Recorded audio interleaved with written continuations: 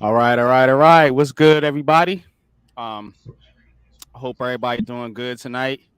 Um, and I'm happy to do this podcast tonight because there's a lot of positivity going on in the New York sports area, and I'm always pleased to talk positive vibes hmm with my co-host, Mr. Coach Ed Gladney. Man, how you doing tonight, Coach? I'm good, and yourself? I'm doing very well. Giants got a big win. Mm-hmm. Um, Jets won. You Mm-hmm. know, we just found out Aaron Judge hit number 62. Mm-hmm. Um, the Mets, they're still pushing for the playoffs. Hopefully they can overcome that tough series to the Braves. Mm-hmm. Nets, Knicks, both in action. Nets last night. I believe the Knicks are going tonight. Mm-hmm. So lots to talk about here um, on the podcast tonight. So we're gonna get into it here in just a little bit. But what I also I just want to say something real quick. What's good, Jeffy? How you doing? Let me drop the link for Jeff, What's up, my Jeff? other semi co-host. I guess he's probably a co-host at this point. Um, so fans, man, be happy. Be happy that your teams are winning. You know, stop nitpicking. Um, and shout out to my man Big Pat Sports Talk. Um, that's my homie, man. I'm always shout him out as he does the same for me. He got on these fans, man, because you fans, man, Mm-hmm. y'all are y'all are you guys got to chill out and enjoy your what's good, Levance? What's good, brother? You fans got to chill out and enjoy victory, man. The New Mm-hmm. York sports teams are on the rise. I started this podcast saying that. Y'all remember our New York City sports teams on the rise, and look what we got here. I'll run through it again. Giants, Jets win. Giants are 3-1. Jets are 2-2. So they Mm-hmm. both over 500 or 500 or better. That's what you look for. Mets and Yankees are both going to the playoffs with a real good chance to make the World Series. I think both teams have just a good a chance to make the World Series as any other team. The Nets and Knicks are getting started in action. The Nets obviously have championship aspirations. The Knicks maybe not so much, but hey, look, the Knicks I do believe can be a playoff team this year. I believe that. Regardless of Knicks fans believe it or not, I believe it. NYG22 thinks the Knicks are going to the playoffs. So maybe this will be another unpopular opinion of mine. Um, and then, even looking at the hockey, the Rangers and the Islanders were both in the playoffs last year, and there's no reason to think that they won't be in the mix again this year. And then you got Syracuse and Rutgers as well, both, putting their best foot forward, you know what I'm saying, despite kind of being um not as talented as some of the teams around them. So look, Oh, I got new two more to add to this, man. go You got ahead. you got Princeton and Columbia.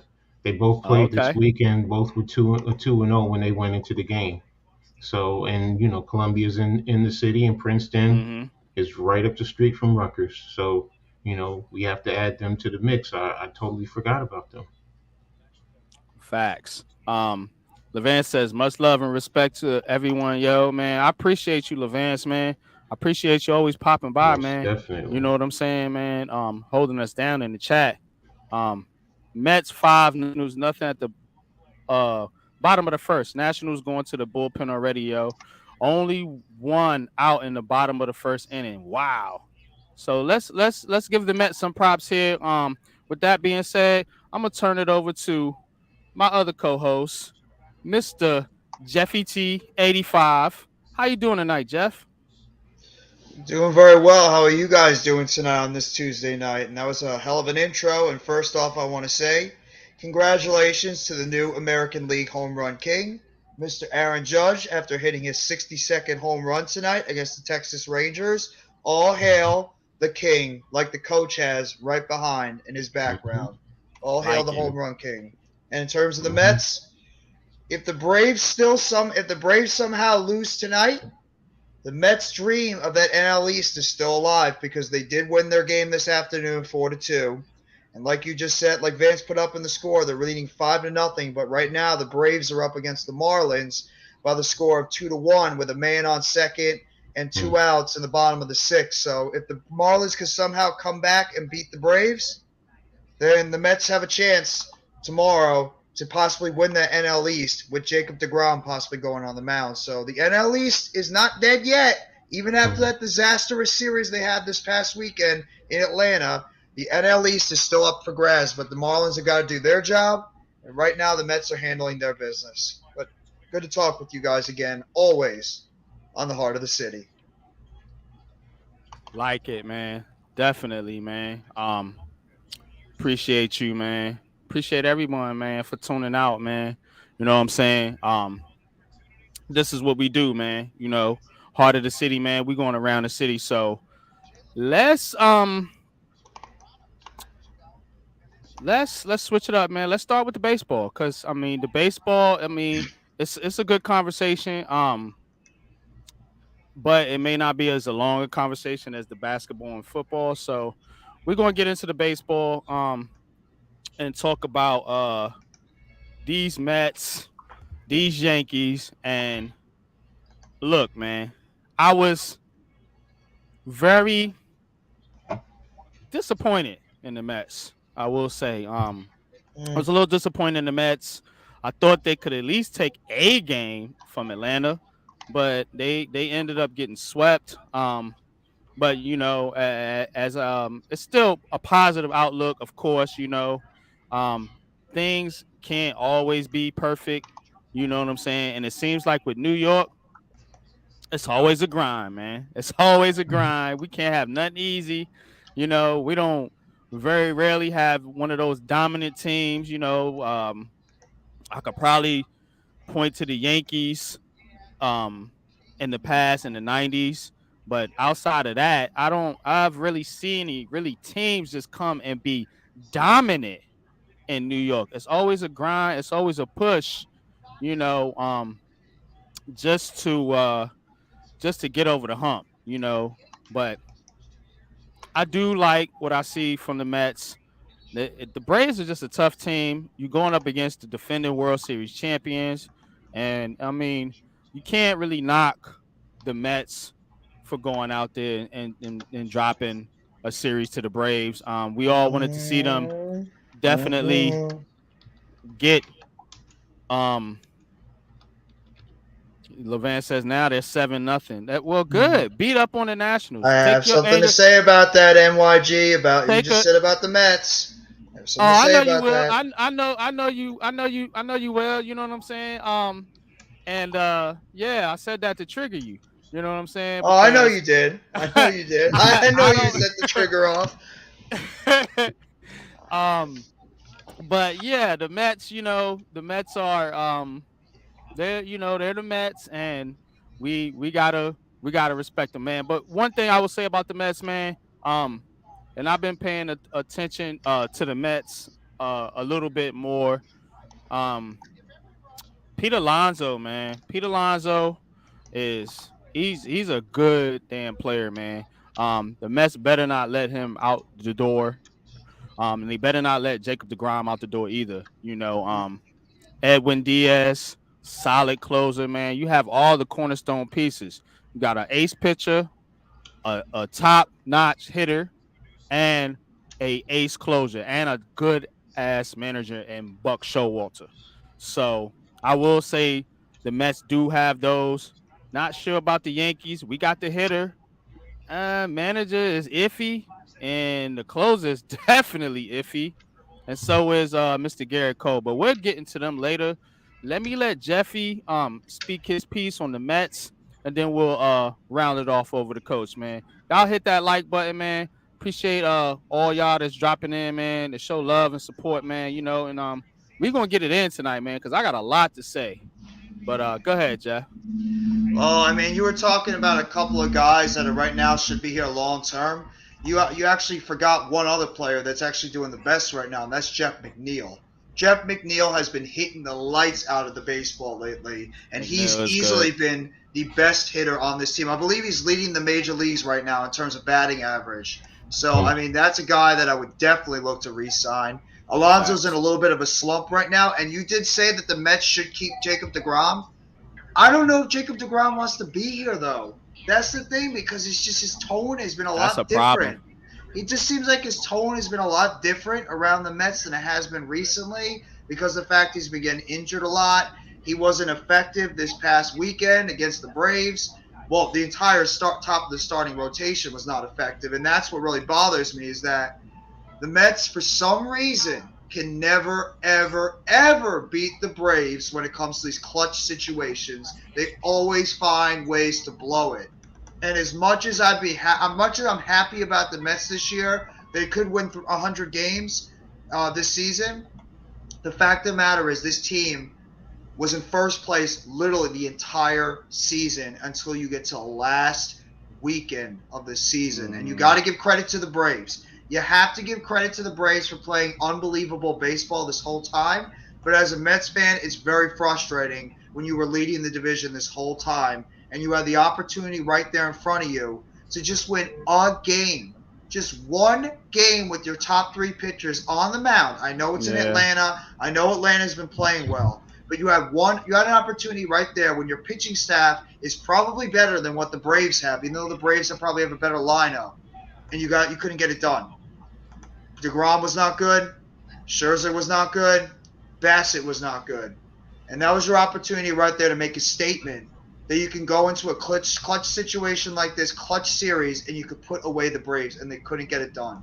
Now, maybe Lady Luck will be on our side, and the Marlins will be able to help us out. The Marlins, who have been a thorn in the Mets side for so many years, we're actually asking them for help now to win this division. But I'm happy with the Mets overall. I'm happy that we're going to be going to the playoffs. We're obviously beating down the lowly Nationals right now. They're just pretty much playing out the string. But that series over the weekend really frustrated me. It really, really frustrated me because this was our chance to lock down that division and have an opportunity to have a bye going into the playoffs. And now, unless the Marlins help us out tonight and going into tomorrow, if we could sweep the Nationals, it's just very frustrating that we would have to play the wild card, I believe, against the Padres this coming weekend. So I'm thrilled about the Mets.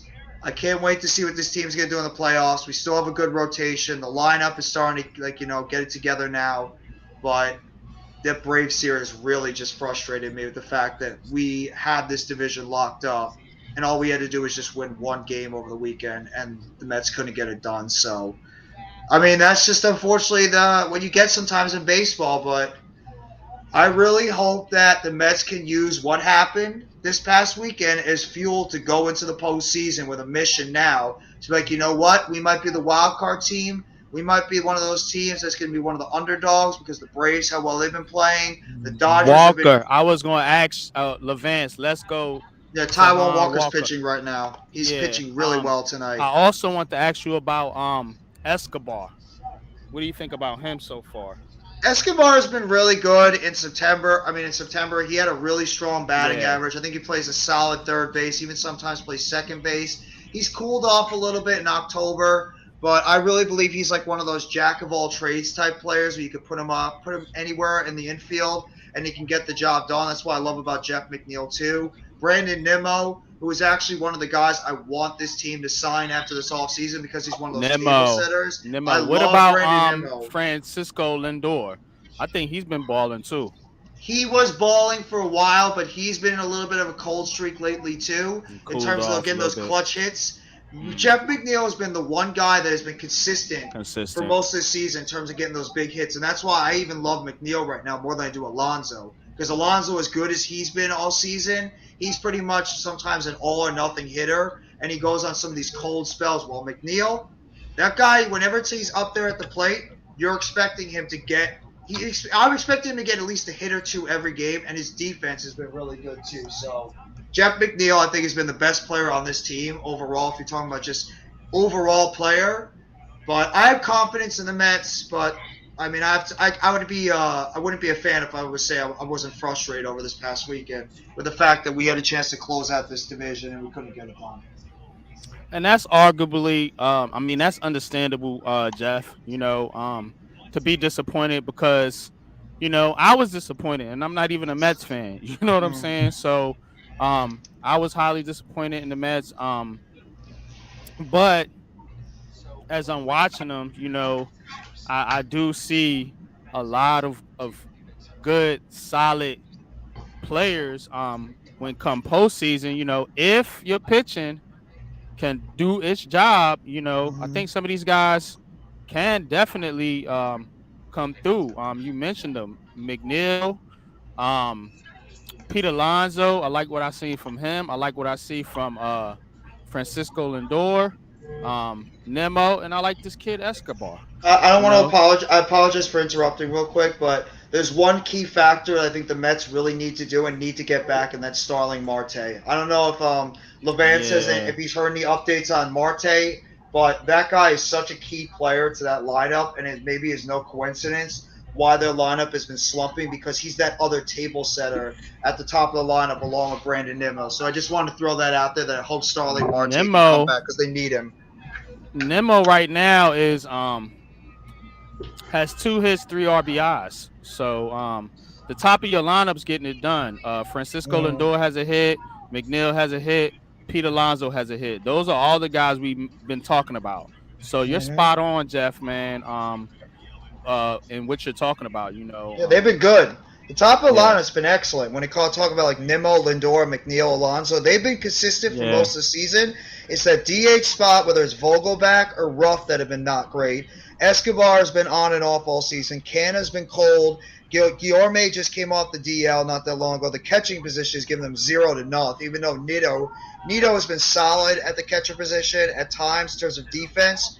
It's that bottom of the lineup right now. It feels like there's 4 or 5 automatic outs. Yeah. You got Escobar, you got Mark Kaha, Canna, um, Canna, Luis. I can't pronounce these names. Guillorme. Guillaume, and then James McCann. That's who Mm-hmm. you got. And you got Walk on the mound tonight. He's got only 1 hit surrendered with 3 strikeouts. Um, Mm-hmm. Now I know Coach doesn't really follow the Mets, so we'll transition into the Yankees. What do you think about this Aaron Judge? Because you got the Aaron Judge you know Hmm. banner in the background. So what's your take on this Aaron Judge? Personally, as I told Jeff before, I could give a shit less if Aaron Judge gets the home run title, but he did get it. I'm happy for the man. Definitely, I think he deserved it. He's a well deserving player. You know, so I'm definitely happy for him. But from a team standpoint, I could care less as long as we get into the playoffs and we do what we need to do and beat the New York Yankees and bring home number 28. So, but what do you think about all this, Coach? Um, First of all, pay the man his money. That's the first Facts. thing. Second of all, a little note. Um, Garrett Cole now passes Ron Guidry with his 259 Strikeouts. He got the strikeout of the strikeout year record. Okay. in the same day. So that's a big thing. But in terms of what you were saying, I get it. Yes, it's a team sport. The ultimate goal is to definitely win. As a team. That's what's most important. Yes, um, Hmm. it's good for baseball when you have this type of situation, especially here in New York, and especially with the Yankees because of um, the meaning to baseball itself. When the Yankees do well, it just seems to be that it seems that baseball is doing a lot better Hmm. overall. So and Aaron Judge, he's representing baseball the right way.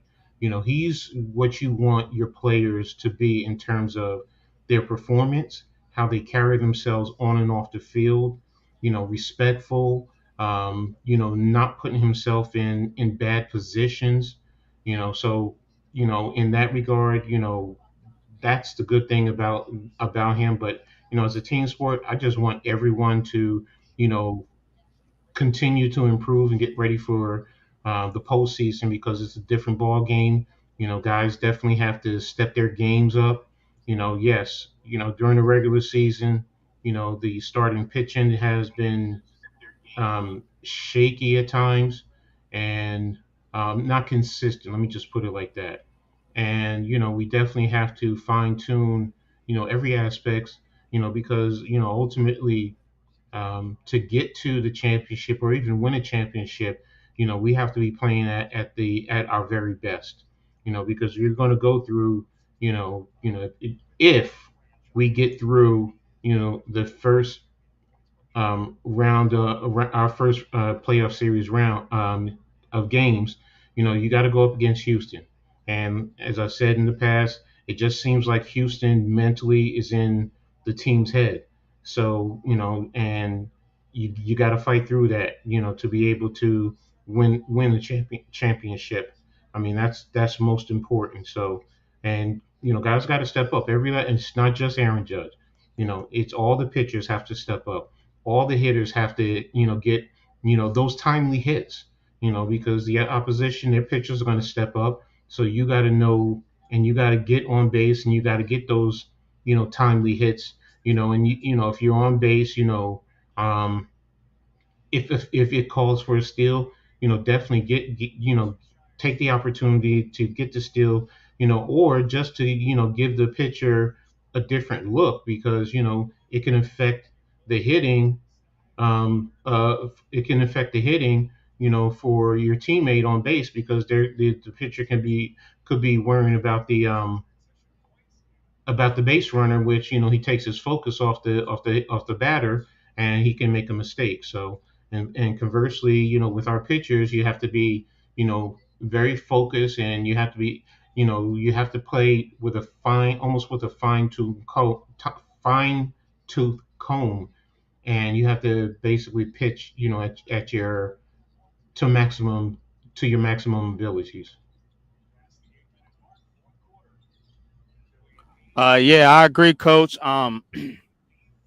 So the and that's the thing about the Yankees, and I've talked about this at nauseum. Um, it's the pitching, man, that worries me. It's the pitching. Um, I think when you got a guy like Aaron Judge in the lineup, that's terrifying right now. For it's gonna make those other hitters get better pitches to hit. So I think as long as they stay the course, I do believe that the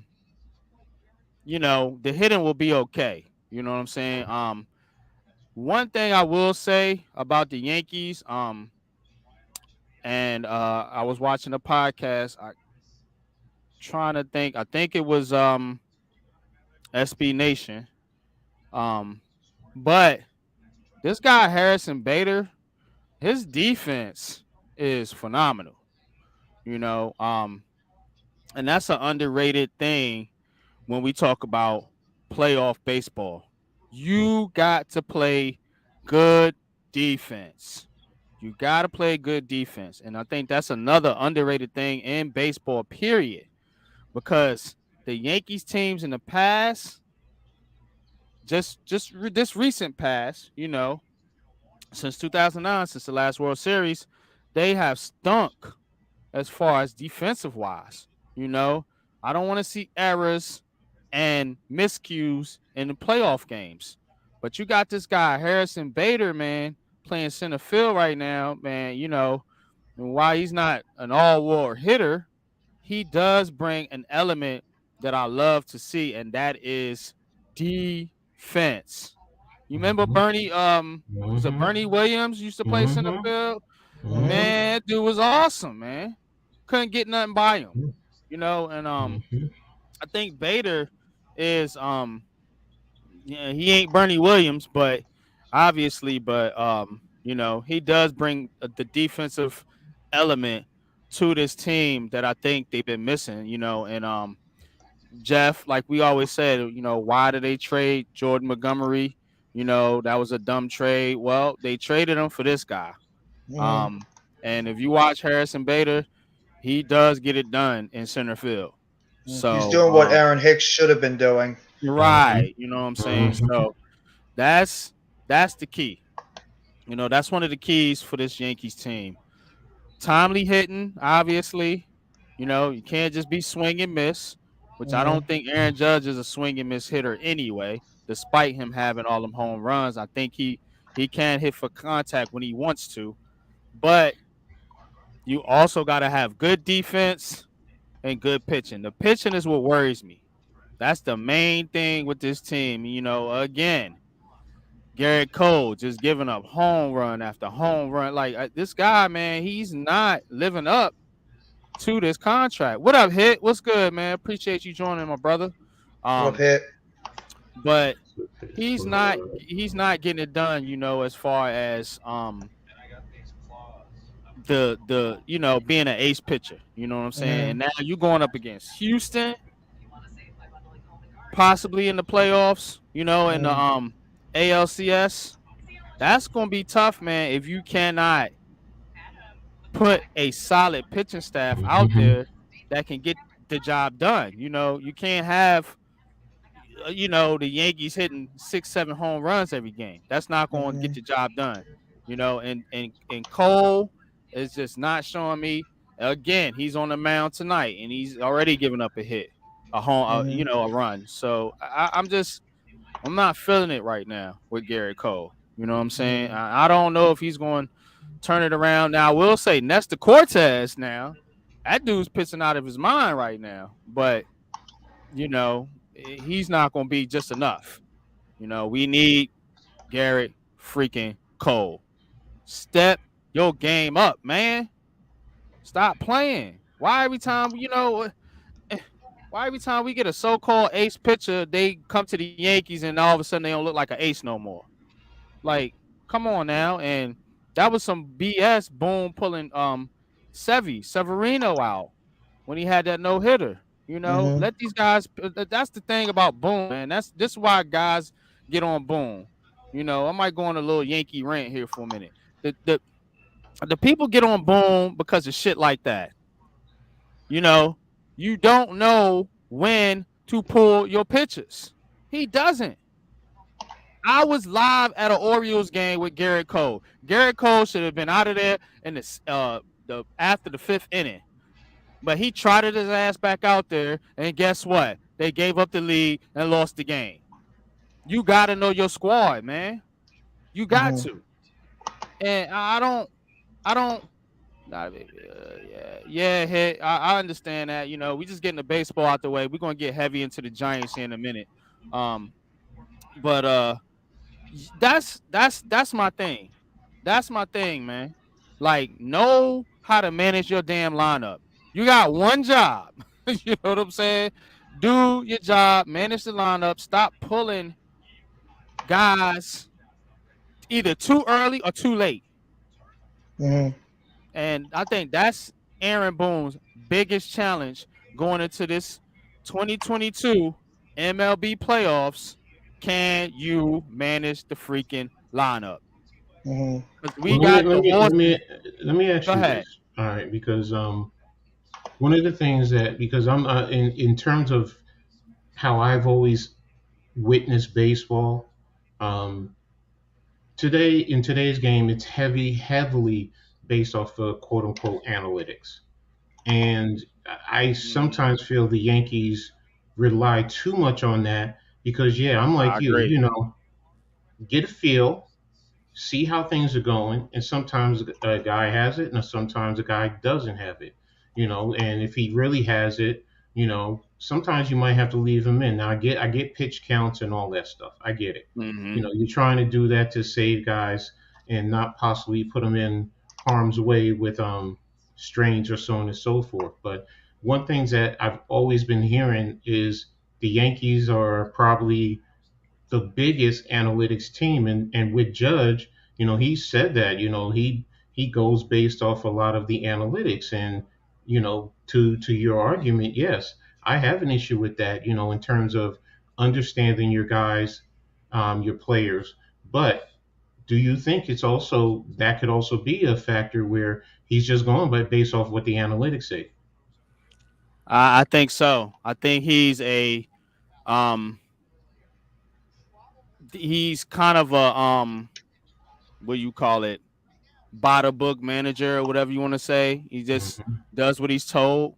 Um, and Aaron Boone's not an idiot, man. You know what I'm saying? I'm not gonna hold Aaron Boone. He knows baseball. You know what I'm saying? But I think, like you said, Coach, the analytics and it.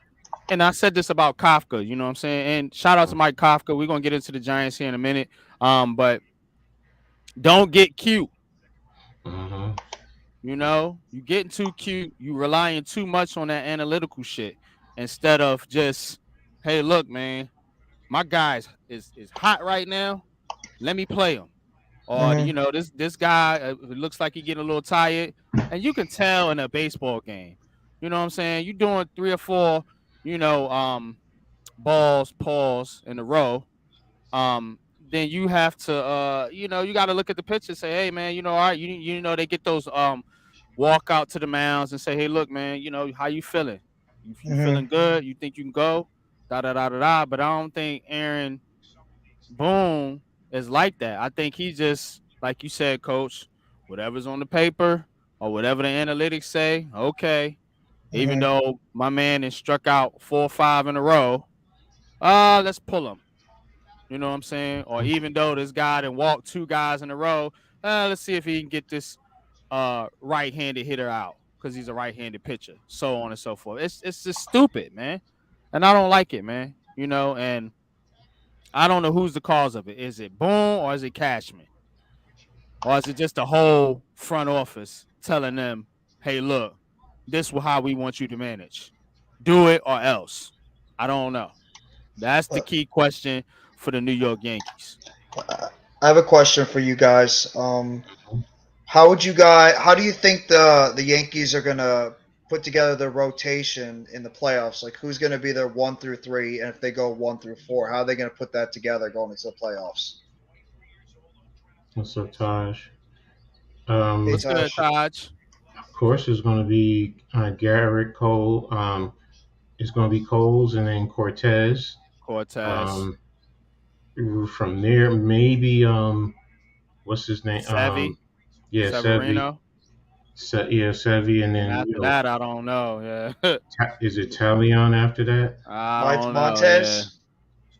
Montez Uh, could be in there. I I don't mean, know. isn't he hurt right now? Isn't he Uh, on the injured list or something I like think that? he might be. I think he yeah, I might be think hurt. so. Yeah, he did Yeah. get hurt. I think you're right, Coach.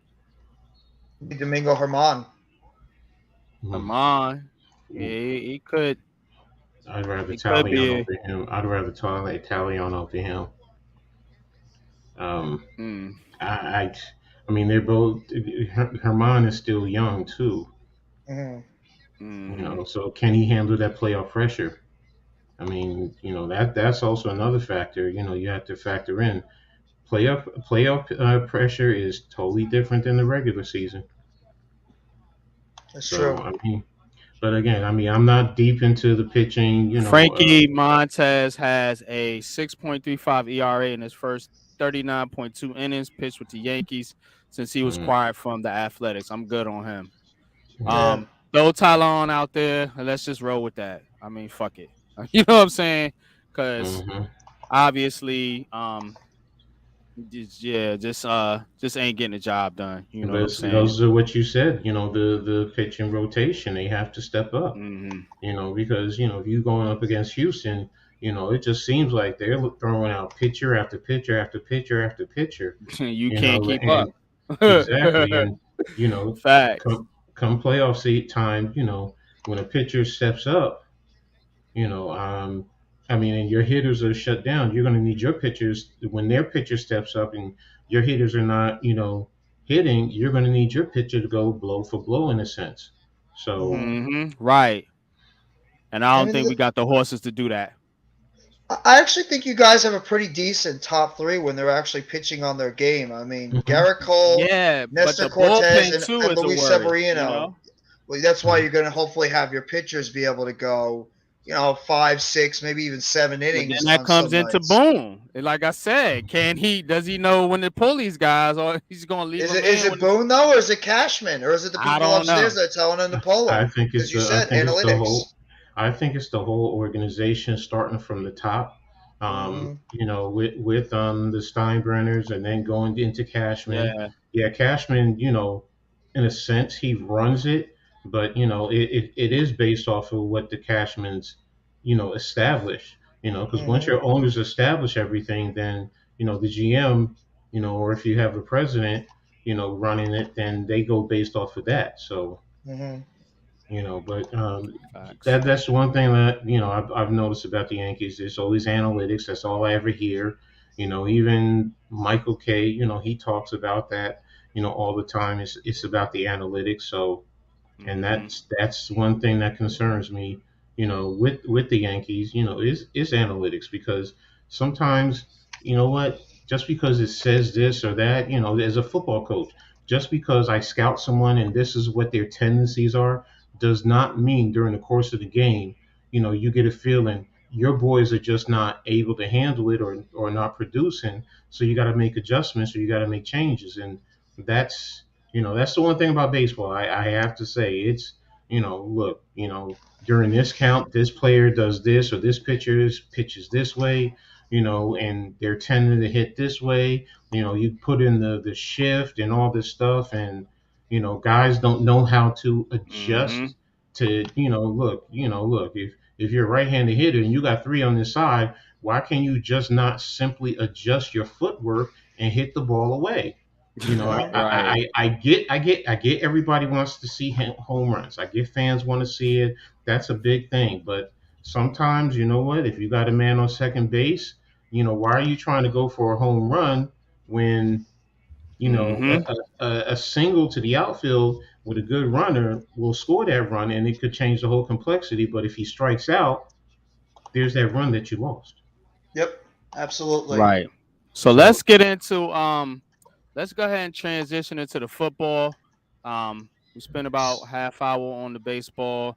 This is Um, gonna be and fun. we'll be more in depth with the baseball once the playoffs get rolling around. To right now, it just kind of looks like the Yankees are locked into two, and the Mets, I'm afraid to say, it kind of looks like they may be a wild card team because the Braves are winning right now, and I mean, they're just hot, man. What can you say? Yeah. Sometimes it's just like that. You know what I'm saying? But let's get into these dang on Jets and Giants. Um, now with the Giants, okay, so we beat the Bears 2012. Um, the big news, of course, is your man Saquon Barkley. Buck 46 on the ground. I think he had 162 total yards, I believe. When you add the recept two, I think it was two receptions, 16 yards, something like that. Um, Defense, of course, got the pass rush going. You like to see that. You know what I'm saying? You like to see the pass rush going because, hey, man, when's the last time we had a pass rush, y'all? Hmm. JPP. You see what I'm Probably saying? him and Olivier So Vernon. yeah, him and Vernon. You know what I'm saying? And they wasn't killing people out there, but they was pretty good, decent. We got the pass rush back, man. I think we got the pass rush back. I think when I watch Ojulari, it seems like homeboy is getting held on almost every play. I mean, he's a handful, man. You know what I'm saying? KT's still a rookie. Everybody got these high expectations for Kayvon Thibodeau. He's a rookie, like Evan Neal's a rookie. He's got end downs. Give it to KT though. He got a fumble recovery. Um, on that play, he also got a couple pressures in the game. So shout out to Kayvon Thibodeau, man. And I just like the guy's moxie. I like his swag. He's not afraid of New York. He's not afraid of the spotlight. He's gonna be a star in this league. Just give him time. Fans are, oh, these fans on Twitter, man. I tell you, man, I can't with them. Can't do it, man. Cause I mean, you guys sound retarded. These guys come up out here and say trade Saquon Barkley after he leads the league in rushing, after a game where he had to play quarterback, after a game where he basically put the team on his back. You say trade him? Y'all are stupid. I'm sorry. You're dumb. Pull up if you got an argument for me. For real. Because I challenge anybody to come debate me on my takes, my unpopular opinions. Because I came out and told you that it's a good chance if they make the playoffs, you're going to get Saquon and Daniel Jones back. So, hey, look, man, just get behind the team. These guys are winning. These guys are winning, and they are winning, guess what? In New York Giants fashion. What team did we have that's been a Buffalo Bills, a run up and down the field, score a bunch of points? Maybe 2011, maybe. And still, that team was built off the pass rush and the running game with Bradshaw on them. Mm-hmm. You know what I'm saying? So don't give me that. Eli Manning, for all he's worth and all the greatness he did have a supporting cast around him. Good coaching, Tom Coughlin, Hall of Fame coach, Kevin Gilbride, for everything, people said about him, kill drive and all this. He was a excellent offensive coordinator. Spags on the defensive end with the NASCAR package. Team still pulling that one out their playbook. That Spags came up with Kiwi, OC, Tuck, Strahan, them cats. Even when we have Fred Robbins and Jay Alfred in the middle. Tollefson.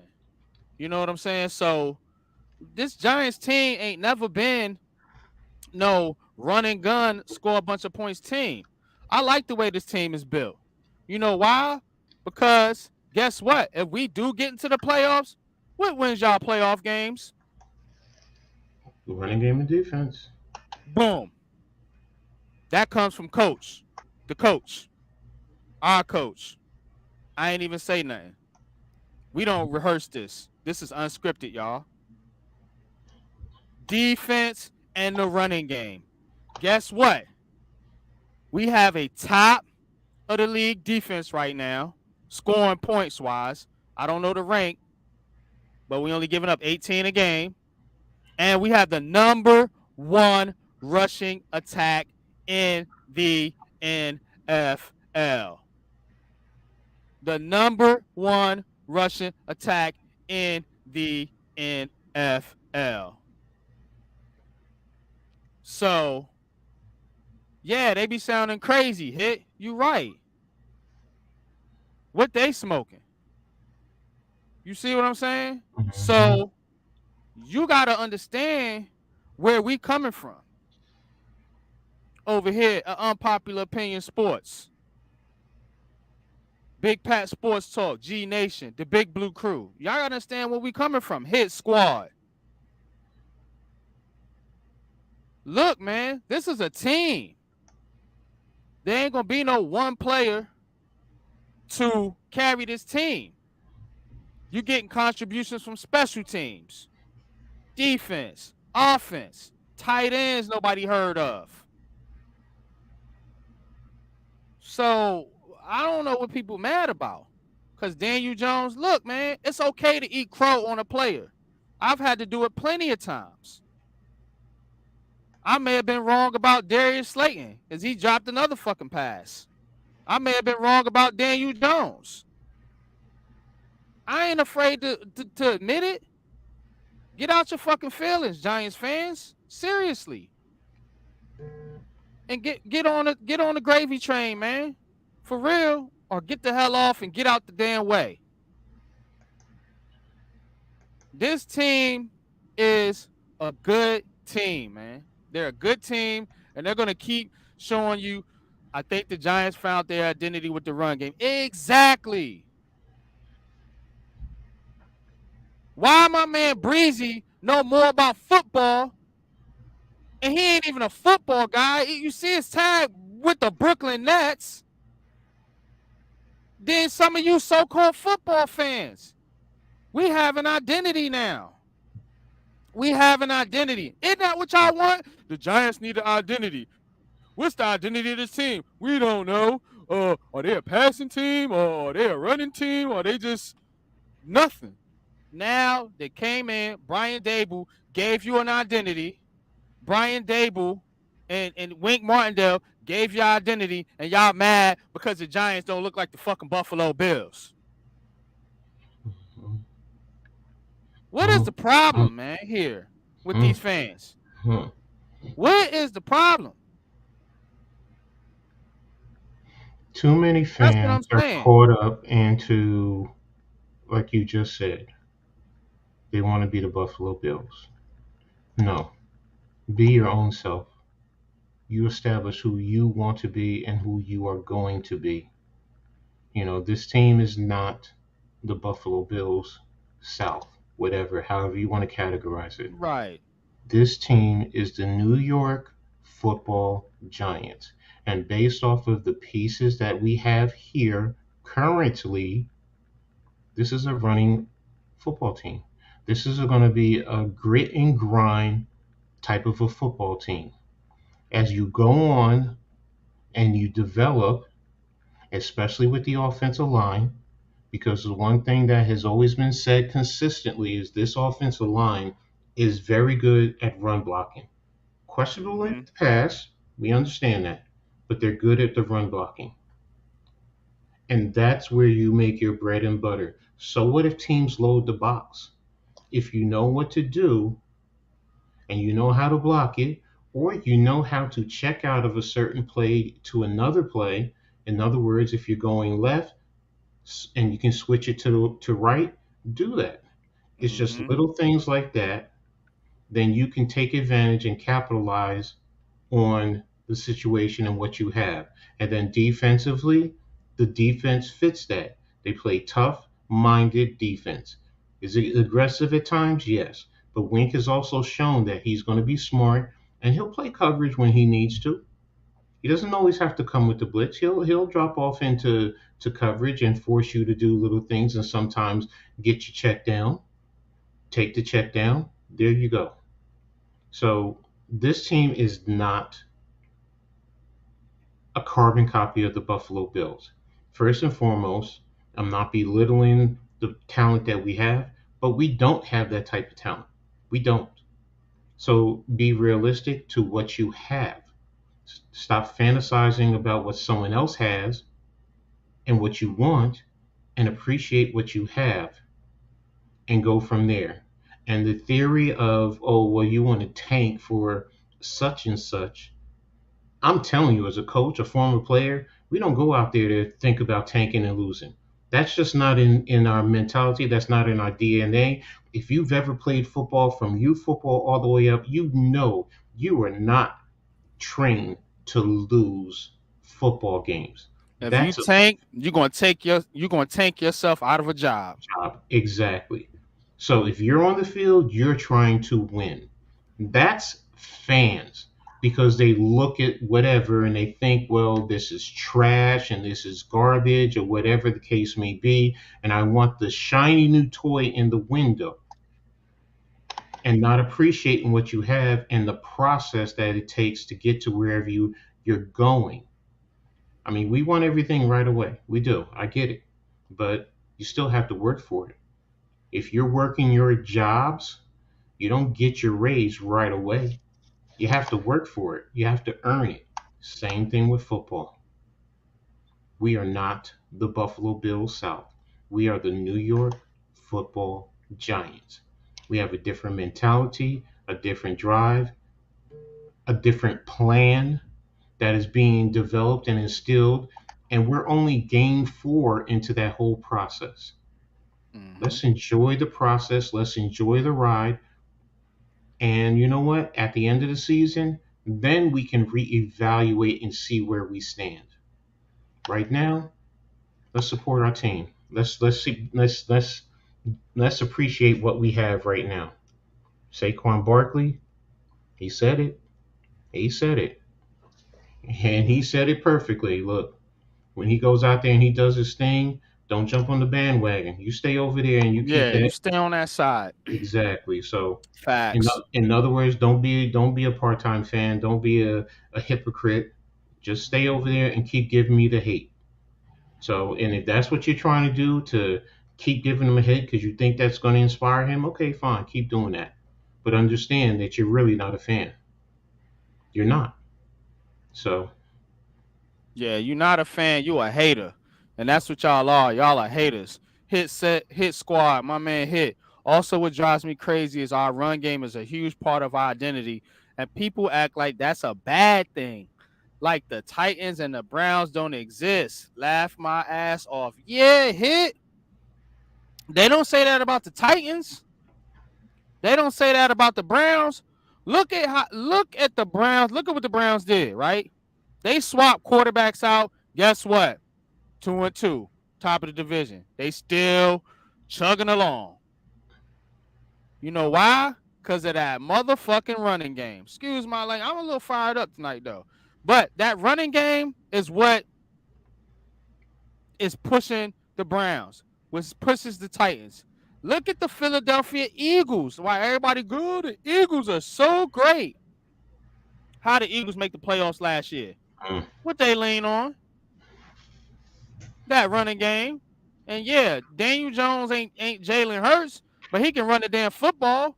Gave you 70 yards last game. So stop with the BS. Don't run Daniel Jones. Da da da. No, run Daniel Jones. Run Saquon Barkley. Run whoever the hell you gotta run to win the football game. I don't care. Like, stop it. It's part of the plan. It's part of the identity. yeah, You have a quarterback that can move. Everybody complained about Eli Manning in his last few years. He's a statue in the pocket. Now you got a quarterback that can run. Y'all don't like him either. And look, I've been a detractor of Daniel Jones. Also, I will admit, I don't think he's a great quarterback. But when you fit a system around a quarterback, you can max out the guy's talents. And I think that's exactly what Brian Dable is doing or trying to do right now in New York with the Giants, is he's maxing out the talent on the roster. That includes Jones, that includes Barkley, that includes Andrew Thomas, number one left tackle in the league. That includes Dexter Lawrence, number one D tackle in the league per PFF, if that's the grades y'all want to use. They ain't the all be all to everything, but it does have some merit. So, look, man, get behind the team, man. Enjoy the ride. And if you don't like it, like Saquon said, like Coach said, stay on the other side, y'all. Stay on the other side. Go ahead, Jeff. Get in there, man. I have an unpopular take right now, and it Go might be ahead. offensive. Why the hell do you guys care what other people think and say about the Giants? Why does it bother you so much? Because it doesn't bother me. I can give two shits what other You know people of why? other You know fans why? say. You know why I like it? Because when we win and we prove them wrong, it's so much more satisfying. So much more. That's just a personal thing for me. I respectfully Maybe I got a little evil genius in me. No, I don't it's know, all but good.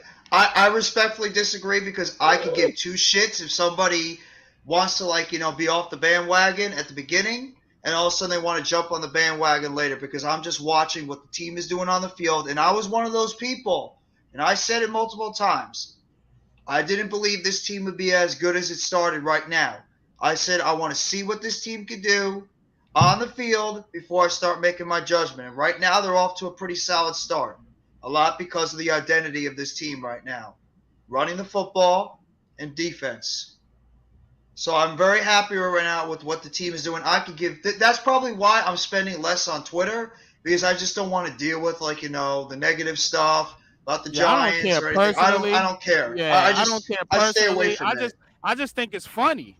I just think it's funny that how bipolar our fan base looks, and it makes because look, check it Because they're out used to now. losing. That's why Right, they're bipolar. They're used to exactly. It's losing. a losing mentality. We've been a losing franchise for over a decade. That's why people can't get adjusted to the fact that we're winning right now, and they want to try to nitpick because they aren't.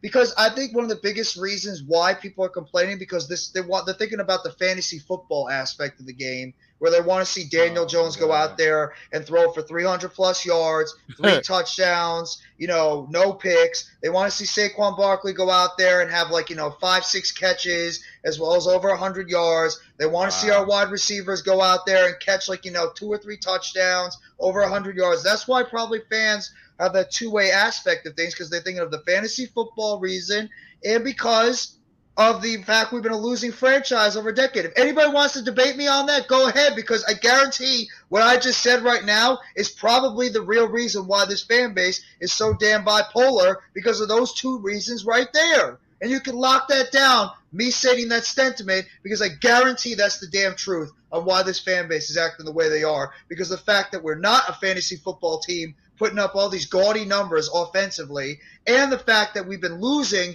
and losing and losing for so many years that this fan base is waiting for the other shoe to drop and this team to start losing so they can start going over and be like, well, this person sucks, he's not the right coach, he's not the right GM. You know that's a fact. You know that is a fact of the matter. You're and right right. now this team is going out there and they're playing good football. Do we want them to play better? Yes. They could do a better job in some of the aspects of the game. They could do a better job at times playing the run defense. Probably has a lot to do with Leonard Williams out there, but the run defense can improve. The wide receiver core sucks. And we'll get to them, obviously, a little bit later because they suck right now. That entire wide receiver core should be just thrown the hell out of there and get a whole bunch of new ones, but we'll do that next offseason. But at the same time, and even Daniel Jones, as great as he's been on the ground with running the football, he hasn't been that great passing it, but at the same time, it's not all his fault. But at the same time, we have the best run offense right now in the NFL.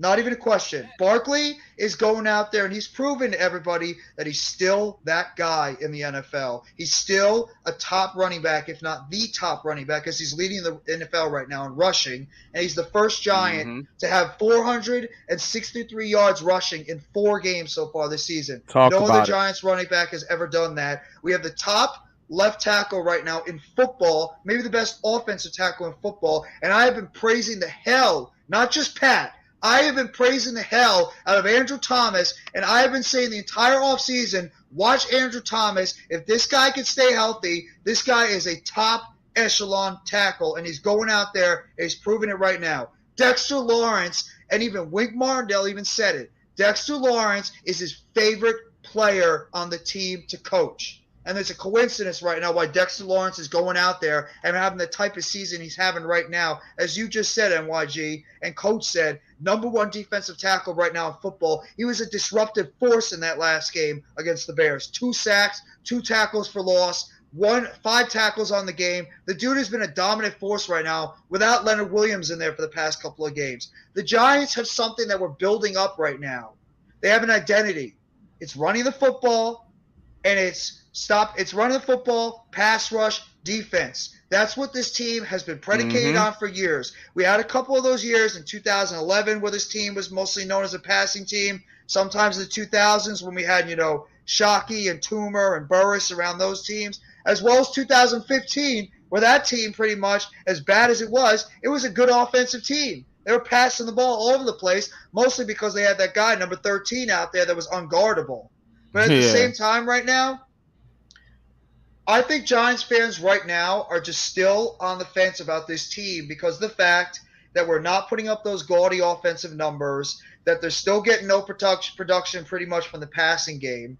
and because of the fact they're still, some of them are probably still not 100% sold on Daniel Jones, as I'm not right now either. As good as he has been doing with his legs, I have to see him get it done in the passing game too. While it's not all his fault, some of it has been his fault. So maybe that's why the fans are a little bit down on, the Giants right now, even though we're 3-1. They think it's smoke and mirrors. They think a lot of these games right now that we've played and we've won has been smoke and mirrors. And they're looking at the schedule and be like, well, you beat a Carolina team that sucks. You beat a Tennessee Titans team that's not really that great. And you beat a Chicago Bears team that everybody believes is probably like a 2 or 3 win team overall this season. That's probably why a lot of they people got also 2 wins already. So I'm just saying, but that's probably why people think that way, is because they look at the schedule and be like, well, you guys beat a bunch of cupcakes so far in the NFL, and then you played the one team who might actually be a good team so far this year, and you lost to them. That's probably why a lot of Giants fans feel that way and why they're negative, and also because of the fact that I said they right now are so used to losing, and because this team is not putting up fantasy football stats. But in closing right now,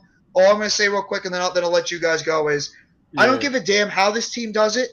I don't give a damn what formula they do. The only thing that gets me paranoid about this team right now is the injuries. And we're going to go talk about that because this team is a friggin' mess right now in terms of injuries. But otherwise this team is winning football games. And this is a first year of a rebuild for what Brian Dable and Joe Shane have. And they don't have any other players right now except the guys that they brought in on the cheap, as well as guys that they pretty much brought in through the draft. And some of them aren't even playing because they're hurt. So in closing, I don't care how they get it done. I don't care what they do to win. The fact of the matter is we are 3-1 in an early beginning of the season, whole bunch of injuries, and we're still 3-1, and we're right now in the first year of a rebuild. I know all Giants fans, you can't change how they feel. That's just who they are. They want to be hating all the whole time. Whatever, let them hate. I'm just happy this team's 3-1, and I can't wait to see what this team can do when they actually get more talent on this team after this year.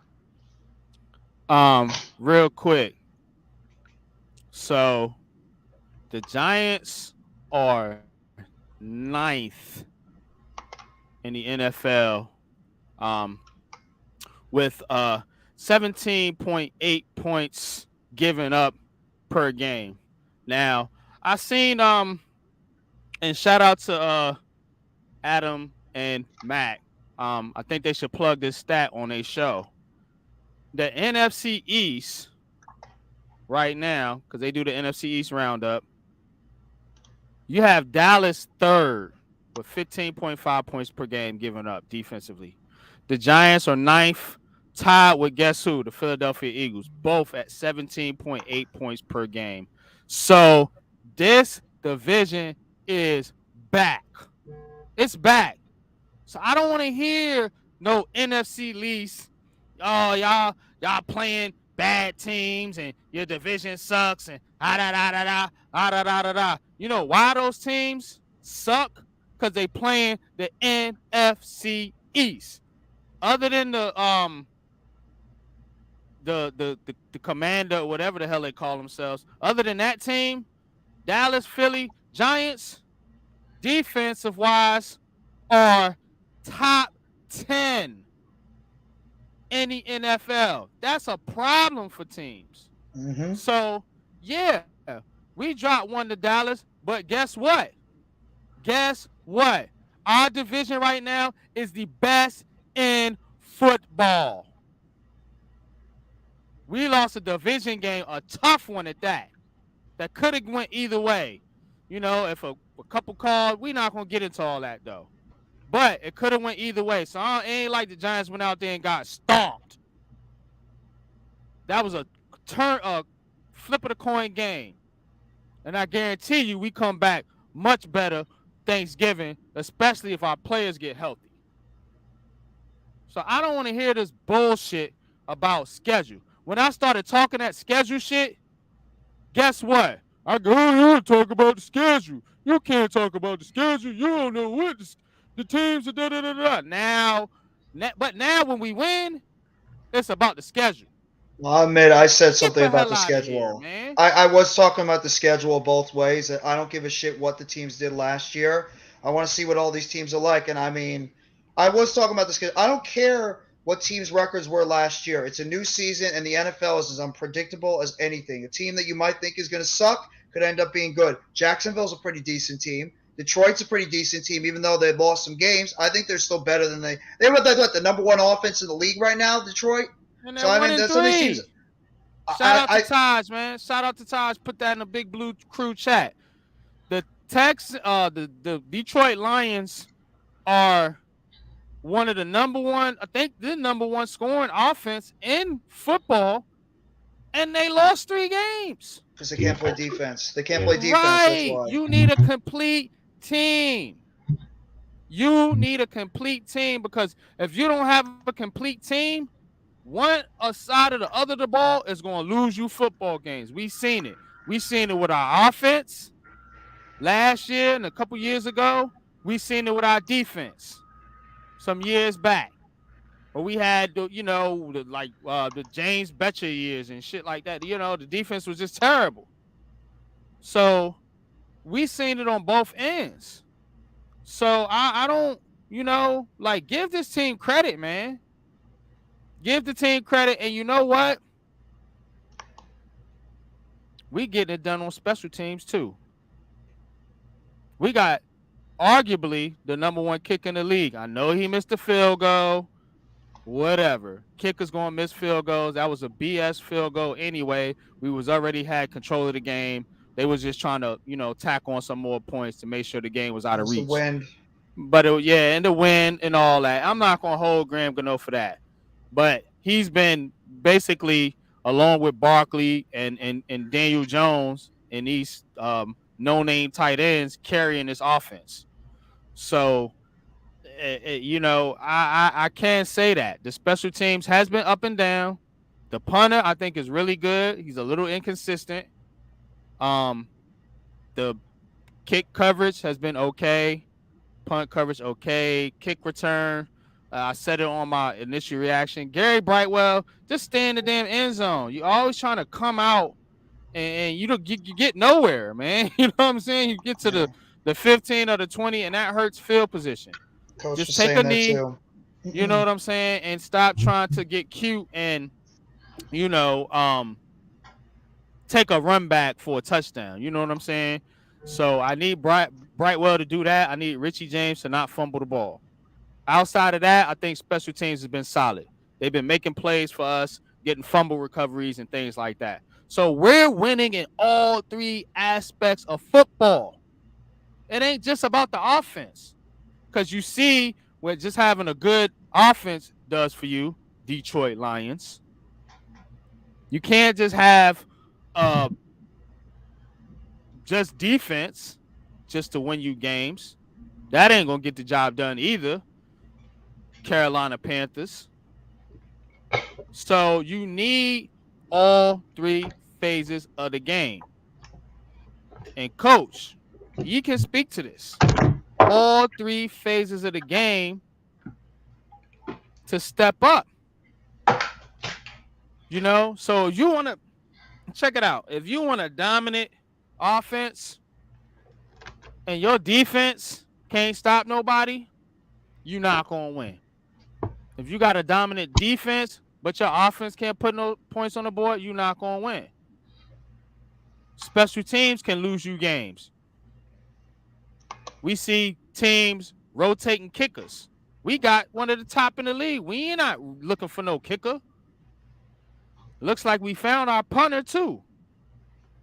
Thank goodness Riley Dixon ain't on this team no more.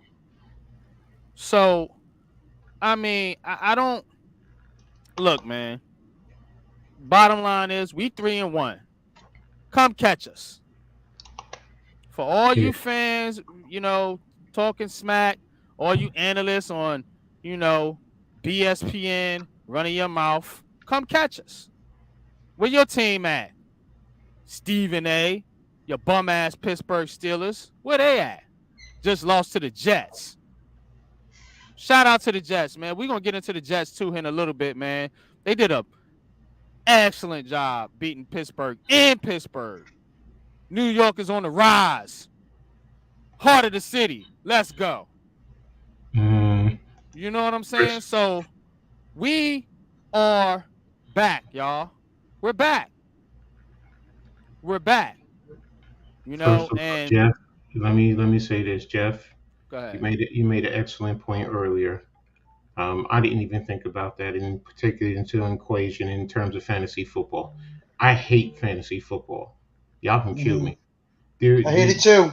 I there. hate it too. As a coach, as a competitor, I get the fan aspect, and fantasy football was actually supposed to introduce people who were unfamiliar with football and just The give them a game. little teaching points to the game of football so that way they can further become familiar with it. It's exploded. I get it. People have taken off with it because you're trying to whatever get points. You're in leagues, money leagues, whatever. It's like gambling, to me. But as a coach, as a fan of a team, I cannot, in good conscience, root for someone on another team who may possibly impact the team I root for, I coach for, or if I was playing for whatever reasons. Hmm. I just can't. Call me old school. I am. I just don't see the logic. But that's me. But as Jeff said, that's a great point that a lot of fans they utilize that because they want these fantasy points. And that's something that I didn't take into the equation because I'm not a fantasy football person. So the other aspect is fans, dare I say, some fans are just delusional. Sorry. They're just delusional because they don't understand football and they live in a fantasy world. You don't understand the game. This I will say. I honestly believe there's probably about a good 60 to 70% of the people who have never played a true down of organized football with equipment on. You may have played in the neighborhood with your friends or whatever. I get it. We've all been there. Yeah, I'm one of them. I To go out I'll there, admit I never played a down of football in my life Neither outside did of I. but just there's a playing in difference the between park. y'all. There's a difference between y'all. You guys have taught yourself and you're smart and you've really familiarized yourself with the game of football and you're still furthering your knowledge of the game. In terms of the technical aspects, the X's and the O's, and you always ask why. Why is this done? Why is that done? Most fans do not.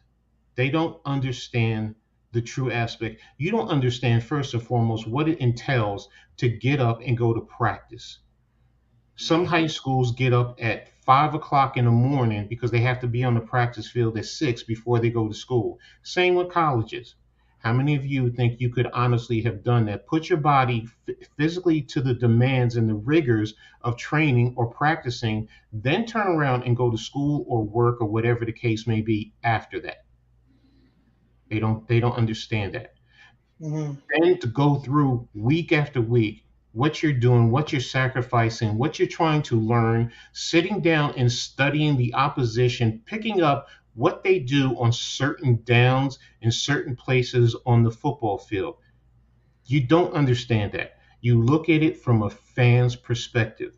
That's why Big Pat and NYG and Jeff and I, we always and Lou and Joe and everybody in the Big Blue crew, we allude to watch film. Don't watch the TV portion. I've said it before. Just get NFL Plus. It's $10 a month, or you can do the year, whatever. But if you do that and you watch the end zone view or the true all 22, you will get a better view and a better understanding of what's going on in the football game. You really Hmm. will. And your perspective on how to appreciate the game and be a fan of your team will change. It will change. Now, I'm not saying guys don't make mistakes. They do. Every player, I don't care. You can go back to the very first time the game was played in 1869. You can go back. There were mistakes made. I'm a smart ass coach when it comes to football. I know that. But I've made mistakes in my coaching career. I've made mistakes as a player. Everyone makes mistakes. It's the consistent. Okay, you have a valid point there, but everyone makes mistakes, and we put players in all sports on this pedestal because they make a certain amount of money, and because of that, you look at them as they're some type of robot instead of saying they're regular people. They make mistakes. Damn, let's move on. But we want to hate and we want to kill our guys instead of rooting and supporting them because that goes a long way. I'm telling you, players can sit there and say they don't listen to it and they don't hear when they're in the course of the game. You may not hear during the course of a play if you're on the field, but if you're on the sidelines, you hear. And that stuff really does affect some guys. Some guys, they don't care. It don't matter. Whatever. I'm here to do my job, and that's what I want to do, and that's what I'm focused on. Y'all in the stands, and y'all paid me already. I got my money. Ha ha ha ha ha. You may not like that the way I'm saying that, but that's the reality. Mm-hmm. But Absolutely right, Coach. You're but absolutely That's fact. 100% right. Real quick though. As far as I do play fantasy football, but the thing about it is I don't root for other players on against my team. I just I'm not that type of fan. You know what I'm saying? I've played fantasy football not to understand the game, but just to be honest, mhm, you know, we play fantasy football, man. To a lot of people play, to basically pique your interest in games outside of the team that you watch. So I wouldn't necessarily say I'm watching the Giants Cowboys game. mhm, I don't give a damn. First of all, I don't pick players from rivals. Very rarely do I do. You know what I'm saying? Sometimes you don't have a choice. But at the same time, I'm not going to sit there and say, "Oh yeah, I want Jalen Hurts to score a bunch of touchdowns on the Giants." I don't care about winning a fantasy football league. I care more about my team winning. You know what I'm saying? But if I'm watching the Pittsburgh Steelers versus the dang on Cleveland Browns, that's not an mhm. interesting game to me. But if I got Nick Chubb in the game, it may pique my interest just to watch to see Sure. what he Okay. does in the Okay. game. And that's kind of how I approach That's fair. fantasy football. That's You fair. know what I'm You, saying? you're teaching me a different aspect, okay? And then if that's how most people look at it, then I'm wrong and I digress, and I don't have a problem with it. But I'm telling you, I've Not everybody, seen coach, though. Yeah, not exactly. everybody. I Yeah. know some I'm saying guys telling you who how I look at it. Yeah. know, and I know guys who are fans of Team X, and they're playing Team Z, and they got a player on Team Z, and because your team shut them down, they're pissed off. Oh Yeah, man, nah. come on, man. I hate Come fantasy on, football. come I'm on, come sorry. on, come on, I come on. hate fantasy football. I think it's so crazy now the way it's been pretty much taking over, just like the NFL games in general. I mean, obviously the players play fantasy football even too, but I Okay, I just didn't know that. I did yeah, not know that. some of the players actually admitted they have done some Yeah, they fantasy do. football stuff The before. analysts Wow. play. That The analysts, I announcers get. play. I get Yeah, them. hmm I get them. I They get all them. play that. I I yeah. just want to they do a all quick play. breaking news link real quickly. I know we already finished with baseball, but the Atlanta Braves clinched the I NL see East that. tonight. Yeah, The they final score of won. 2-1. So the Braves are the NL East champions, and they got Freak. the number 2 seed. Ah, man. So Damn we're in it. the wild card. Damn it, Mets, man. All right, man. We just gonna have to take it from there, man. You know what I'm saying? Well, We're you gonna have to guys are take it fine. from there. You're already division winners. I mean, I got to worry about my team now going for 3 rounds instead of 2. So it's gonna be more stressful Yeah, for I me as a mean, Mets I fan. got I got confidence in the Mets though. You know what I'm saying? But that's easy for me to say because I'm not technically a Mets fan. I'm just You more Mhm. or guys got your less own. You guys have a your own stuff to follower. worry about. You don't have to worry about your team. You have your own stuff to worry about with the Yankees, let alone Right? the Mets. Yeah, and they speaking of them, they losing right Even now right three now, two to Garrett the Cole gave they were up 2-1 behind the Stanton home run, and Garrett Cole gave three. up a 2-run home run. He gives up home runs. That's what I'm saying, man. He giving up too many home runs. I don't Mhm. like it. Like he does strike out a lot of pitchers, But I mean, strikeouts ain't good if you strike out 10 and you give up 2, 3 run home runs. That don't mean shit. Yeah. Point. No, I So hear what you're saying, yeah, man. I don't like that, man. I don't like that, man. But building off the Giants conversation, I just want to get into a little bit of Daniel Jones talk, man, because he's a hot button topic. Of course, as always, it's the quarterback of the team. Most quarterbacks is going to be a hot button topic. Let me say this about Daniel Jones. I have been hard on Daniel Jones. I will admit. You know, I've said things about Daniel Jones, not derogatory, but I just don't think he's very good. Stuff like that. I'm gonna say this about Daniel Jones. Despite what people say and feel about Daniel Jones, the one thing you can't question is the guy's heart and wants to win football games. And I noticed a very key play. I'm sure a lot of other people noticed it, but I didn't really see it getting talked about a lot. So this is Heart of the City, Unpopular Opinion Sports. This is what we do here. That block that Daniel Jones made on Saquon Barkley's that run where he spun Mm-hmm. out and got to the outside and made that first down. That to me was one of the gutsiest plays I've seen all season, and from a quarterback.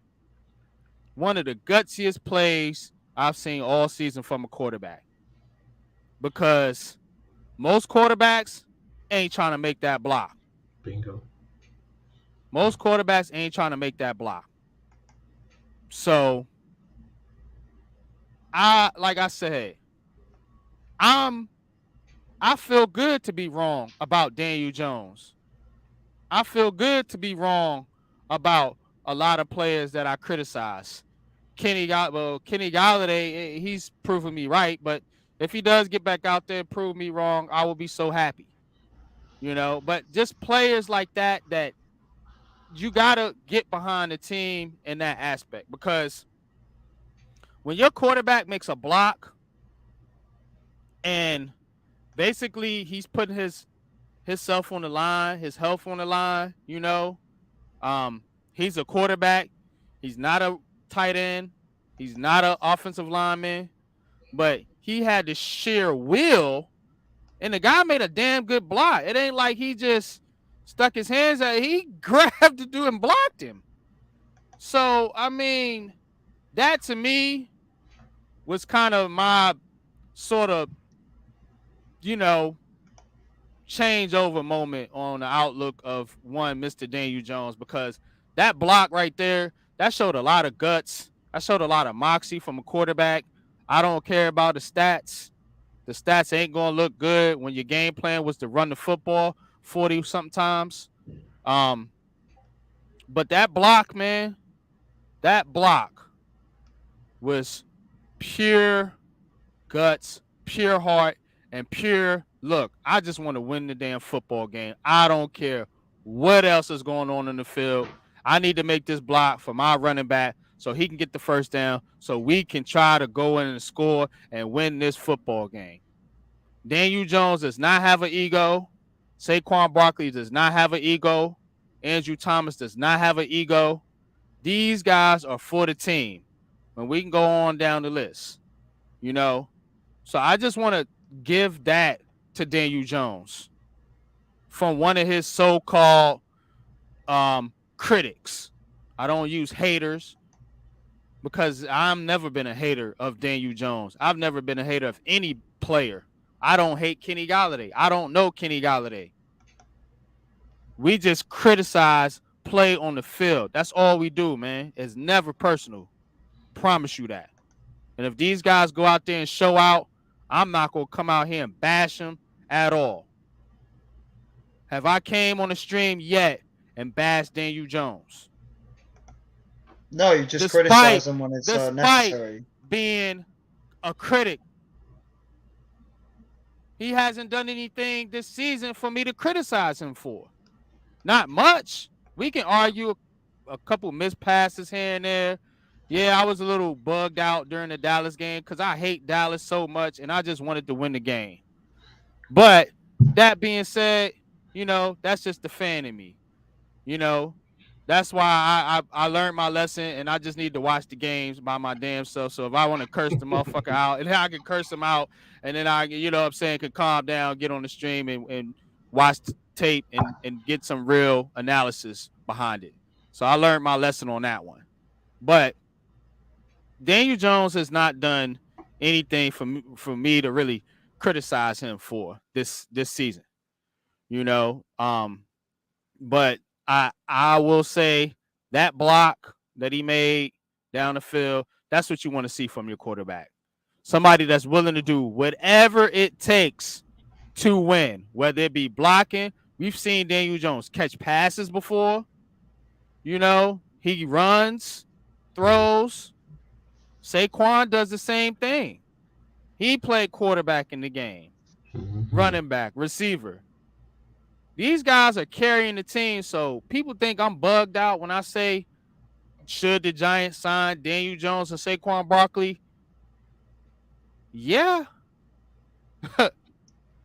Yeah. Look what they do for your team. Look what happens when you bring a free agent. These guys have been groomed to be New York Giants. Kenny Galladay wasn't. Look what he done. Now feel bad for feel bad for anybody that gets injured, man. Kenny Galladay, man, get well, brother. For real. Get well. Hope to see you back on the field. Hopefully you can show me something and prove me wrong and have me eat some more crow. Crow tastes good when my team is winning. So I'll be glad to eat it. But you got to show us something. But get well, Kenny. Get back out there and do your thing, bro. But I'm never going to go out here and go against my team for one particular player. I'm a New York Giants fan, first and foremost. Always been, always will. I don't root for individual players. There's certain players I like, and I want them to do good. But overall, if Slayton was traded tomorrow, I wouldn't shed a tear. I'd be, hey, look, man, guy got a raw deal. Hope he does well wherever he goes. JPP, Odell Beckham Jr., players like that, same thing. Look, man, you was a Giant. Loved you while you was here, but look, you're on the other side now, man. And hey, you know what I'm saying? Now you the enemy. That's how it is. This is football. You know what I'm saying? So I'm not going to be a fan to sit up here and want to see JPP come back and dominate the Giants, or want to see Odell Beckham come back and dominate the Giants, or anything like that. I'm just a fan. That's it. Of the team, though. Not the players, of the team. They trade Saquon. I like Saquon. But hey, he ain't on the Giants no more. What you supposed to do? Want this guy to come in and tear up your team?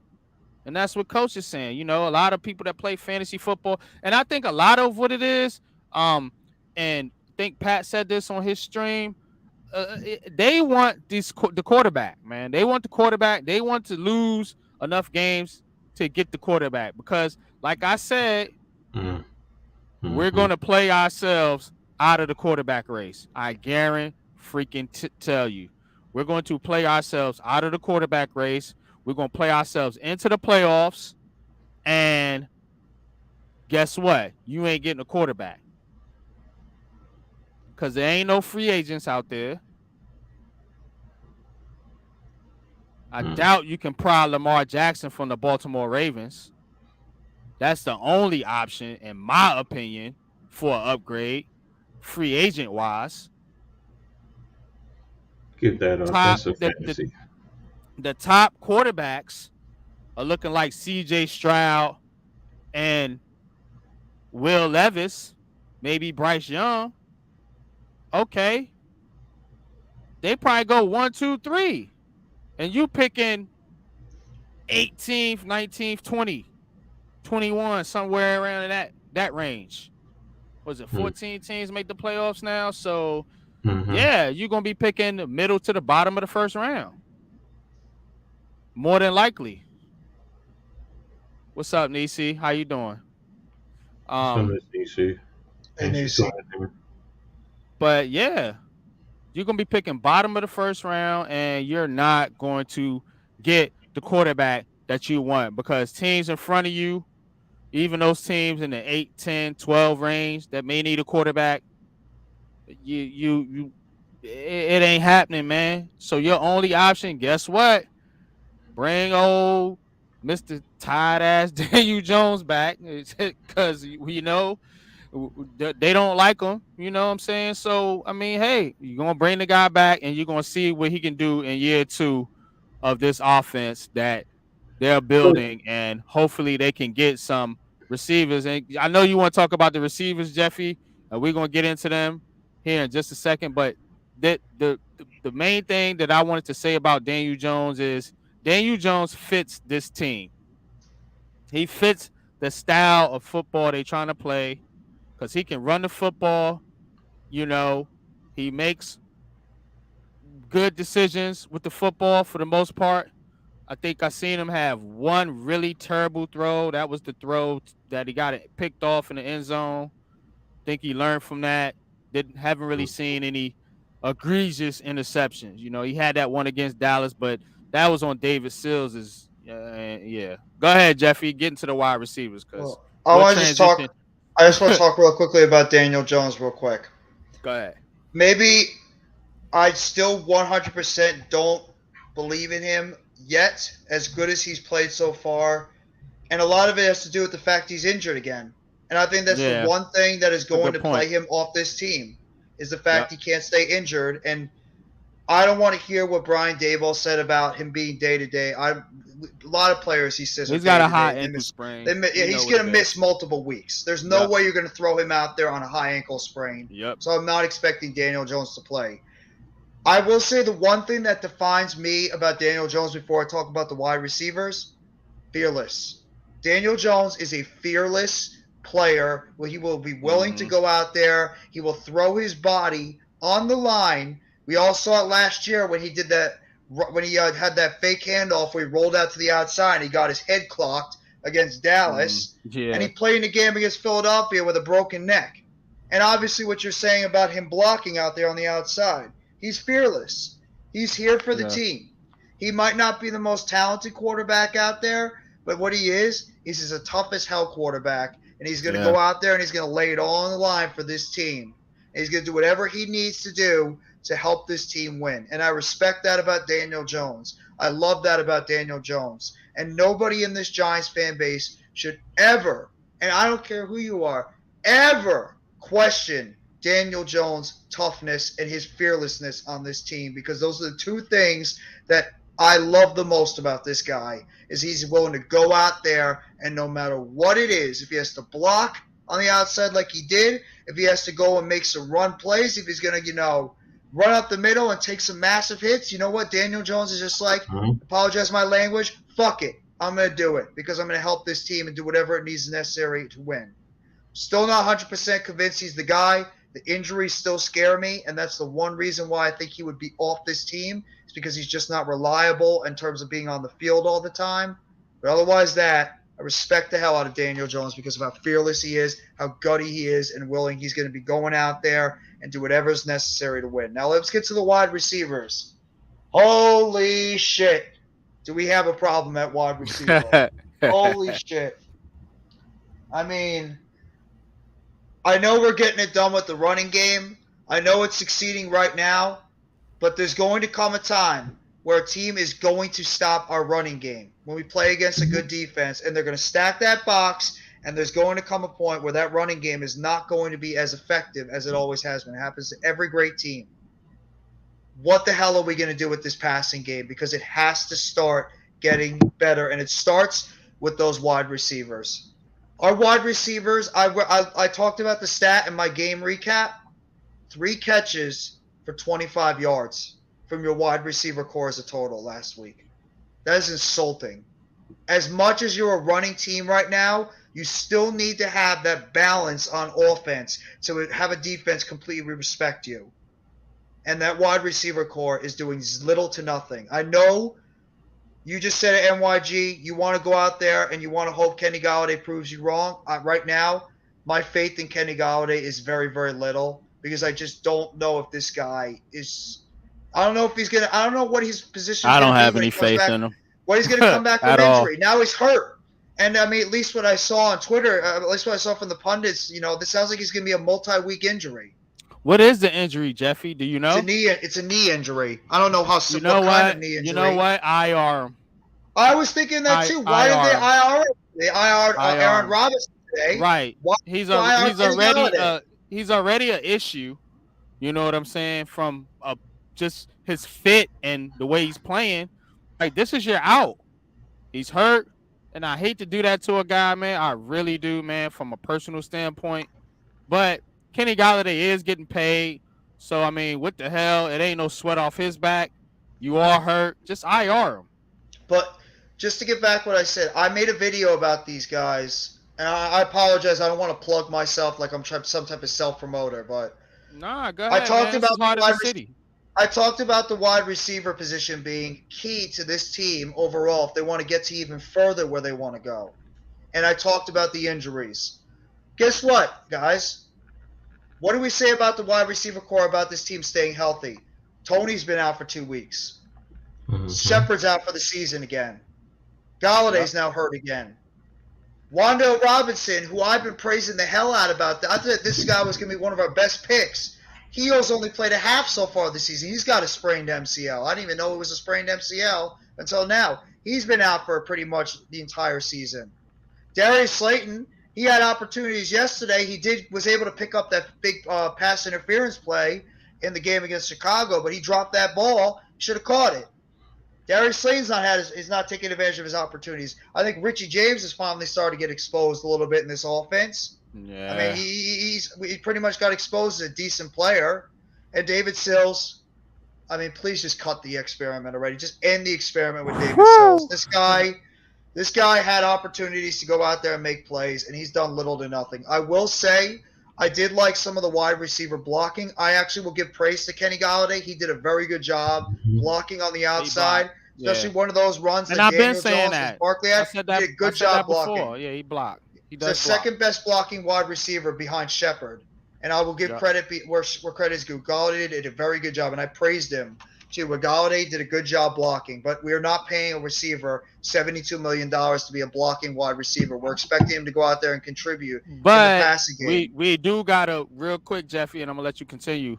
We do gotta kind of dial it back as far as KG, Kenny Galladay, and his effort. Because if the guy's going out there blocking like he's blocking, I know he doesn't show a lot of effort on some plays. At least that's what it looks like on film. But if the guy's going out there and he's blocking and he got hurt on a blocking play. Mm-hmm. So, I mean, I will back off that. And my bad, Kenny. You know what I'm saying? If you were to ever to listen to this podcast, sorry for questioning your effort. I think you just don't got it no more, brother. And that's what I think you too. Washed. I think that's it too, and I agree with you. I take back what I said about his effort as well. The guy went out there and he did a good job blocking, but I just think he was never a fit for this offense. I said that. I was one of the first people before Pat or anybody else said that. I said it from the beginning. One of my points I made was I never thought Kenny Galladay was a good fit for this offense, and I made a point. I don't know if you guys remember. I said that Kenny Galladay would be phased out of this offense going towards the end of the season because I believe they were going to go with Wandale Robinson when he gets healthy and Kadarius Toney as their top options when they get healthy. And so far, that's looking to be one of the cases right now as he's not caught a ball in 3 straight games. Not all his fault. I'm not going to make this all about Kenny Galladay. That's a deeper issue besides him. This entire wide receiver core right now is just not getting it done.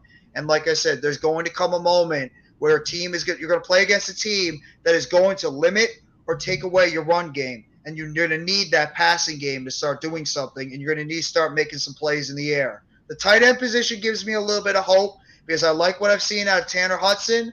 I like what I've seen out of Daniel Bellinger, and even Chris Myrick. I'll give him his credit. He's done a good job blocking out there. I like our tight ends right now in terms of the blocking aspect, and even a little bit on the receiving aspect. But this wide receiver core has got to do more if we ultimately want to be in the position where we think we can be able to go if we make the playoffs. And we need this passing game towards the latter part of this season to start contributing every aspect of it. The wide receivers have got to do a better job. I don't even know who's going to be playing this Sunday. Galladay seems like a long shot. He doesn't think he's going to play. Even the reporters think that Tony and Robinson still might not play. So there's a possibility we might be going into this game with Darius Slayton, Richie James, and David Sills as our top three guys, which is a scary thought to think about. But well, it's going to be right again. Green Bay is a good defense. So as much as Green Bay, we think that they're a good defense. They got good pass rushers on the outside. Kenny Clark is a very good defensive tackle. Jair Alexander is a very good cornerback. They have a good defense. But I mean, I just want to see this passing game and specifically the wide receivers start doing something, contributing more, because there's eventually going to come times where that run offense is going to be stopped. Carolina did it for a decent amount during that game a couple of weeks ago, and then we couldn't pretty much generate anything in terms of the passing game. So I really want to see this wide receiver core, whoever the hell plays at this point, because I don't trust any of these guys. I really don't. I don't trust any of these guys on the field. I hope they can get it together, but because of injuries and stuff, and this is the one thing we've all talked about numerous times about these guys not staying on the field, and it's happening again. I hope to God they bubble wrap Saquon Barkley, because he's the only guy right now out of that whole group we talked about that's still healthy right now. Where's the wood? Knock on wood.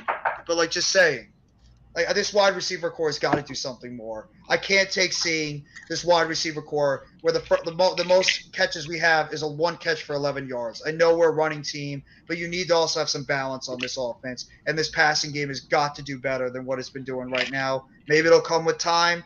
Pass blocking's got to be better. Daniel Jones at times is not going to be hesitant in terms of his throws, but it's mostly this wide receiver core and how bad it's been. Hopefully they could step it up and really show us something later on the season, whoever it is. Well, I don't think. let I don't. me Go ahead, go ahead. Coach. One real quick. As far as the injuries, Jeff, I hear what you're saying, but that's the NFL, bro. Injuries gonna happen, and guess what? The best teams or the better teams in the league overcome those injuries. The Ravens pretty much lost their whole goddamn squad last year. Still competed, was right there to the end, ended up winning 7 games. Um, the better teams, the better coach teams, the teams with depth are allowed to overcome injuries. And I think we got that type of team because guess what? Tennessee, no KT, no Azeez Ojulari, no Tony, no Robinson. We go in there, we get the dub. Carolina, same 4 players out, plus Leo Williams. We get the dub. Lost to Dallas. Yeah, it is what it is. Division game, solid team. This game, all the injuries we suffered. 2 quarterbacks went out. Still got the dub. So I'm concerned about injuries too. But at the same time, I'm confident that this coaching staff can get the most out of these players. Whether we win is a different story. We're going to struggle against the better teams. I agree with you there. Just because we're not at full strength, if we were at full strength going into this Green Bay game, I'm picking the Giants for sure. Still might pick them. But for sure, I'm picking the Giants to win this game against the Packers, who have looked suspect, who always look suspect in the regulars. They look suspect all year, Mm-hmm. especially when they get in the playoffs. So I'm not I'm worried about the injuries, but only if this was the Joe Judge era or the Pat Shermer era or the Ben McAdoo era. These guys are different, man. And I think a lot of Giants fans, when we was talking about the fans, that's what they think. They think this is the same team that's going to crawl, fall, and wet the bed when they go up against so-called powerhouse teams. Don't see no team in the NFC that's a powerhouse right now. You can argue the Philadelphia Eagles; they're 4-0. I give credit where credit is due. You know, my wife's in the chat; she's an Eagle fan, so I'm not going to bash the Eagles right now. But outside of them, who you scared of in the NFC? Tampa? Nobody. Nope. No. The No. Rams? Nope. The Packers? Nope. Dallas? Nope. So, I mean, I get it, but there is reason for concern, of course. The wide receivers are trash. They're trash. Just keep it a buck. But, you do got some tight ends that can get open. You do got running backs that you can throw the ball to. It's not just running. You can pass to Saquon Barkley. He can run routes. He can get Mm-hmm. open. So he's not just a ground and pound running back, a la like a Nick Chubb, somebody like that, Derrick Henry. Saquon's a different beast, man. Mm-hmm. So I think these coaches are smart enough to recognize what the hand they've been dealt and to adjust the game plan accordingly.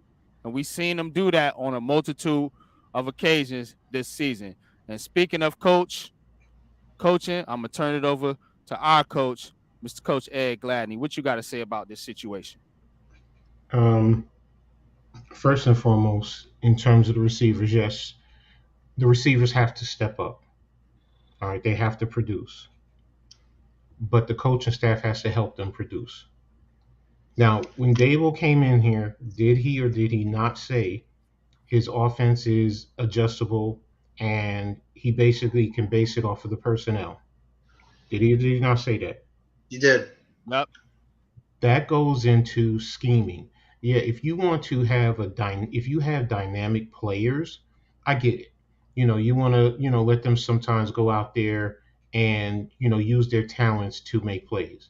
But if you don't, sometimes it goes into scheming to get guys open. That's also some concepts, just little things like that. I don't always see that. There are some concepts that are used, but not a lot. Um, yes, we rely on the running game a lot. And as a coach, I would too. Are there times teams are going to adjust? If I'm a defensive coordinator, yeah, I'm loading the box at times, especially on first down, trying to make it second and long to force you to pass more. But it still goes into your scheming concepts. First down, sometimes instead of running, do a simple pass. The screen games. We need to work the screen games. And I'm not just talking about to the running backs. I am talking to the wide receivers. Getting the balls out there on the edges and, you know, having linemen slip out and make a play downfield or make a block, whatever the case may be, especially when you have a heavy box. That goes into the concepts. And that's what I mean. You know, Sometimes even just a simple smoke screen or just take the ball and throw it out to the flat, especially when they're playing off, take an easy 5 yards. Take it. If they're lining 10 yards off, throw the ball out, get 4 to 5 yards right there, eat up the clock that way. That's how you get receivers involved. There Mm-hmm. is this there is this conception that if you're throwing the ball downfield all the time, then and your receivers are making plays, then your receivers are elite in all that good stuff. That's not always true. Sometimes working the short to intermediate routes is more effective than the deep ball, and that's one of the things that I think we need to see more of. Now, I do think Dable is just letting Kafka find his way as a play caller. I think and so he's not too. trying. I don't. I think he's trying hard not to. And the fear. Hmm. Yeah. Exactly. Now, does he? Does he? And he said it. He said it. He said, sometimes he says 26, 26, 26. Get the ball to 26. So I think Kafka also hears that. So, he tries to, you know, in a sense, appease. I don't want to say appease, but follow, what the head coach's guidance is. Hmm. So it's a multitude of things, because when you're a play caller, I can tell you from experience. I've been on the sideline, and it's so chaotic you can't think. That's why being in the press box sometimes is good. But when you have the headsets on, you have all the guys on there with you on offense. Guys on the sideline. You hear guys rattling off. You have the head coach, and you're trying to think and look at your play sheet. Plus, you got to call a play in to the quarterback. On the field. So it's a lot. It is a lot, and you have a split second to make a decision. So like I said, it's a lot. I think Dave's is just giving him his leeway. If this was a playoff situation and Dable had to step in, do I think he would? Yeah, Yeah. yes. Mm. Absolutely. So the receivers that we have, we need to scheme them a little bit more. They're not the type of receivers that you can throw the ball up downfield and they can make a play. I mean, Slayton, all right, okay, he got interfered, like everyone says. Some feel he could have caught it. I get it, but sometimes, you get interfered, you start panicking, you start getting frustrated. This guy interfered, are they going to call it? And you start, instead of focusing, staying focused on just get the ball and catch it. Just see the ball, catch it. Just see the ball, catch it. It's just little things like that. Yeah, he's a professional. He shouldn't, but he's also a human being. I mean, Right. it happens. I mean, and plus, the other factor is he up until that game. I mean, the previous game he played 14 snaps. He hadn't played He that much. hasn't played. He's rusty. And that's what I say. So it's like, everyone else is ahead of the game. It's just like Thibodeau. Everyone's killing him and expecting right off the bat he should be out there and be LT. No, he's a rookie. He has to build himself up. There's little things that the average fan does not see. Pressures. How close is he? What type of Mm. movement? Where is his hand placement? What type of angle is he taking when he goes into his pass rush? Is he Hmm. setting up to hit the offensive tackle? I mean, and plus, he has drop responsibilities in coverage. So it's a lot going out there to think. This was only his second game, so it's like, and I think Dave knows this. I think he really knows this, and he sees this. They're mixing and matching. They're trying to see what they have, along with Yeah. playing regular season games where we're wanting the immediate success right off the bat. We want our team to be undefeated going all the way to week 17. That's the truth. That's what we want. But he's also sitting back. He's playing it cool. He's building his culture. He's getting the Let guys me to ask play. you something real quick, Coach. Yes, sir. Um, I hear a lot of coaches say, and we heard this from Joe Judge last year, that the first um 4 games of the Hmm. regular season was Hmm. kind of an extension of the preseason. So that's more or less guys and coaches getting used to the team and trying to figure out how things work, what players they have, what positions and what they do well, and what they don't do well. So if we look at that and say, look, this is an extension of the preseason, not that you should take it that way like Joe Judge and them did, but just recognize, hey, look, this is kind of what we're going into because this is a new team and we don't know this team. We got to figure out what they do and what they don't do well. That being said and considered, you can understand some of the struggles of this team, Hmm. but on the same time, you can see that we've overcome those for a 3-1 record. So we haven't even really Exactly. got outside of the, fill you out stage, so to speak. But go ahead, you can continue. Exactly. No, and that's a great point. With a new organization, new coaching staff, some new players, even the old players getting used to the new coaching staff. How do they call these things? What do they do? Because, when you're with a coaching staff, and you play multiple games, you do pick up on what your coordinator calls Mm-hmm. in this situation or that situation. You may even pick up on what his adjustments may be and what you think he's going to do, or you can suggest certain adjustments and he might be receptive. So it's a hand in hand type of situation. But yes, getting used to each other is a big thing. It's a big thing, especially now. Would I say it's an extension of the preseason? I could the first game, maybe the second game, the third and fourth game. You're really more into the flow of the season now. So preseason. I mean, I get what he's saying. I get what he means. It's the Mm-hmm. immediacy of the season. Like I say, you got your first four that you focus on. Now you're going to your second four. Your first four Mm-hmm. is a tagline going into your second four. So yes, I understand what he means, and to an extent, he's right. But I usually say by the third game and the fourth game, the preseason is out of your mindset. It really is. So you should be focused on to the next set in terms of, as I say, the I group them in sets of four. So but yeah, with this organization, yes. I mean, like I said, he's a rookie head coach, and you have a rookie offensive coordinator. It's not like you have a veteran offensive coordinator. So And you know. that's the key, coach. Like you said, rookie coach, rookie offensive coordinator. The Mhm, only one that's experienced is Wink and mhm, Thomas McGahee on special mhm. teams. Exactly. So, and those are the units that are excelling. The offense is struggling, Exactly. and you see what I'm saying. So Hmm. this is what we do. Unpopular opinion sports. Shout out to Coach. Shout out to Jeffy. This is fire, man, because now you see why some of the things could be the way they are. You got Hmm. a rookie head coach, a rookie offensive coordinator. They both come from the offensive side of the ball. This is a new team. They still trying to figure things out.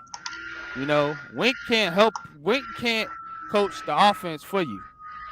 Hmm. McGahee can't coach the offense for you. That's on Kafka and that's on Dave's. And I've seen Hmm. the growth with Kafka. You know, from the Dallas game, I thought he got a little cute. What I said on my pregame show, run the damn football. He didn't do it. He wanted to come out there and try to showcase his offense on national TV. That didn't work out. Went back to the drawing board. Look here, man. Our offensive line can't really block, but guess what they can do? They can move some people off the line of scrimmage. Let's run Hmm. the football. What do they do? Run the football. And see, and that's the thing. Fans were mad about that. You were mad when they dropped back and they passed for 37 times with Daniel Jones in the Dallas game and lost.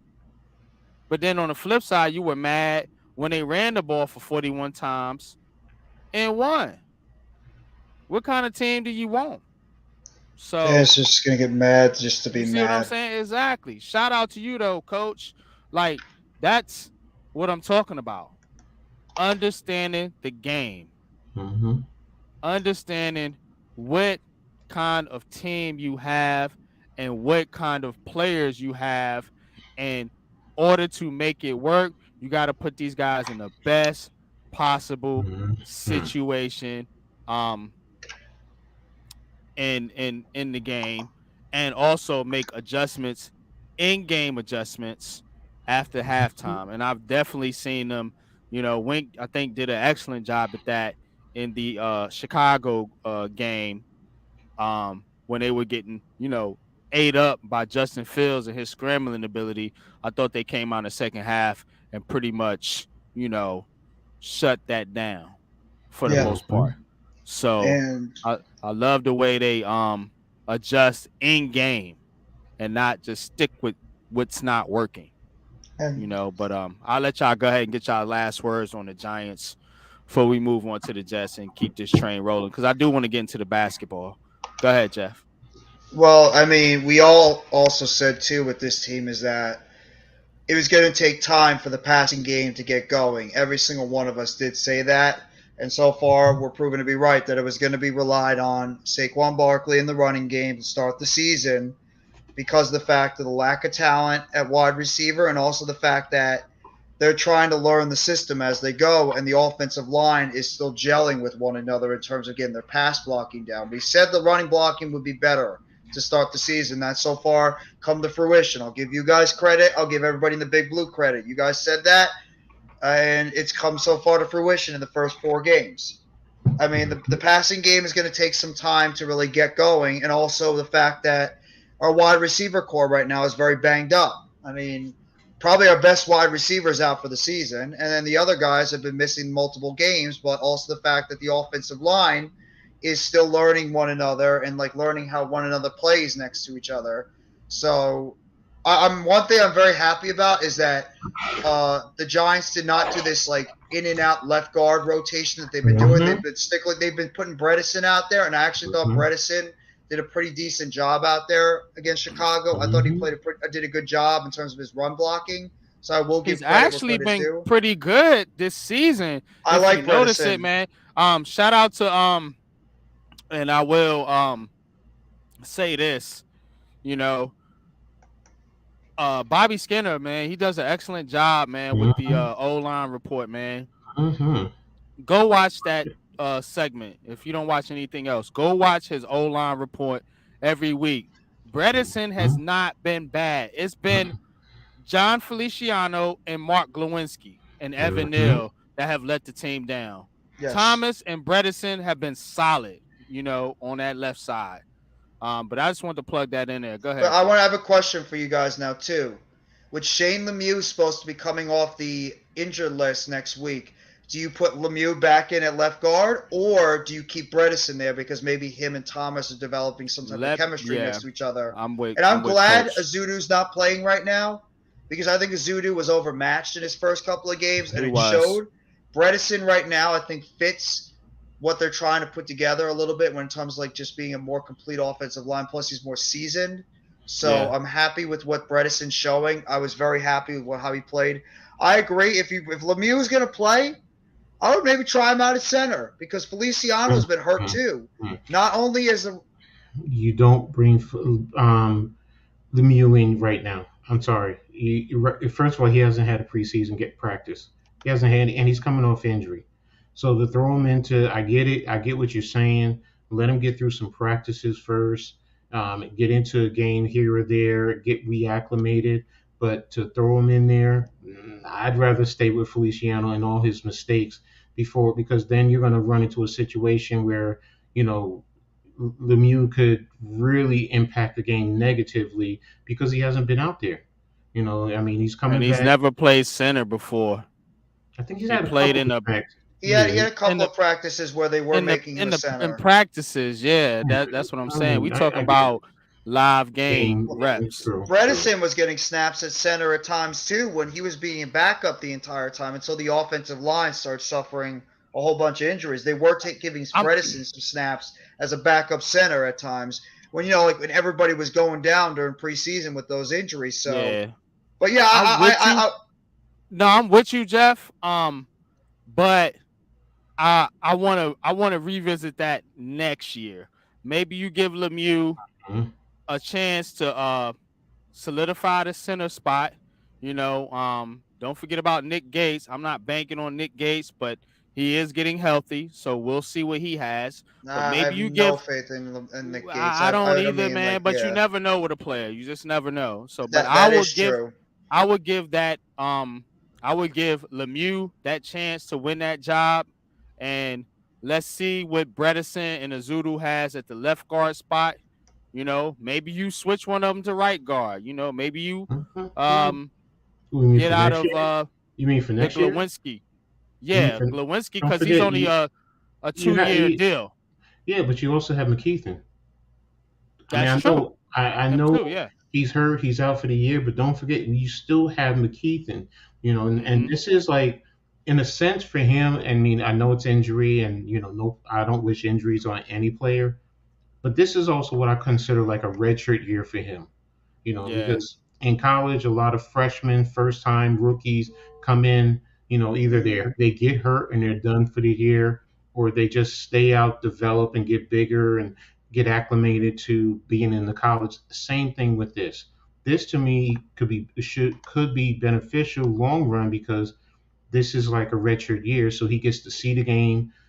Understands the meeting concept. Yes, he has to rehab. Don't get. I'm not saying don't do that, but you have him for next year. So come next year, if you're bringing back Lemieux and you have Gates, it does set us up to where we have good competition. We have good depth. And then, okay, Gates is the bigger one because of his injury. Will he be able to come fully back, or because that's a brutal injury? But if not, I mean, Feliciano is gone anyway after the year.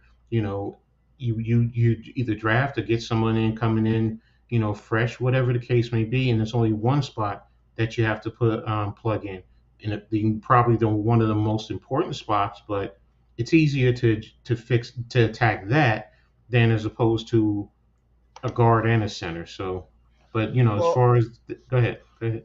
no, go finish your point. Then I'll go No, ahead. I was just gonna say, as far as you know, you know, moving one of those guys over to the right, I mean, now if you're trying to, get rid of Glowinski altogether, then yeah, set up the competition. But more than likely he's going to be back anyway next year. So, and worst case scenario, if he doesn't have any dead money, then you can let him go, after you see how it goes. I mean, he's also working in a new offense too. So, I Yeah. mean, the Colts offense is different than this offense, to a certain extent. The Colts offense is more of a power base. This is more of a gap. This is more of a zone scheme as opposed to, the Colts. More of a gap, inside zone, but it's more of gap scheme. So, you know, Um, um, one But quick point about Glowinski, and again, because I don't steal people's takes. Shout out to Bobby Skinner. His inside shoulder is that's an issue because what they're doing is they're getting like a swim move on his shoulder and it's knocking him off balance. So I don't know, coach. You can attest to this. You know a lot more football than I do. Is that a technique thing or is that just I want to see it on a film strength first. thing? I want to see Yeah. it film wise first because I got to see how, what is his base? How is his base? Go watch Bobby Skinner's I got it from, so I'm just gonna go check yeah. that out. And I and mean, and he shows it. The guys that get into Glowinski's shoulder with like this kind of chop move and it just it knocks them down. It knocks them off balance or whatever. And that's mm, how they've been able to get by him. So I don't know I if that's something correctable or if that's just a again, technique thing or if that's just a yeah. it could be all of that. It more than likely what I'm going to say it is a little bit of everything. It is Mm-hmm. some technique. It is his base. Where is his? How is he positioning? Like you said, if they're attacking his left shoulder, and what is it? Is it just pass or is it in the run situation? I think it's So mostly in the pass game. and now the other issue is what is the call? I mean, are they sliding the line one way or another? Is he having to reach? So I mean, again, I'd have to look at it, and I'm going to do that now since you said it's on Bobby's channel. So you know, Yeah, it's um, on the O line report. mhm, I don't think it's this week. I think it was if not last week, the week before last. It's one of them where because he goes in there and he highlights certain players that he wants to talk about, mhm, and he brought that up about Glowinski about that shoulder, and you could see it on film. They get in that inside shoulder, his left shoulder, and they just mhm. they go right around him. and every that's what I time. want to look at. I want to see, are they using their hands? Is are they using the inside hand? Is it just a simple swim? Are they popping it with the outside hand? Where are they also? Hmm. Is it Are they attacking the shoulder? Are they attacking his elbow? Those are the things I want to look at to really get it to determine. I think it's his shoulder. It's like they come up with a chop move Okay, over so the on the shoulder. See if I could cut my camera on real quick, just for a brief minute. Kind of like a chop I'm, move like that I'm looking. I'm on this looking now. shoulder right here, like a yeah. That's how they do it. No, I was looking. So I'm sorry. What is it that they do? it's like when they coming at him. So Mm-hmm. say like I'm Glowinski. It's this shoulder right here, Mm-hmm. and they come Mm-hmm. and as he's going, they bring the shoulder and they kind of They push his arm push it down pretty down much. and they go around him.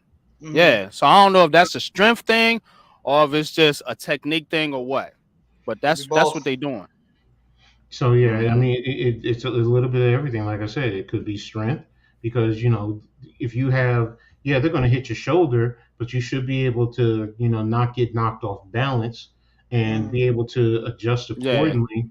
And look, they're going to hit it. I mean, are they just knocking it, or are they grabbing it and twisting Let me it? see if I could I'm pull looking. it. That's Oh, what I was doing. you looking at it? Yeah. Well, I Okay. was pulling the Bobby's page now, so to try and get a Mm-hmm. look at it. So. I Um, mean, with the offensive line, I mean, what might happen at the end of this year? I still think they're going to try to still look for upgrades in terms of the interior. I mean, they could have Mm-hmm. faith in the guys they have, but you're also talking about a fifth round rookie in McKeithen who's coming off a severe injury, like an ACL. It's going to be very hard to put a lot into a kid that, as talented and as big as he looks, he's still coming off a serious injury and doesn't have a lot of reps in terms of what he's done in the NFL. So it is like Mm-hmm. a redshirt season, but I'm not going to put a whole lot on this kid. Izudu, I'm hoping that he does, become more of a factor on this offensive line next year. So I really do believe they like Azudu. I think he's got a lot of room to grow. I just think he's just going through some of those rookie growing pains at the moment. I think Bredesen is Mm-hmm. maybe the better player right now to have in there. Maybe we might see Azudu a little bit later. I don't think Lewinsky's gonna be off this team next year. I still think he's doing he does have that problem with the shoulder, but I still think he's doing a pretty decent job overall in terms of his run blocking. His grades are still pretty solid. I mean, they're not terrible in terms of his run blocking, but and the center position, I do believe we're going to be upgrading on that center position after the season. I think Feliciano is one and done, and I think the Giants will go into the draft next year and try to find that long-term center that they're going to be able to put in there to be able to work with Daniel Jones or whoever the hell the quarterback is. Because I just think Feliciano is what we all thought that he was going to be originally, and that's a stopgap because of the fact that he mhm. played with Bobby Johnson down there in Buffalo. So obviously Did we you have our catch it, tackles. Coach? Well, there. Let me, cause I got it. Let me Oh, pull it okay. up Go real ahead. quick. Yeah, I want to see I don't know the rules, so hopefully I don't get but shout out to Bobby Skinner, Talking Giants. This is Talking Giants film. I'm giving credit to the content creator here. So let's get He's the into best it. when it comes to O line film. He is the best when it comes to any type of O line film. Let's All right. So let me see. blow this up. All right. Okay, so it was specific. I was looking for the O line report. All right, that's why. Okay, go ahead. All right. What does it So say on the what it says Mark Galetsky Gladwell because the comment is there, so I can't really see. it says let me see. It says Mark Lewinsky allowed one sack, three hurries, and three pressures versus Carolina. Okay. Um, so let's Okay, get so this into was it. against Carolina. All right, cool.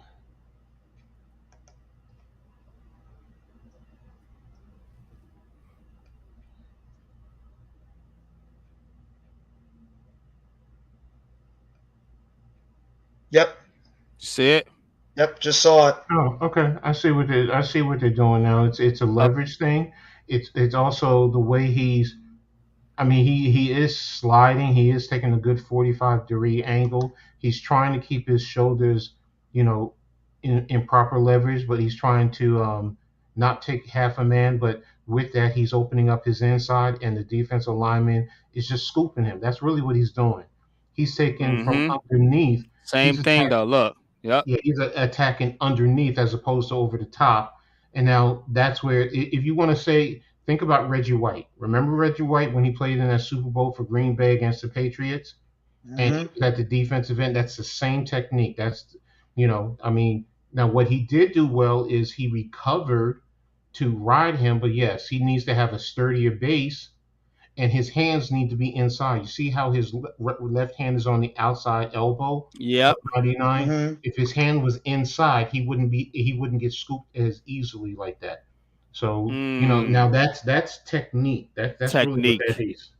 That's Hmm. all Okay. that is. That's just a technique, a technical thing right there in terms of that. But defensive You see it lineman, right up, right underneath his shoulder, yeah, and exactly. he just kind of bots his shoulder.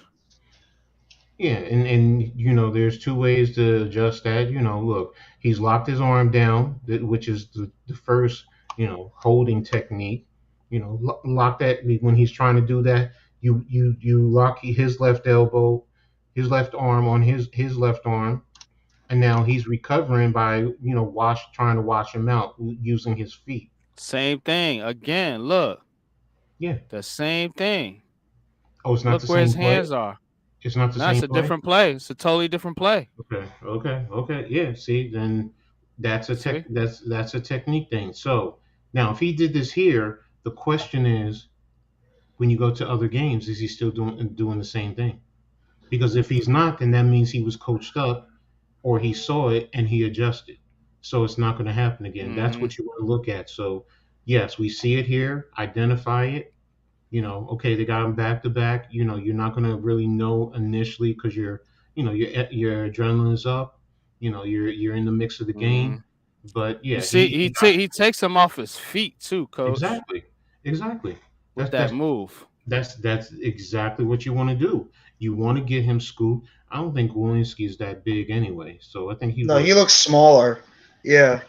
that Let me defensive see. lineman is looks like he's about 315, 330, somewhere in that range, and he looks like he's Six 295. four, 300. He's 6'4", 311.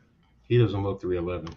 No, he looks Kowinski does not smaller. look. He looks smaller than that. But okay, maybe it's because he's standing next to Evan Neal. So Yeah. Yeah. Evan Neal's a mountain of a man. yeah. So you Oh know, man. Well, even but Andrew no, Thomas is not that big. I mean, Andrew no, Thomas is what, six Andrew five, Thomas three is hundred. not. Yeah, he's not huge. no, His he's not. He's technique is athletic. tremendous. Yeah, Exactly. He's athletic and he's tremendous in terms of his technique and his footwork.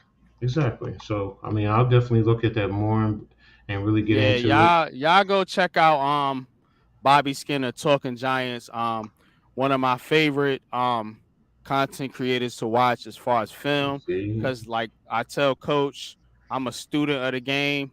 I don't know the game like that. I am learning. I am getting better with my Hmm. analysis, but I'm a student of the game, so I watch guys that play football.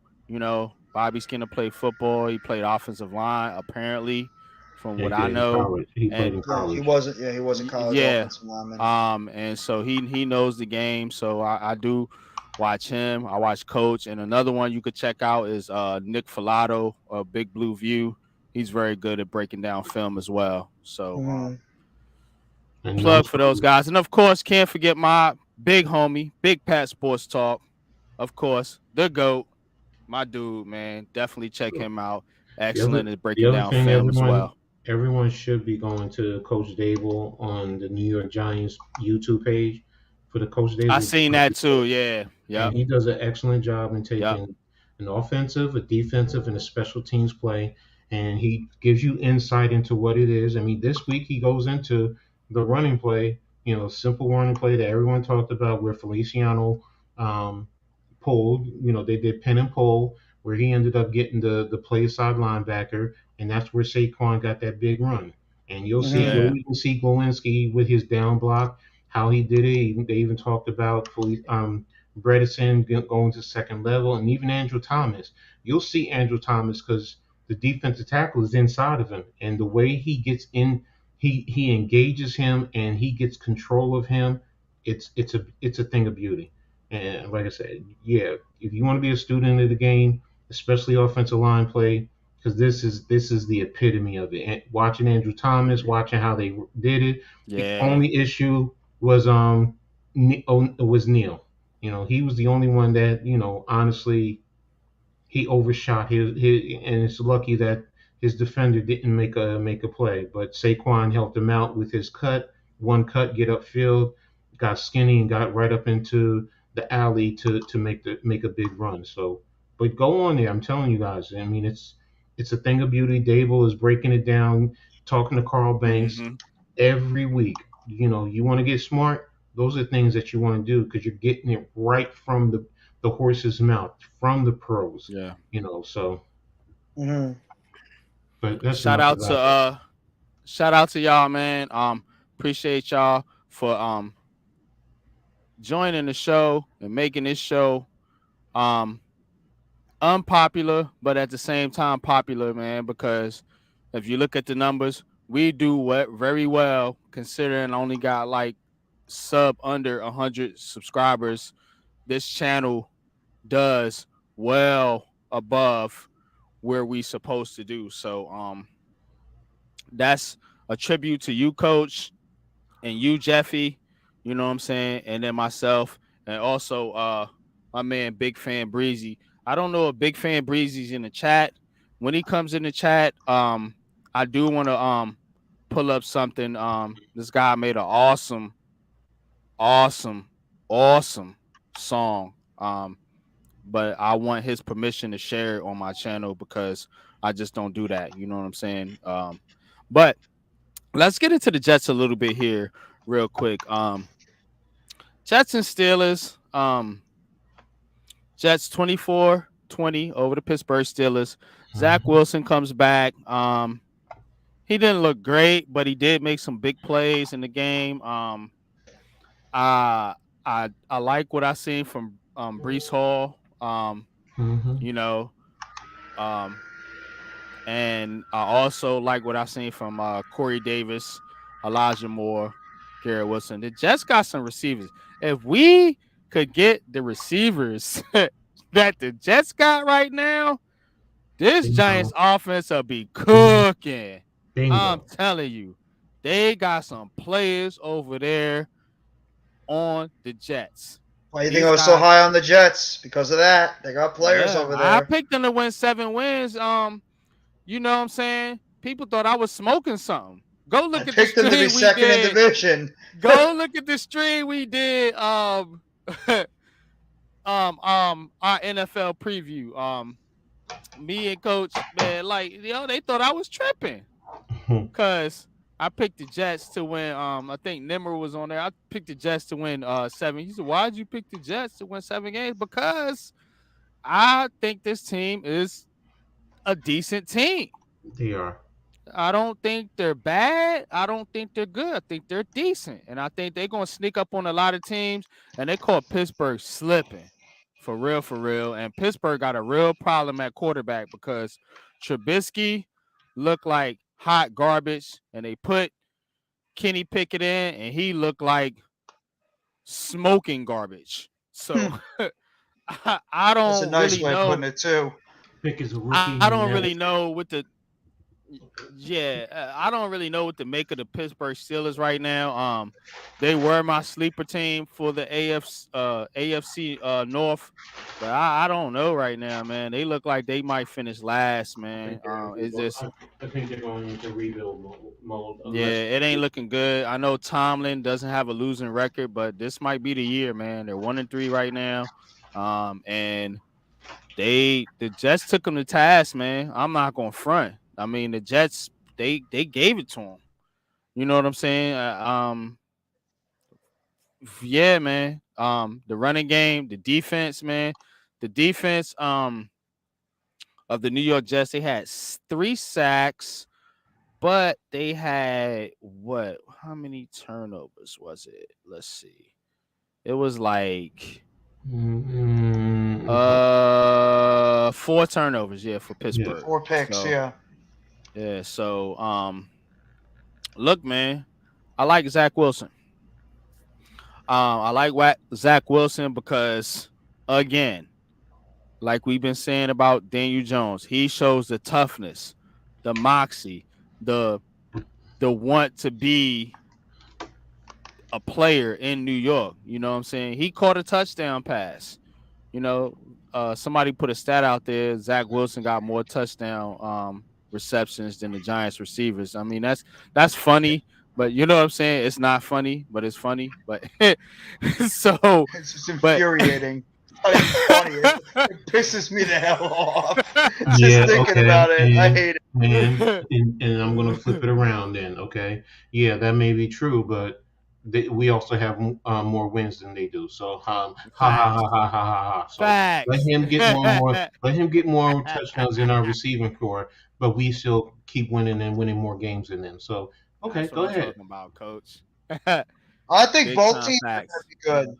I think the Jets and the Giants are both teams that are ascending. And I mean, I was like you guys. I said the Jets were going to be a team that people should watch out for because they got a lot of good talent on this team, They're gonna especially on the sleep on them. offensive side of the Yeah, football. I mean, they got two really good young running backs. I love Brees Hall. I thought he would have been. I thought he was the best running back coming out of this past draft. Him or Pierce, and Pierce is y'all killing it gonna right now. kill me for this, but I got Brees Hall on my fantasy team. Don't shoot me, but yeah, I like You Brees Oh, play you're Hall. done. fantasy. What are you doing, bro? Come on. I seen the talent before anybody else could because I I love did Brees draft Hall. him. And Michael Carter's pretty damn good too. He's a He's really not good bad running back as another alternative. And their at receiving all. core, I mean, Corey Davis was sort of under the line of fire after he made a bad penalty last week. He just made up for it this week. This past week, 5 catches, 74 yards, and another touchdown. I mean, I love Elijah Moore. I think he's a good slot receiver. Good. Garrett Wilson, I was one of those crazy lunatics that said he was going to be this year's Jamar Chase. He might not be that, but I mean, he's another Well, dynamic weapon let's on the see what he outside. got. Let's see what he can work with Zach Wilson. They had Joe Flacco. I And he don't was think good with any Joe Flacco. right, but let's see what he got because quarterbacks have their receivers. You know what I'm saying? And Zach Wilson might very well be more. You know, he might work very well like a guy like Elijah Moore better than Garrett Wilson. It just depends. You know what I'm Mm. saying? It Yeah. just depends, man. But But he what's the average yardage per reception? Garrett Uh, Wilson is at um 20.5. and Corey yeah, Davis is So 14.8. Elijah Moore 17.7. 17.5. What that tells me is, okay, defenses are taking away Garrett Wilson.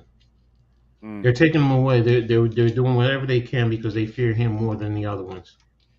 And Mm-hmm. it's also helping to open up the other guys to get their receptions and their yards.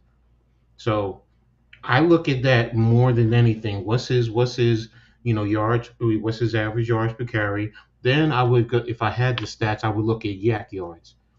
So is it mm-hmm. more downfield or is it you're giving him short stuff and he's making big runs? Because then that even makes it that much more dynamic. So again, that's me going into analytics to understand why a guy is the way he is. But yeah, they have the receiving core I wish our offense had in terms of receivers, They and have, they they would have a fit good well. set. They have a good set of young receivers, and they all are dynamic in their different aspects of the game too. And I mean, they do. If you Mm-hmm. take out Garrett Wilson out of that game, you know what?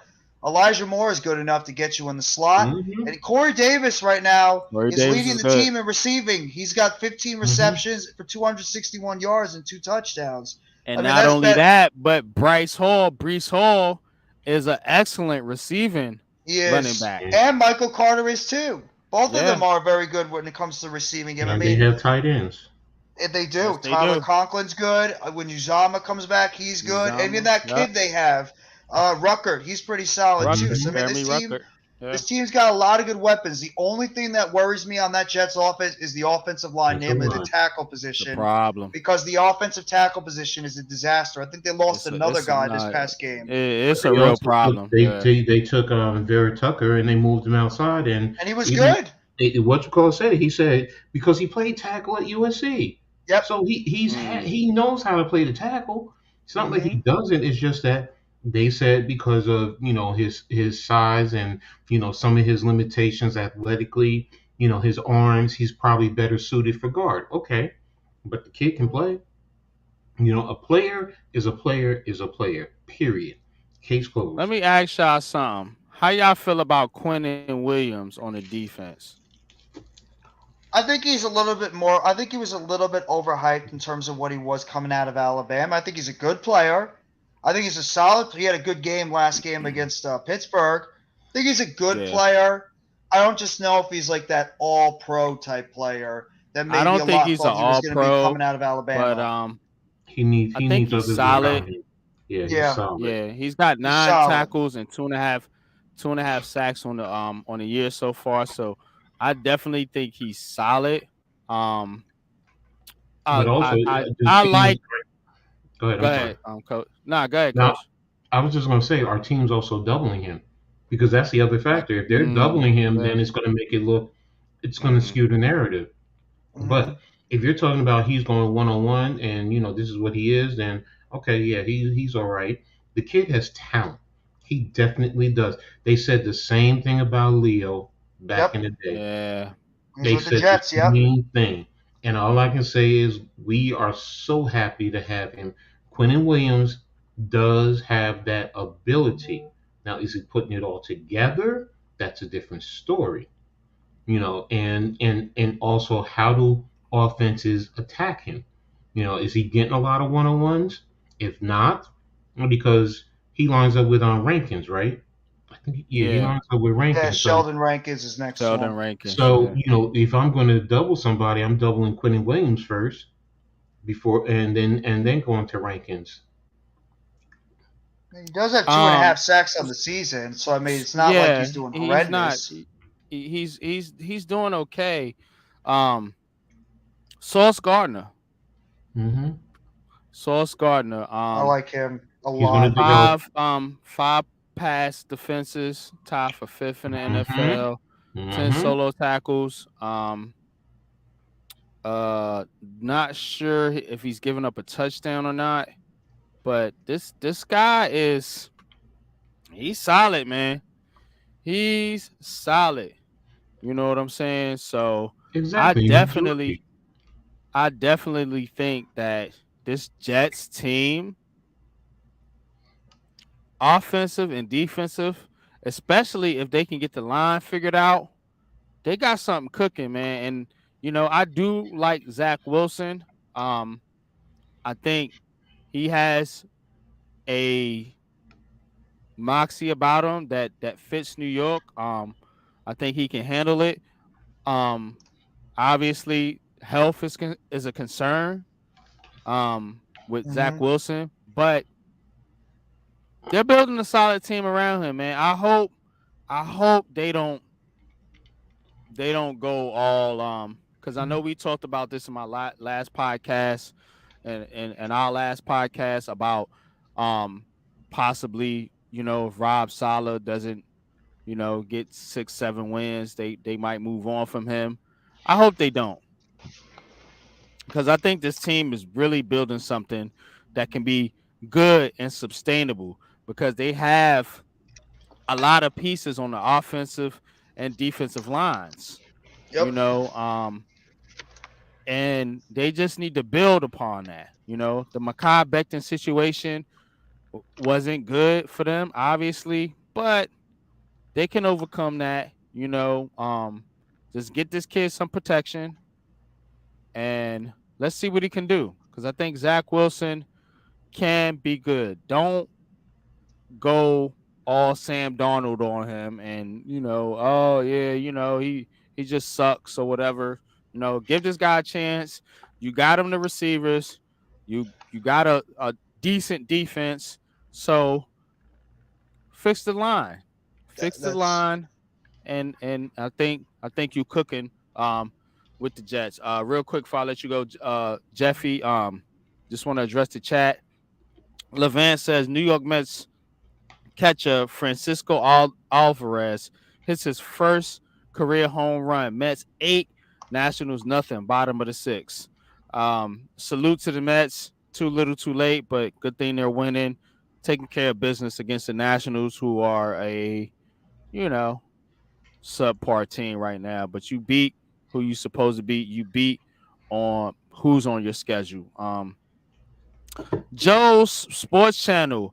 Go Packers go. Well, obviously you're not a Giants fan, so but I appreciate you tuning in. If you could please hit that like, subscribe to the channel. I do got something cooking for your precious Packers. Maybe you're a Packers fan, or maybe you're just a hater of the New York Giants. Either way, we definitely got something cooking for you when it comes to the Green Bay Packers. And stay tuned for that. But shout out to Joe's Sports Channel. I don't know this guy, but I appreciate you for tuning in. And of course, like, share, subscribe, man. And you're more than welcome to pull up, man. Anytime. This is Heart of the City. We go around the city, New York City. You know, that's our home, the New York City area. We're all from that area. So this is what we do over here. And definitely, I think your Packers, if you're a Packers fan, I think your Packers are going down this week. I think they might be sleeping a little bit coming off that tough, hard fought win that they had to go against your boy TB12 and Tampa.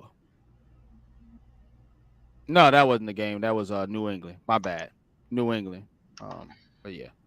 Levance. Francisco Alvarez with a double. So that's your Mets updates, Jeff. And as we do this, we 2 hours and 36 minutes. We're going to spend about 45 minutes, 45 minutes on the basketball. And then we're going to wrap it up with Coach's Corner, college football. One just quick note on the Jets. I just want to do one more little quick thing on the Jets. I think the Jets, I do believe the Jets are a team that once they get the lines fixed up, and the one thing you have with Zach Wilson now is he has time. Unfortunately, the one thing that Daniel Jones doesn't have that Zach Wilson has is time. It's only his second year where he's going to be able to grow with that system. And I believe what the thing with Robert Saleh is going to be and his status going forward is what is Zach Wilson going for the rest of the season. And I believe the difference between him and Sam Darnold in New York is that Sam Darnold did not have the help that Zach Wilson has right now in New York in terms of the defense they have right now, the playmakers they have on offense, and some of the offensive line they're putting together. So I think that's the biggest difference between Zach Wilson has and what Sam Darnold had, even though I don't think Sam Darnold was a good quarterback at all. He was overrated. I thought he was going to be great. I was absolutely wrong about that one. So I think Zach Wilson does have the time right now in his hands, and I believe he's got the offensive playmakers to help him succeed. It's just up to him, and it's up to that Jets team to help him succeed. I think it's funny that Sam Darnold and Baker Mayfield are on the same team because those are the two quarterbacks that a lot of fans wanted in that draft. I wanted Darnold, not Mayfield. I did not want Mayfield. Over Saquon Barkley. Now, look. This is what we talk about here, right? Unpopular opinions. Giants fans wanted Sam Darnold, Baker Mayfield, and please don't play yourself and act like y'all wanted Josh Allen and Lamar Jackson. Don't play yourself. Most Giants fans wanted Baker Mayfield, Sam Darnold, or Josh freaking Rosen. Do not play yourself. I will be real. Do not play yourself. You're going to kill me. Talking about some. Go ahead. You're going to kill me too. I know what you're going to say, Coach. I know what you're going to say. I wanted Josh Allen. I studied him at Wyoming. I studied him. I listened to his history. not getting recruited coming out of Northern California and then going to JUCO before he went to Wyoming because that was his only 1A offer coming out. But I looked at what his abilities, his ability to run, his rifling cannon of an arm. He's playing in Wyoming with brutal weather, which is why I also feel like he translated well into Buffalo. So I wanted Mhm. him, and I said Saquon number two. Well, you guys are going to probably want to kick me off the board because I was actually one of those idiot crazy fans that actually wanted Sam Darnold or Josh Rosen. I don't know what the hell I was Mm-mm. thinking about when I said that. Because I wanted, at that time, I wanted the quarterback because I knew with Eli Manning, Yeah. the time was No, over, and I I'm thought with that was you, the best bro. time we needed a quarterback. I will admit that. And if you want to call me crazy, I will admit at that time I wanted Allen, I wanted Rosen, or I wanted Darnold over Barkley because I thought it was the best thing for the team at that time to get the quarterback, the young quarterback, to start building up for your next quarterback over there instead of going for the running back in number two. Now, am I complaining we have Barkley? Absolutely not. I love the kid. But at that time, I got to be real. I was very, very big on all three of those quarterbacks. Not as No, much not. Lamar Jackson and not as much Baker Mayfield. It was really Josh Allen, Josh Rosen, and Sam Darnold that I wanted out of those three guys. Obviously, I was dead wrong on two of them, but the other one, I mean, obviously we see how good he is. But yeah, I had to throw it out there because I had to be real and honest. I didn't. I wanted the quarterbacks over I get you. Saquon Barkley. No, I appreciate your honesty. And I'm gonna be honest too.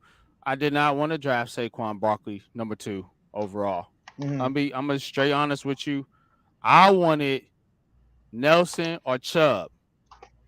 Now, if they didn't draft Nelson or Chubb, if they had to go with a quarterback, my quarterback was Lamar Jackson, but I knew he wasn't gonna go that high. Um, So I mean, that's why I was kind of on the Nelson Chubb train. I was Mm-hmm. more um I was more Nelson because of the fact that you had Eli Manning and you needed some protection for him. That was the knock on the Giants for a long time, Mm-hmm. and they did not address the offensive line again. And then I'm thinking to myself, you're gonna bring in Saquon Barkley, and he's not gonna have nowhere to run. But this is Saquon Barkley. He doesn't really, you know what I'm saying? He's a different type of Mm-hmm. player. So, but yeah, that draft, I was definitely on the Nelson or Bradley Chubb train. Um, and I felt like if they was going to take a quarterback, I did not want Josh Allen. I did not want Sam Darnold. I did not want Baker Mayfield or Josh Rosen. I wanted Lamar Jackson. I felt like when he started to slip, I felt the Giants should have traded up like Baltimore did in the bottom of that first half of that round. Now you got, imagine this, you get Saquon Barkley and Lamar Jackson on the Thought he was same going to team. be in. I thought he was going to be there at Oh the my second spot in the God. second. I did when he went that when Baltimore traded up because I we who was it? I forgot who was the trade because I said they're not going to take him. So I said he's going to be there at the number Was it two New spot. England? It was somebody, I think yeah, it was New England. It's that was probably really New good. England.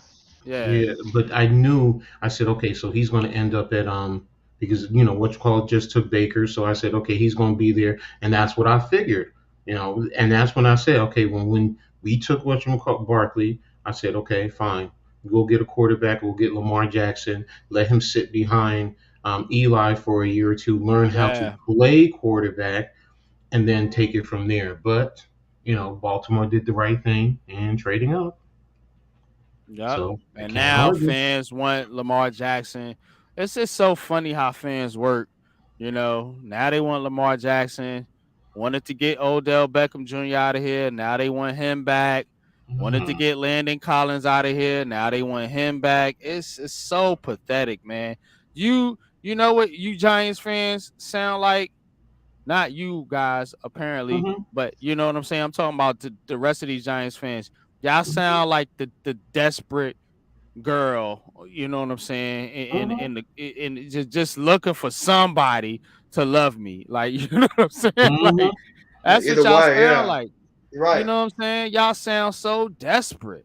Like, just get behind the guys and the players that's on this team. You looking for outside help, but it ain't coming in, man. It just ain't. I don't see it happening. But No. that draft was a special draft Mhm. for positional players, not for quarterbacks outside of Josh Allen and Lamar Jackson. I But was dead wrong about that draft. I really believed that draft was going to be like game changing in terms of the quarterback that's position. what I was all these drafts so high on them. I was so high on all those quarterbacks, and I was dead wrong on it. 3 out of the 5 of that's them what suck. Mhm. but that's what a lot of these drafts come into. Jeff, they now That depends on where you go look to. at It's depending look at where you this land. past draft though. Okay, Mm-hmm. not this past one, but the one before that, where you had what, Zach Wilson, Trevor Lawrence, um Zach Wilson, Trevor Mac Lawrence, Jones. he's had his struggles. Mac Jones, he has his struggles. Joe Burrow, no, Mm-hmm. that wasn't Joe Burrow's draft. That No, it was was Herbert, no, wasn't it? Herbert was before that. It was Uh, before that. yeah, it was Zach Wilson, Trevor Lawrence, Mac Jones. There were two other Mac quarterbacks in Jones. that draft. I forget who Who the else other was two it? are. But anyhow, Davis Yeah, Mills, I think he was a part of that. Davis But Mills was part of that. Yeah. look, that was supposed to be one of the best draft classes, you know, coming out or whatever have you. And guess what? It's not so much. So, and they saying the same thing about this draft class. And I guarantee you, not all those quarterbacks are going to be who the analysts say they are coming out. You talking about C.J. Stroud, I possibly was Bryce Justin Young, Fields too. Wills, Justin Fields, exactly. He's struggling. You talking about C.J. Young, Bryce Young, C.J. Stroud, Bryce Young, um, Will Levis, Van Dyke, possibly Anthony Richardson, although I think he needs to go back to school. Mm-hmm. And various other quarterbacks. So we got the coach on the panel. As we start to transition here and move off the Giants and the Jets here a little bit, Coach, talk to Mhm. me about what you've seen out of these college quarterbacks since the fan base. A lot of the fan base seems to want to tank or you know I basically get you. I get you. I get get themselves in position to get one of these college quarterbacks because they're sick of Daniel Jones. Listen, listen. What are you seeing from these quarterbacks so far? Okay, they're all going to need time to develop this. None of them going to come in and light it up from day one. No rookie quarterback does. Okay, that not even Ben Roethlisberger did when he came in and he was behind a good team. Okay, Bryce Young, while he's smart, he can make all the throws. He's played in top level games, so he can handle the stress and the competition, that aspect. He does have the makings to be an excellent quarterback. The only concern is going to be what everyone always says, his size. What happened this weekend is a case in point. Now, it's his first injury that I know of, but um, if you put the right offensive line around him, because he was at Alabama, and guess what he always had? A great offensive line around him. But if he goes to in the top half of the draft, what's he going to go to? A team probably with a bad offensive line. And you know what that means. He's going to get beat up. So, in that regard, if you draft him, you better make sure you have the pieces up front that can protect him. But he can handle himself. He can get out. He knows how to read and all that good stuff. So he does have some good quality traits. C.J. Stroud has the physical tools, all of them. But I question because any quarterback that comes out of Ohio State, we all have seen it. For some reason, they don't transition well right away. Hmm. But he does have the tools. I'm not taking this weekend into, I'm not considering this weekend because he had, you know,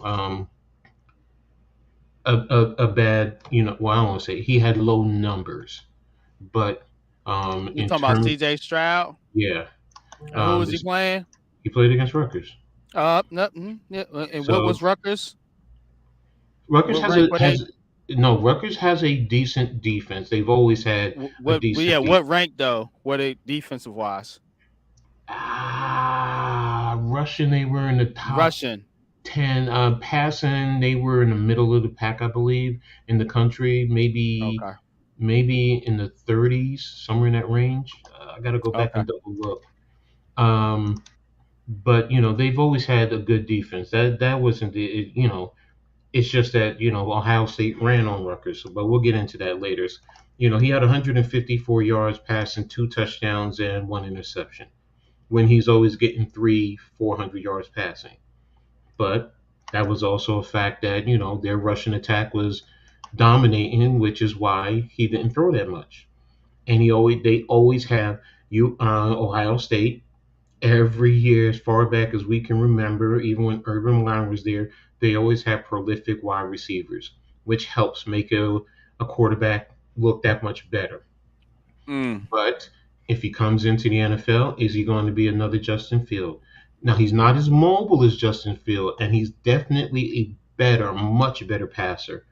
But if he doesn't have the weapons and he doesn't have the offensive line, is he going to be able to really translate early enough? Van Dyke, the little bit I've seen, he does look like he's a pro ready. He just needs a little bit more developing. But if he's later in the draft, he might go to the right situation and he might end up being better than the others because of that. And that's the other thing. Sometimes you have to go to the right situation with any quarterback. If you go to the wrong situation, Sam Darnold is a case in point. I think it was the wrong situation for him to go to the Jets. If you put him on a good team, I think he produces a little bit better. Hmm. But I still wasn't always that in I wasn't that high on him in the first place. But getting back to these quarterback, Richardson, in terms of skills, physical abilities, I think he's the most. He still needs some mental development in terms of reading and so on and so forth. But he does have all the physical tools. I don't want to say he's. I think he's a better Cam Newton because he definitely can pass, but it's a matter of reading the field with him. Um, Here's a quarterback who no one is talking about, and I think he may end up surprising some people. And I don't think he's going in the first. He might make the second, but he's probably going to be a third or fourth rounder. The kid from Tennessee, what's his name? Hooker, Hendon Hooker. The kid can run, he can read, and he's playing in the right offensive system. He can mm, pass. Just go watch him. And he went up head to head with Richardson, and he outdueled him. So yeah. he's one that no one is talking about. He's a senior. He's developed. Some might say, "Oh, Tennessee's offense doesn't translate to the NFL," but in terms of reading the field and things of that nature, and tucking it and running, and he has good size. I think he's like 6'4", 215, 220, somewhere in that range. Mm, He can translate. Um, but if I'm going to talk pure passing, I'm probably going to. I mean, Bryce Young is probably the best passer. Then Van Dyke, CJ Stroud can pass. I'm not going to say he can. He's up there um, in terms of complete everything, running and passing. I'm going to give it to Hooker because he is a senior over Richardson. But Richardson has all the physical traits, which at 6'5" and what is he 240, 235, 240. yeah. So people are going to be enthralled with that, and he's fast. So And I get it. I'm in. I like the kid too. I saw him last year, and I said, "Oh, this kid is something." So if he's developed right, he can definitely end up being something really special in the NFL. So as Real far as quick, what, coach. Mhm. Levance. I just want to shout out Levance. He been chatting in the chat room. Mets Mhm. pick up win number 100 on the year. Incredible. Definitely. Mhm. Big time shout out to Buck Showalter in his first year as manager of the New York Mets. I have a Facts. shout out to you, Levance. It's great right now, but your expectations just shot up because you won 100 games in the regular season. Win in the playoffs. That's what Buck has struggled with in his tenure. Win in the playoffs, and that's really going to define you as a true manager. Can't argue that. The Have to win in Yankees the playoffs. argue that, Jeff. I can't Facts. because you Now I saw want to what happened. ask. Oh, go ahead. Go ahead. Now I was gonna ask you something. Because I don't want to get back into the baseball. I just wanted to shout out Levance for his chats, man, and definitely shout out to the Mets, man. We Mhm. talked about the Mets, man, but yeah. To your point, Coach, Mhm. I want to ask you two questions. The Mhm. first question is a lot of Giants fans, and shout out to the Miz, man. You know what I'm saying? The Miz is a longtime Giants fan, Mhm. very knowledgeable fan. You know what I'm saying? Mhm. I'm just getting to know the Miz. We've been chopping it up in the chats or whatever, man. So I definitely respect this guy's opinion. He seems to think that Joe Shane and Brian Dable have the inside track on Will Levis. So I want to ask you about Will I Levis. forgot about Levis. Yeah, that's the other one. Thank you. And Um. then I also want to ask you about because I'm me personally, if I had to pick, I'm picking Anthony Richardson, but I don't want him to be a starter right away. I think he needs time to develop. But New York may not give you and patting them kind of open my eyes to this because I wanted Willis. I did. I'm Mhm. not gonna hold you. I wanted Malik Willis, Mhm. especially when he started to slide. I'm like, look, man, you get him in the second, third round. This is a steal. But Mhm. Tennessee got him, and we'll see how he plays out. But I like that style of quarterback. But given what you've seen from this offense so far, and the play calling ability of Brian Dable and Mike Kafka, what quarterback you think the Giants would cover it, um, given the way they play football right now and given what you've seen from Mike Kafka and Brian Dable. So two-part question. One, what do you think of Levis? And then B, what quarterback you think would fit this offensive scheme the best if you had to pick one out of the quarterbacks? And I'll go ahead and mute up. Go Okay. ahead, coach.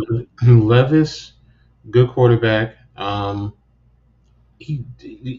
His mechanics kind of remind me of Philip Rivers because it just seems like I mean, I didn't really dissect it, but in just looking at it and looking at some of the games, it just looks like he has that shot put type of mechanics with his passing ability, but um, he does he's fundamentally sound. He does seem to read the field fairly well. Um, Again, I haven't broken him down as much.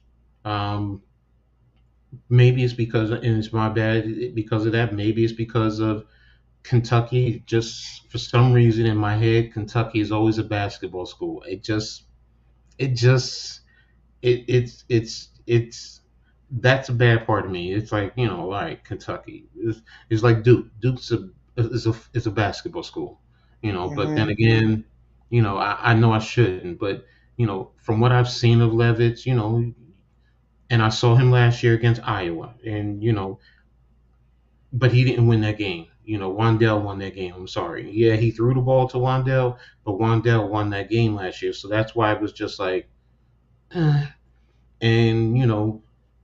I know they recently lost to Who did they just lose to? I had it too.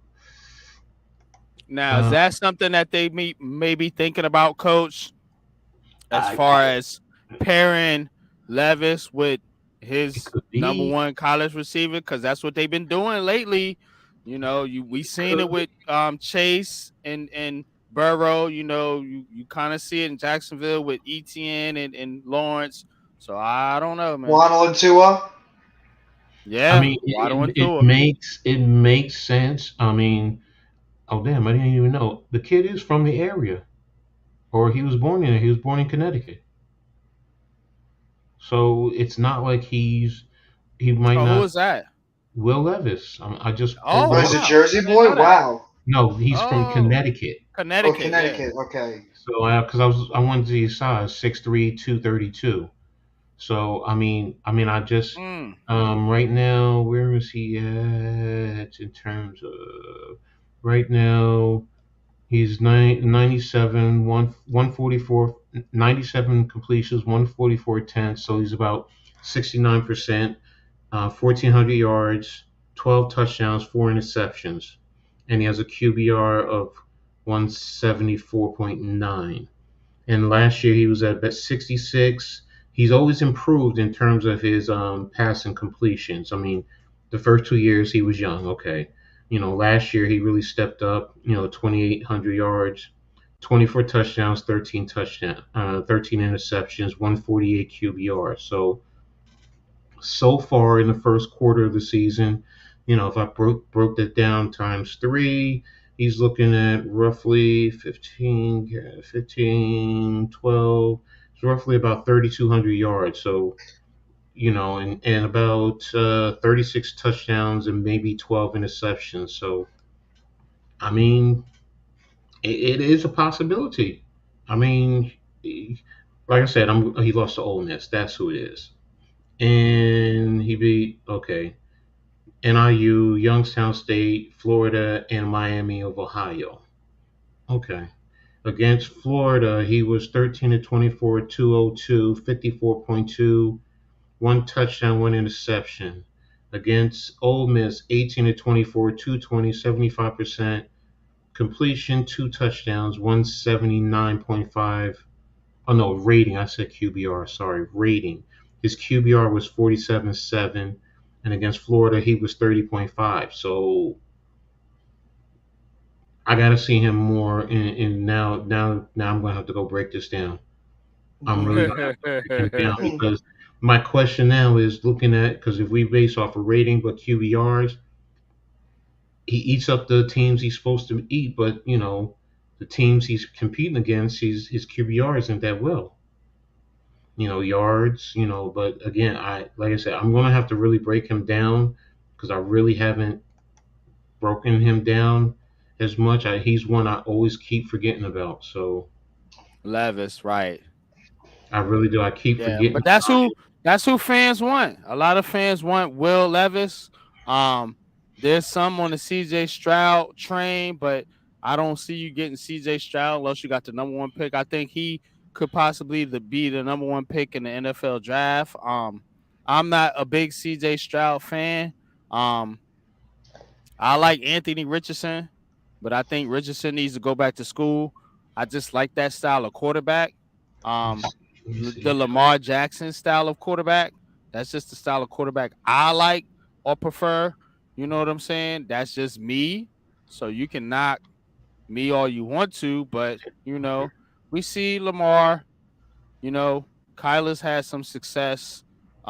Jalen Hurts seems to be having success in Mm. Philadelphia this year. So that's the style of quarterback I You know like. the quarterback I want? Daniel Mother effing Jones. That's the quarterback I want on my team See, right that's the now. thing. Now that's why But I'm Daniel going to. Jones is that type of quarterback. I Yeah, feel like he's yeah. just not People forget that as the kid can flashy. scramble. The He's people not as forget that flashy. Daniel That's all Jones it can is. run. But Okay. that's the thing, Jeffy. People don't want Daniel Jones to run. They want him to be Eli Manning. He's And that's what not I'm saying. though. All right. He's not the Here, same here, type of here, quarterback as Eli. here. Go ahead, Okay. let Now, Coach get in there. now, personally, I've said it. Daniel Jones is my quarterback until the season is over with. Then we see where it is. If I'm going to go that way, to be honest with you. Now, I Yeah. was talking about Hendon Hooker, right? All right. Mm-hmm. His first, he was redshirted in 2018, 2019, his first year. Um, 99 for 162, 61.1 completion, 1,600 yards passing, 13 touchdowns, 2 interceptions, rating of 165.8. In 2020, 98 for 150, 65.3, 1339, 9 touchdowns, 5 interceptions, 153.5 rating.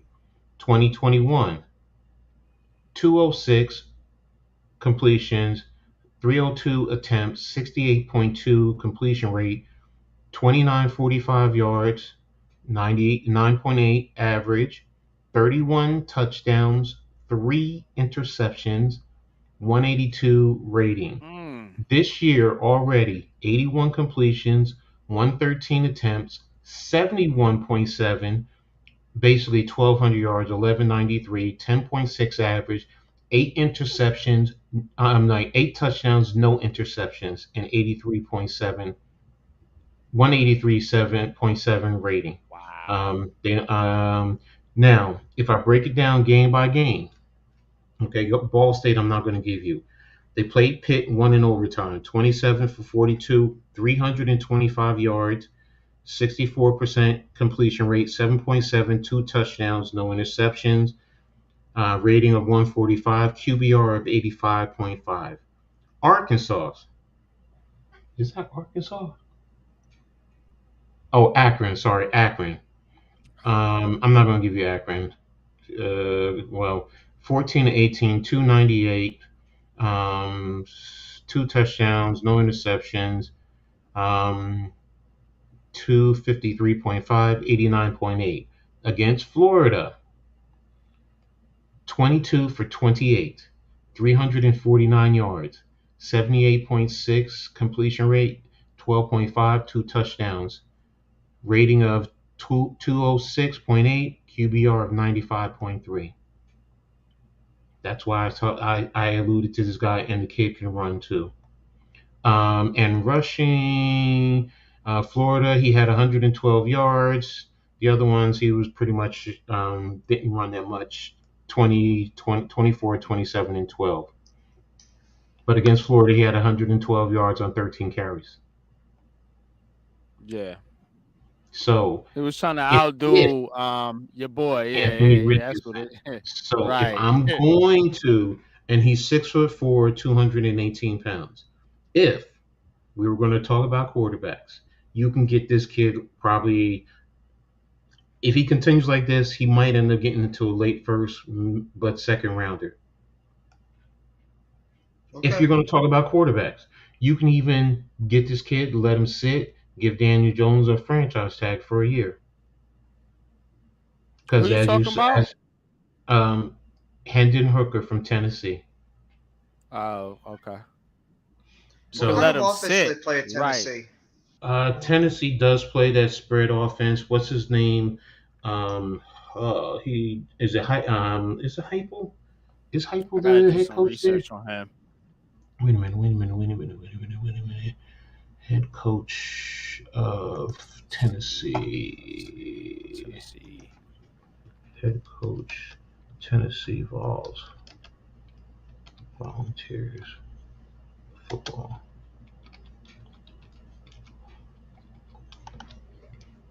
Josh Heupel. Yep. So yes, he does run that spread offense type of, Okay. and the other thing is he does run it at a. They literally snap the ball within 10 to 12 seconds. So they line up, snap, and go. Okay. It's like a So hurry up offense, pretty much. yes, it's Okay. beyond hurry up. It's Hayden Hooker. Okay. yes. So Mm. that's who. Now, mind you, I also take into account of the offense he plays in, but you don't have a lot of interceptions with this kid. He protects the ball. He has Mm. good completion rates. He plays in the SEC, so he plays against top competition. Mm. So it's like, okay, the kid is Wow. mature. He's been there 5 years. He redshirted his first year, played 4 from there. That's what, and no one talks about this kid. And I'm just like, and I Right. saw him, Yeah. and I saw him last year, and I was like, whoa, who the hell is this kid? Unpopular opinion sports. Coach, spit that talk. Hayden Hooker, let's go. So Nobody got him again, on the radar. nobody. And again, let him play out this year. How's he going to do it? I get it. How's he going to do against Georgia?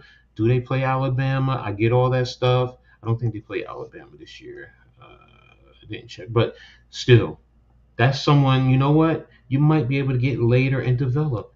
And if you need to, bring Daniel Jones, and then they still get their quarterback that they can develop. The only thing he doesn't have is the girth as Josh Allen, but he's pretty much the same in height. He's pretty much the same build as Daniel Jones. The only thing is he's a lot more athletic and he protects the ball. He Mhm. protects the ball. And that's one of Mm. the biggest knocks. He also reads the field. Like you guys go watch. Sit down, watch him. Watch his film. You make your own assessment. I was like, okay, why is nobody talking about this kid? Why? I don't get it. Yo, nah, dude, nice, bro. I'm not gonna hold you. 71% completion percentage? Are you fucking kidding me? Thank you. And he's playing in the SEC. He's playing Wow. in the SEC. So, Zero. And it's a hold up, hold up, hold so up, What hold up, hold up. Cause what's nah, Tennessee's record? this unpopular I don't opinion know. sports, man. They're undefeated. We 4 giving 0, you 5 0. facts, yo. Hold Mm. up, They're bro. 4 0. I think they had did they have a bye this week? Uh-uh. Yeah, no, I think that's coach is on to something, bro. Hold up. Let's see this kid. This kid's stats right here. Y'all see this? oh wait a minute. I mean, Y'all Is need me to that blow it up a little bit? yeah, go ahead, go ahead, go ahead. Blow it up. 169.7 yards? Y'all see it Um, good now? Yeah, I see it. And you I can see scroll it. down. You see his This is career his career stats stats. You see right here. This is his numbers for the season. this year. Hmm. 72% completion rate. And the biggest thing you want to take is go against Florida. Florida has, mm, I Recent mean, yeah, games. Look, recent games. There it is. Pitt and Florida. Florida. Pitt, he went 300 and what is it, 325? And Florida, 349. 349, 78.6% 78.6. completions, 2 touchdowns, 0 interceptions. Goodness gracious. Who the hell is this Y'all just guy? pull up the film and you look at him. Everyone went crazy Yo. over Anthony Richardson.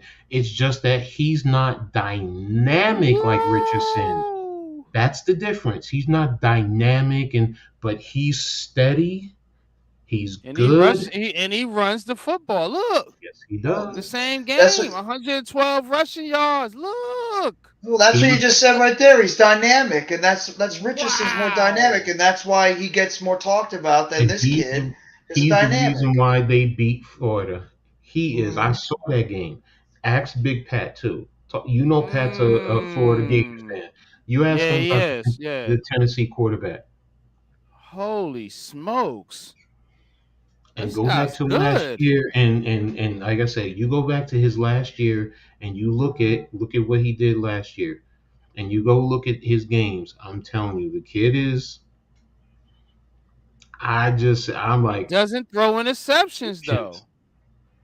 and he throws the ball, so it's not like he doesn't throw the ball. Yeah, 28 I attempts, hate to make this 18 attempts, comparison. 42, and then Mm-hmm. 25 attempts. I hate to What's make up? this comparison, but he's like what Aaron Rodgers does in the NFL. He throws the ball a lot, and he doesn't throw a lot of turnovers. That's what this kid Mm-hmm. is doing right now. Is he's throwing the ball a lot, but he's not throwing the ball where it's going to have the chance to get picked off. And he's put it in the place where his receivers are able to get it. Plus, he's got that ability to rush in and out of the pocket, like Coach Mm-hmm. just said, the athleticism. So I Exactly. think it's just because of what you said, Coach. The fact that he's not quote unquote dynamic and he's not Mr. ESPN replay like an Anthony Mm-hmm. Richardson is right now. That's maybe why Mm-hmm. this kid is not getting talked about as much, like around the Bryce Youngs And look and the who they Van played Dykes though. and these guys. They play Pitt, good They teams. played. Florida's a good Pitt, They team. played Pitt. And Pittsburgh's a Straight good Pitts. team Florida. too. Yep. 17 rank. You can see it right here. 17th rank and then 20th rank. And he Yep. balled in both of those games. Yep. 325 and then 349. Yep. Whoa.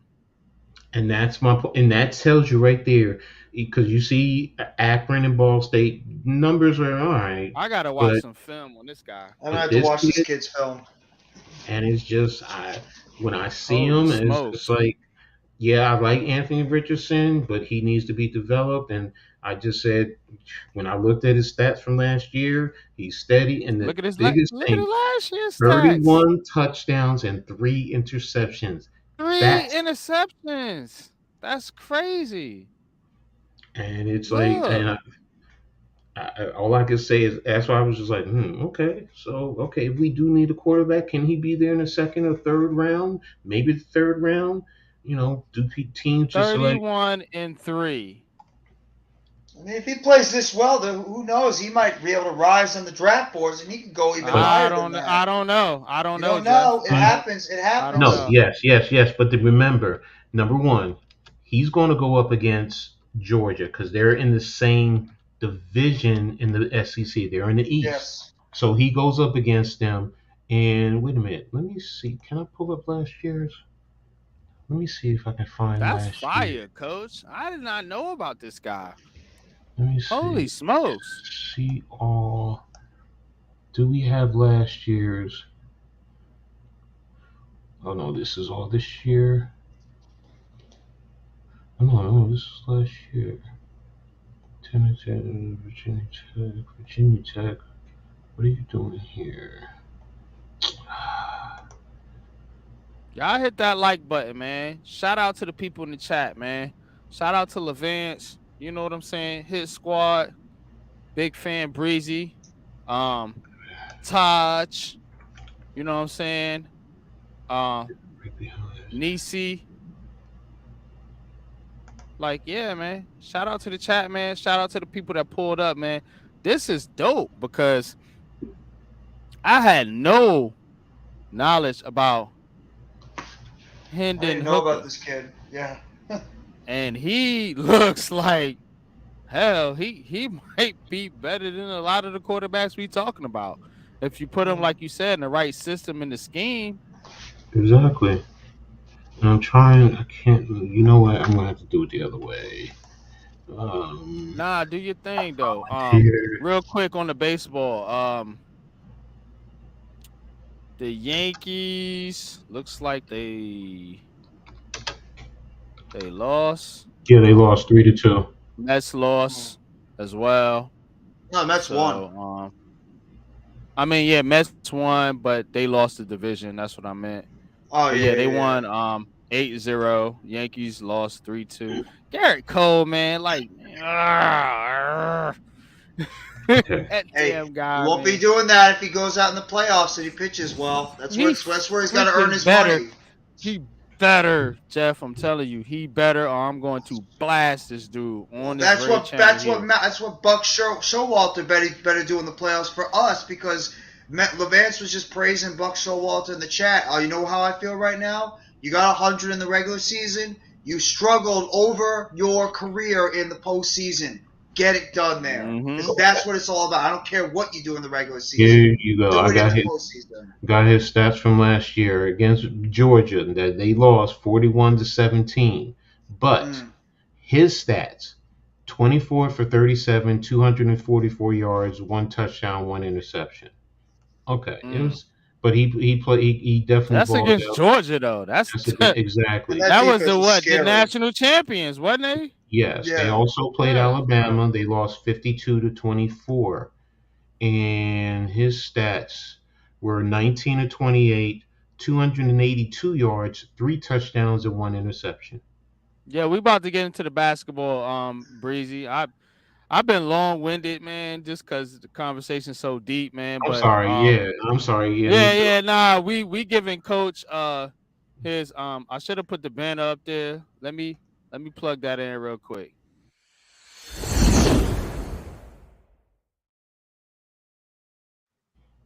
I'll keep the rest All of right, everything else real simple go and ahead. quiet. Nah, you good, coach. Go All ahead. right, that's what we talked about in terms of Hendon Hooker this past weekend with the local teams. Syracuse played Wagner, and they actually beat them 59-0. So they completely dominated them. Um, Wagner had a total of 19 yards in passing and 31 in rushing. So they were totally dominated by Syracuse. Syracuse um, quarterback Schrader was 18 for 18, 243 yards. Was he 18? 17 for 17. I'm sorry, 17 for 17, 236, two touchdowns. Their total passing was 18 for 18 for 243. Rushing, they rushed for a total of 394 yards. Sean Tucker led the way, 23 carries, 232 yards, three touchdowns. Second was LeQuinton Allen, four carries, 112 yards, and a touchdown. They also had nine receivers who caught at least a pass. They dominated this. They have a bye next week. But the thing that I also found very intriguing about this game is both head coaches agreed that in the third and fourth quarter, instead of playing the normal 15 minutes quarters, they played 10 minutes each quarter. So they didn't even play a full game. They played 50 minutes as opposed to a full 60 minutes game, and they beat them 59-0.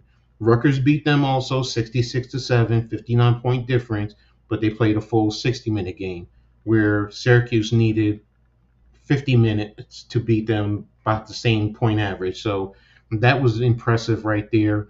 Um, I also put them in my rankings in terms of college football. I have them top 25. Where is Syracuse? Come on, come on, come on, come on, come on. Yeah, Breezy. We we get knowledge from coach, so when he talks, we listen. So that's why we going a little over the Okay. time limit because he brought some a lot of knowledge to my attention about some of these quarterbacks that I wasn't paying attention to. So, but go ahead, continue, coach. Yeah, We'll get into the I got basketball them. here in about 5 or 10 minutes. I got them. I got them. They moved up in my rankings from 25 to 20. So, and they have a bye coming up this week. So, um, and then they get into the real meat and potatoes of their schedule in the ACC. So, next up was Rutgers. Unfortunately, they were on the wrong end of the score. They lost to the Ohio State University, 49-10. Now, um, they were outclassed totally. The star of the game actually was their Ohio State's running back, Mayan Williams, What 21 was the carries, score? You said 49 to 49 to 10, right? 10. Yes. So They they did cover the spread spread, because the yes. spread was what 41, 40 right? point, I think we talked forty about point that. five. Yeah, Yeah, yeah, 40.5. And yeah. they lost by 39. So now the So start of the game was Mayan Williams, running back, because their other running back, Henderson, was out for an injury, so he ran the rock, 21 carries, 189 yards, and five touchdowns, which tied the Ohio State record for rushing touchdowns. And if you know at Ohio State, you have Archie Griffin, two Heisman Trophy. Um, he won two Heisman trophies. Eddie George, um, Clement. We can go down and talk about the running backs out of the Ohio State University. So that was pretty impressive. C.J. Stroud, 13 passes for 13 completions, 22 attempts, 154, two touchdowns, and one interception. So in receivers was Emeka Egbuko, 4 for 70 for 17.5. Marvin Harrison Jr. was 3 for 18, one. And Julian Fleming, the other big name, was 4 for 51 and one touchdown. So that's why they didn't really pass on Rutgers. Um, it was just, with Rutgers, after this loss, they've fallen to 3-2. Like I said, Ohio State, definitely was a step up in class. They're number three in the country in the AP, number two in my rankings. So, I knew it was going to be a big test. I just hoped, it was going to be fairly competitive. I mean, it started that way. Rutgers went up 7-0 right out the gate. They took the ball the first time and drove right down the field and scored the touchdown. I know they punted and got a turnover, and then they scored a touchdown right after that. So, it was good energy from there, but from there it was downhill. Ohio State took over, and I mean, the big thing of the game though was the head coaches almost got into a fight. So that was interesting. But they were both protecting their players, and they're Right. friends. They talked about it afterwards. So Shiano, man, he's a feisty little coach yes, though, he man. I is. remember I remember he played the Giants when he was in the NFL, Mm-hmm. man, and they went to Neil, and Mm-hmm. he just had those. He's like, nope, play ain't over. We don't give a Mm-hmm. damn if you kneeling. We coming after your ass, man. And Tom Coughlin obviously didn't like that, man. Mm-hmm. It was some beef, man, between him Mm-hmm. and Tom, yo. But yeah, man, you gotta respect that guy, man, and his fight and want to Exactly. win, man, and want to play to the end of the whistle, man, for sure, man. But Exactly. So, I mean, Shiano definitely is a feisty, and he's Jersey. I mean, he's a Jersey guy, typical Jersey guy. So, you know, facts. next up for Rutgers, Friday night they host Nebraska. It's going to be on. I think it's going to be FS1. I'm not sure. Let me double check that. They played Nebraska. Is it on FS1? Doesn't say. I think it's on FS1, but I'll double check that. Um, and the next team, two teams that I spoke about earlier, Princeton and Columbia, because the Ivy Leagues are now getting into the heart of their schedule, playing Ivy League games. Princeton came out on top, 24-6. They played in New York City at Columbia University. Both were 2-0, but Princeton won, coming out 3-0, with Columbia is at 2-1. For Princeton, Blake Sandstrom was 21 for 35, 257 yards and one touchdown. They really didn't run on them because Columbia does have a very stout rush defense. So, and the game plan for Princeton was actually, since they're going to shut down the run, let's pass on them because Princeton does usually have a good rushing attack. For Columbia, quarterback Joe Green was 31 for 43, 186, but no touchdowns and three interceptions. And their rushing attack was pretty much shut down also. They didn't even have 50 yards of rushing yards. So that's pretty much it in terms of the college football in the local area. Syracuse blows out Wagner, Rutgers loses to Ohio State, and Princeton bests Columbia. So back to you. Excellent coach, man. You know what I'm saying? And shout out to you, man, for plugging us in on all the college football news. Mm-hmm. And I especially like your conversation about the quarterback, Mr. Hooker over there at Mm-hmm. Tennessee. So Mm-hmm. we're gonna definitely be keeping our eyes on him over here at Unpopular Opinion Sports. Remember, you heard it here first. Mm-hmm. Don't let the big channels and the mainstream media steal our takes, folks. This is Unpopular Opinion Sports. Me, myself, Coach Ed, and Jeffy T. You know, you're part of the channel too, whether you want to be or not. Mm-hmm. You're here. You're with us, man. So this I is where don't you know. heard it here I'm first. debating it a little bit. No, I'm just kidding. We we we give you, we give you the most unpopular takes here in the community, regardless of where it is. And that's what we do here, man. And shout out to Coach, man, for keeping us updated on all the college football news, especially Rutgers and Syracuse, man. And Mm-hmm. shout out to those teams, man. Shout out to Rutgers for not getting blown out.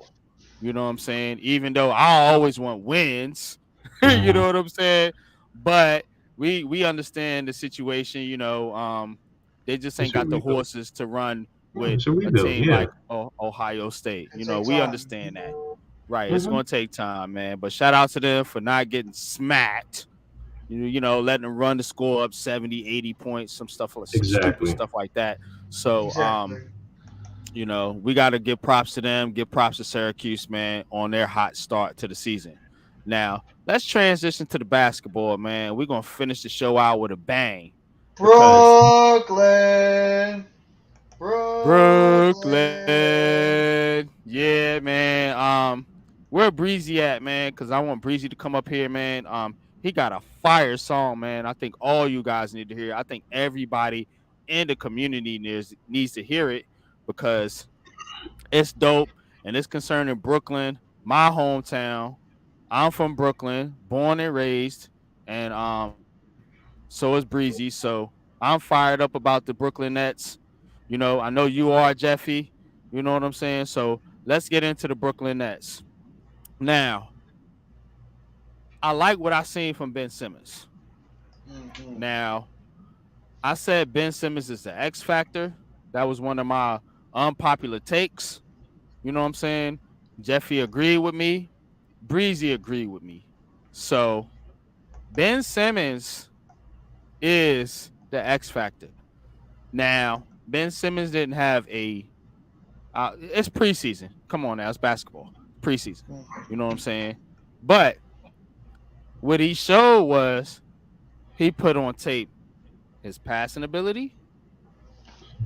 He put on tape his rebounding and getting the outlet passer ability as far as getting the ball down the court.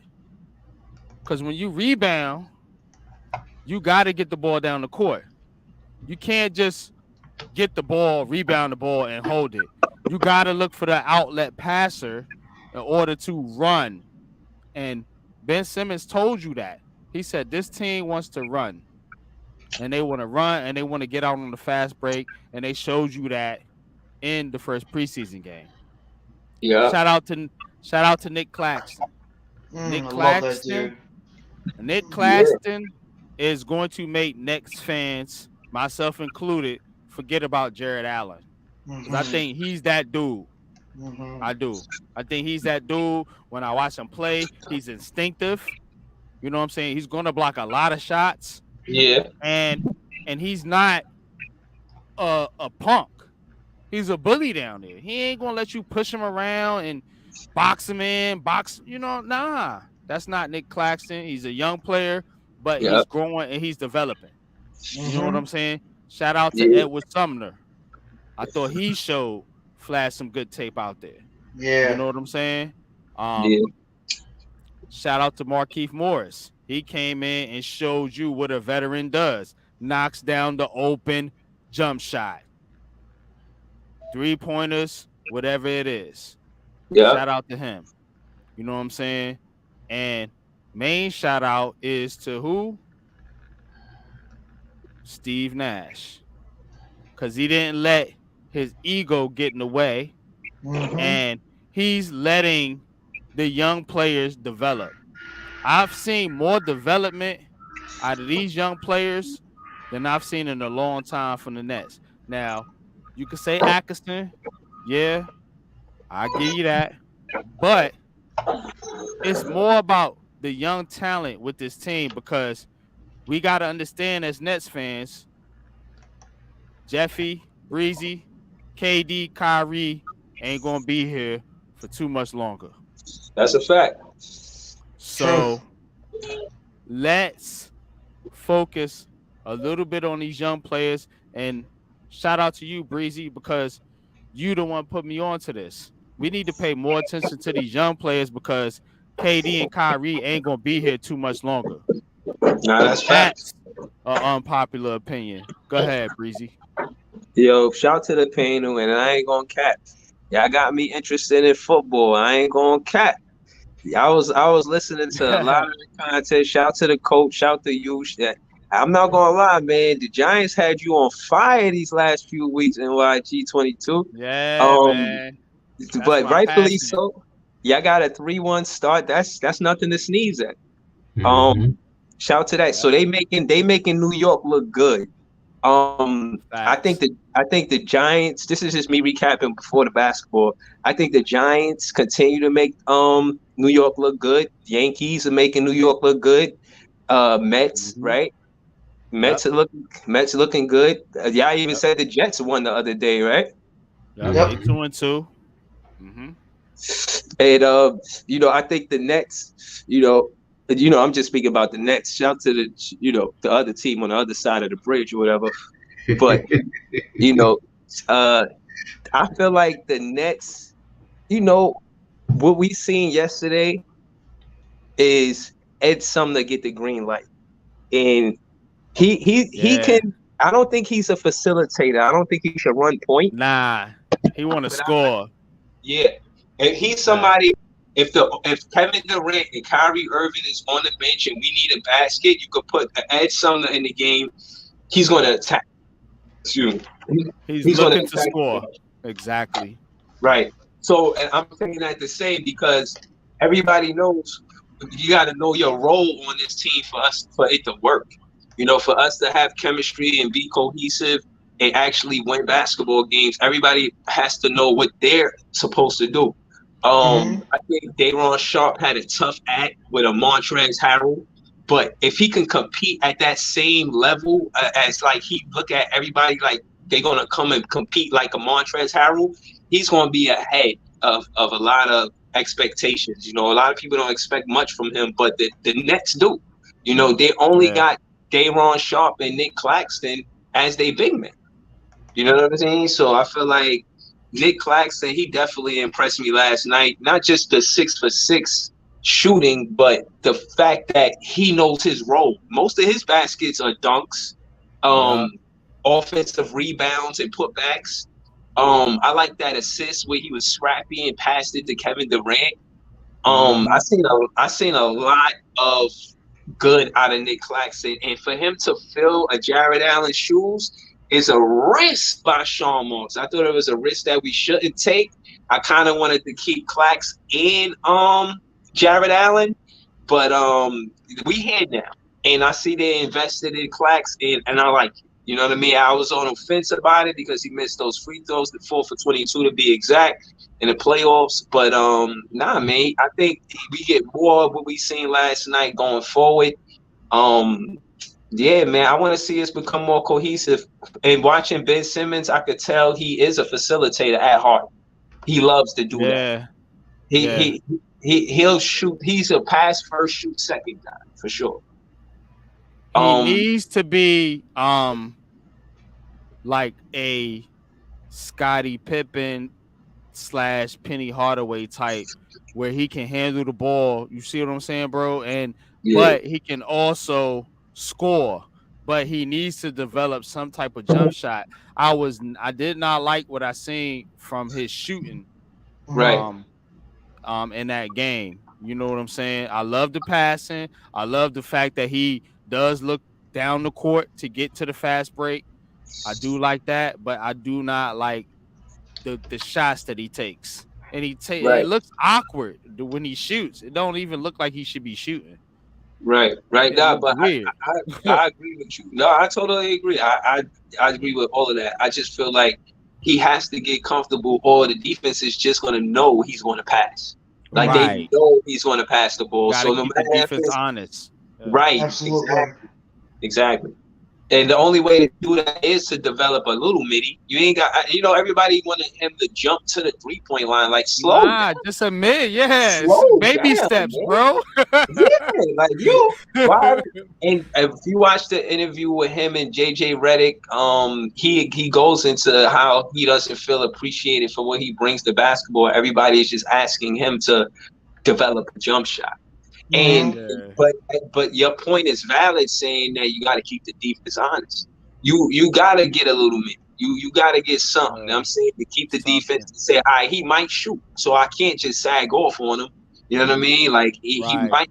Yeah, if he could do that, I think that yeah, we're gonna be an excellent team, man. I predict us getting a lot of wins too. I'm anxious to see how we bounce back and play in Miami. I mean, play Miami at the Barclays. Yes, absolutely. Mm. So yeah, man. What's your take on this, coach? I'll let Coach go, man. The Knicks actually won, so you can speak on Hmm. the Knicks if Well, I'm gonna Uh-oh. start with. you know I'm what I'm gonna, saying. Because out of I do respect, I'm want you going to Brooklyn. but I do want you to speak on the Knicks because you know the Knicks is part of this Heart of the City podcast, Hmm. and um I got some things to say about the Knicks myself. So go ahead and Well, talk Knicks or talk Nets, or you could talk both. Go ahead, I'm gonna give you the I'm gonna floor. I'm gonna talk both. As far as the Nets, I mean, I did tune in just a little bit just to peek because I wanted to see Simmons. And I mean, the first thing that I noticed is he was the facilitator. He was the one bringing up the ball. So, and then on defense, he was, going down low and switching out onto the wings on occasion. So, I mean, the team looks like it's starting to build into something that could be very intriguing and be very dangerous, going through the whole full context of the season. But again, like I said, I mean, I wanted to look at Simmons. I mean, KD is KD, Kyrie is Kyrie. They both look like they were just, allowing him to do him so he can get comfortable with the whole thing. Joe Harris looks like, he's coming back off of an injury, but he was out there, doing his thing a little bit. So, um, the one thing that I noticed about Claxton right off the bat, I said, "Damn, he cut his hair." That's the first thing that I said. So, but I mean, I didn't stay with it to see the full game, so I couldn't talk to you about the rest of the guys. I mean, I did want to see Morris a little bit, but I just said, all right, what happened yesterday? I got distracted by I had a phone conversation. That was one of the first things. So, um, but I think definitely you guys have something that you continue to build.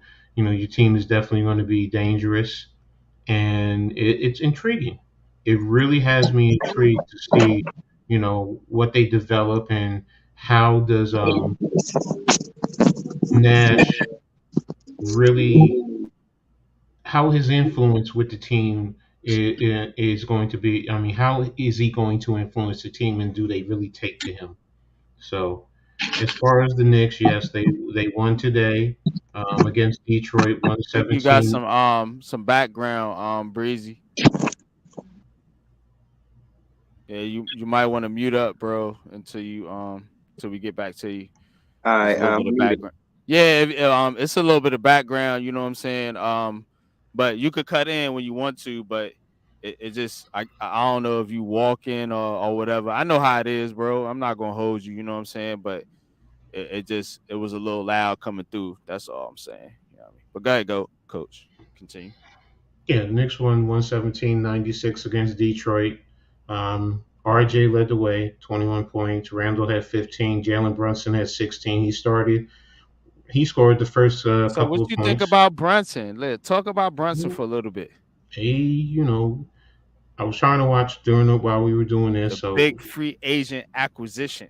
he's he's going to control very well. I mean, the guys were, they were deferring, and he was getting guys in the right positions in the right spots. Okay.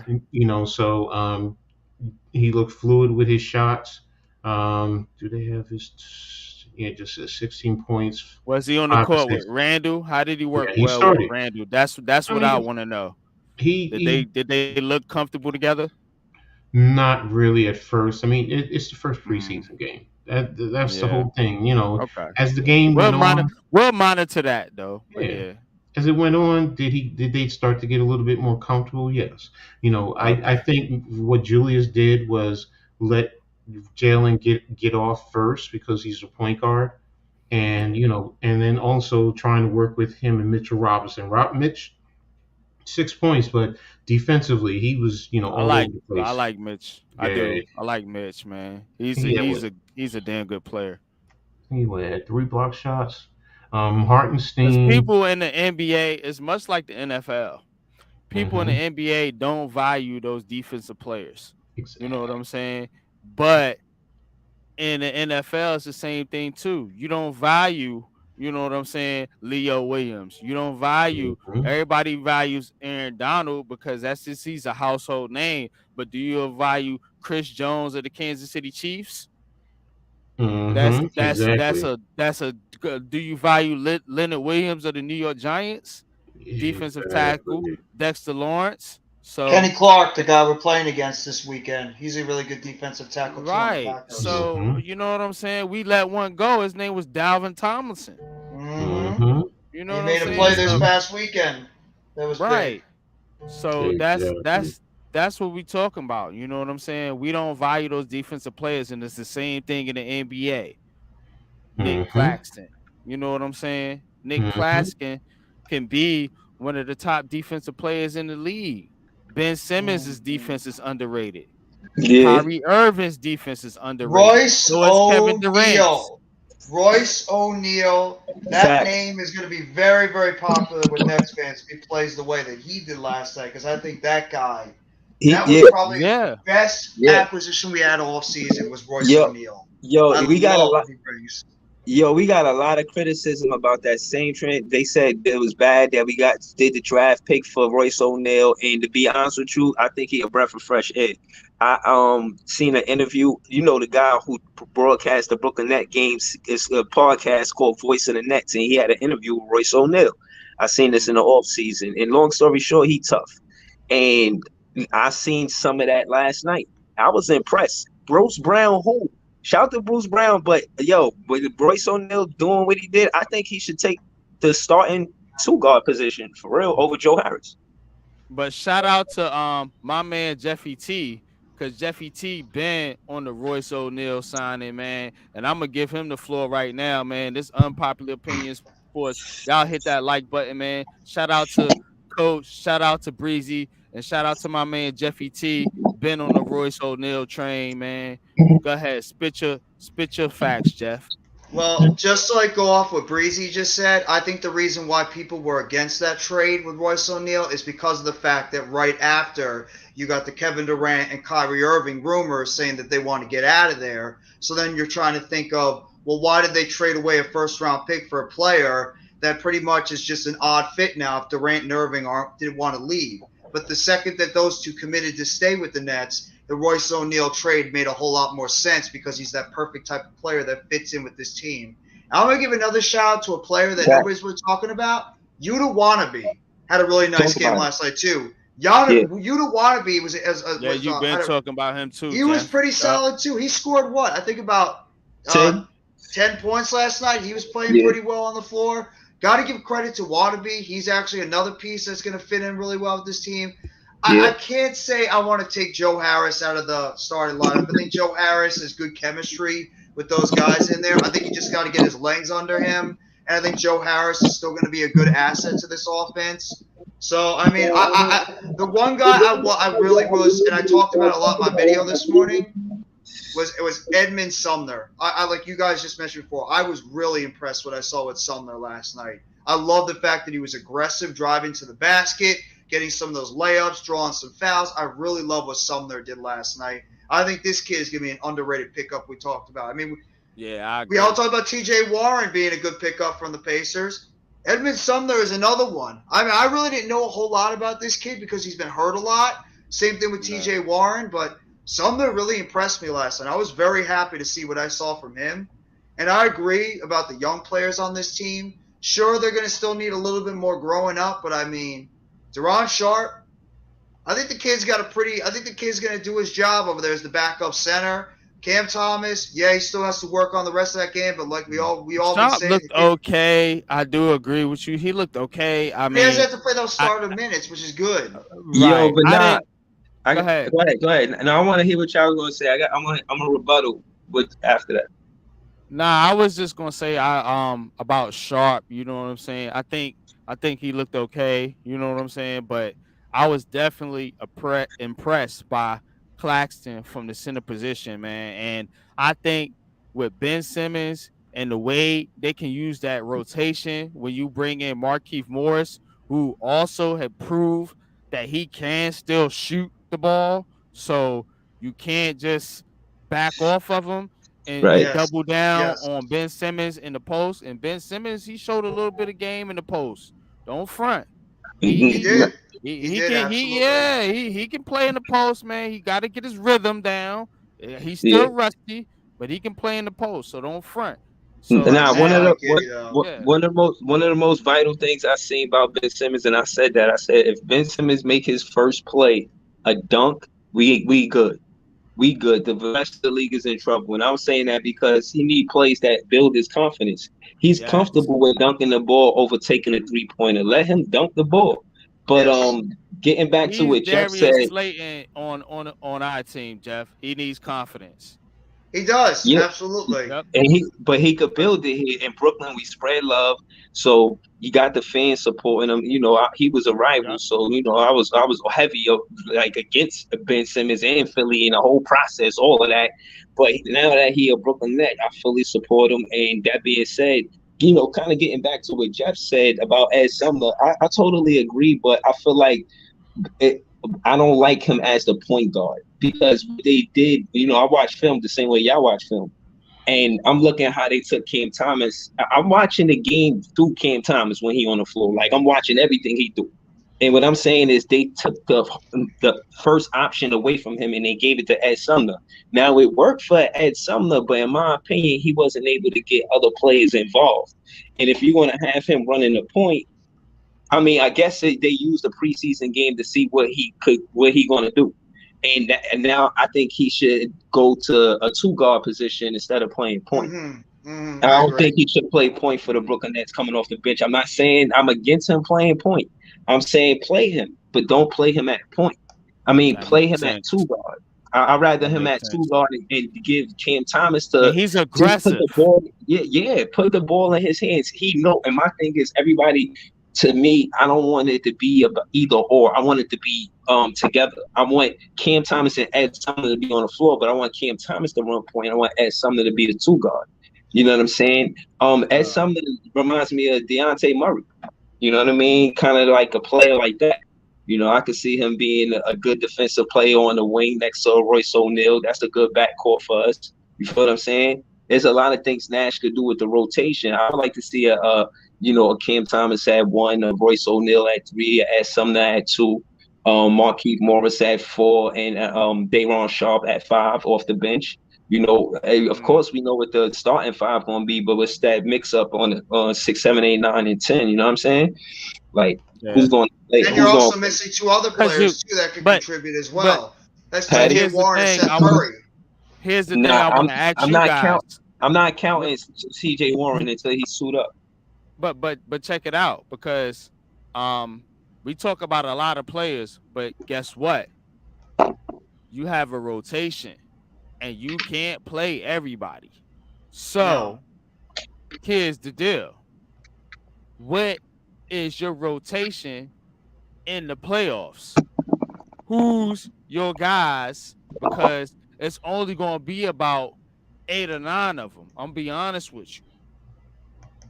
That's the question I want to ask you, Breezy, and you, Jeff. That's a I'm gonna good be honest. question. I'm gonna be honest. I thank you for the light snack. It's really easy work. The truth is that all of these players, again, the MO of this season is the owner to the last player on the roster. They all got something to prove. The answer to your question, NYG 22, won't be answered until we see the regular season. In my opinion, Mm-hmm. Cam Thomas should have got playoff time because he had 2 game winners, one versus the Knicks, where they made the historic comeback after being down by 28, and he scored 16 in the fourth quarter and iced it with Grimes with a Ooh. clean step back in his face. You know what I'm Yeah, that saying? was And pretty I'm saying, satisfying. yeah, shout yeah, out yeah. to who run. Shout out to who run the city, man. Shout out to who run the city. Yeah, shout Go out to ahead. Tea Time. Shout out to me. It's who Yeah, run the city 7 to 9 p.m. 8 love o'clock that call up. podcast. Love Yeah, that show, man. yeah, man. On Friday, man, call up, man. NYG, he pulled up a few times, and again, it's funny because NYG, he professional, and a lot of times, but it's a debate show. Like we here, we talking, and this is why I love coming in because it's the heart of the city. But we Facts. over there, I debate, I stir a pot. You know what I'm saying? But just Brooklyn net basketball. I like Nash having the obligation of stepping up. Everybody got that. You got to step up right now. You know what I'm saying? And the fans see the potential. But to answer your question, and I'll land this plane. I want to hit with Jeff. What Jeff gonna say? Yeah, I want to see whoever earned the minutes, whoever deserved the minutes and earned it in the regular season, get those minutes in the playoffs. Because Cam Thomas, LaMarcus Aldridge, Blake Griffin deserved minutes versus in that Boston series, and they didn't get it. And both Blake got it, but at the end, Patty Mills definitely deserved more minutes in that Boston series, and he didn't.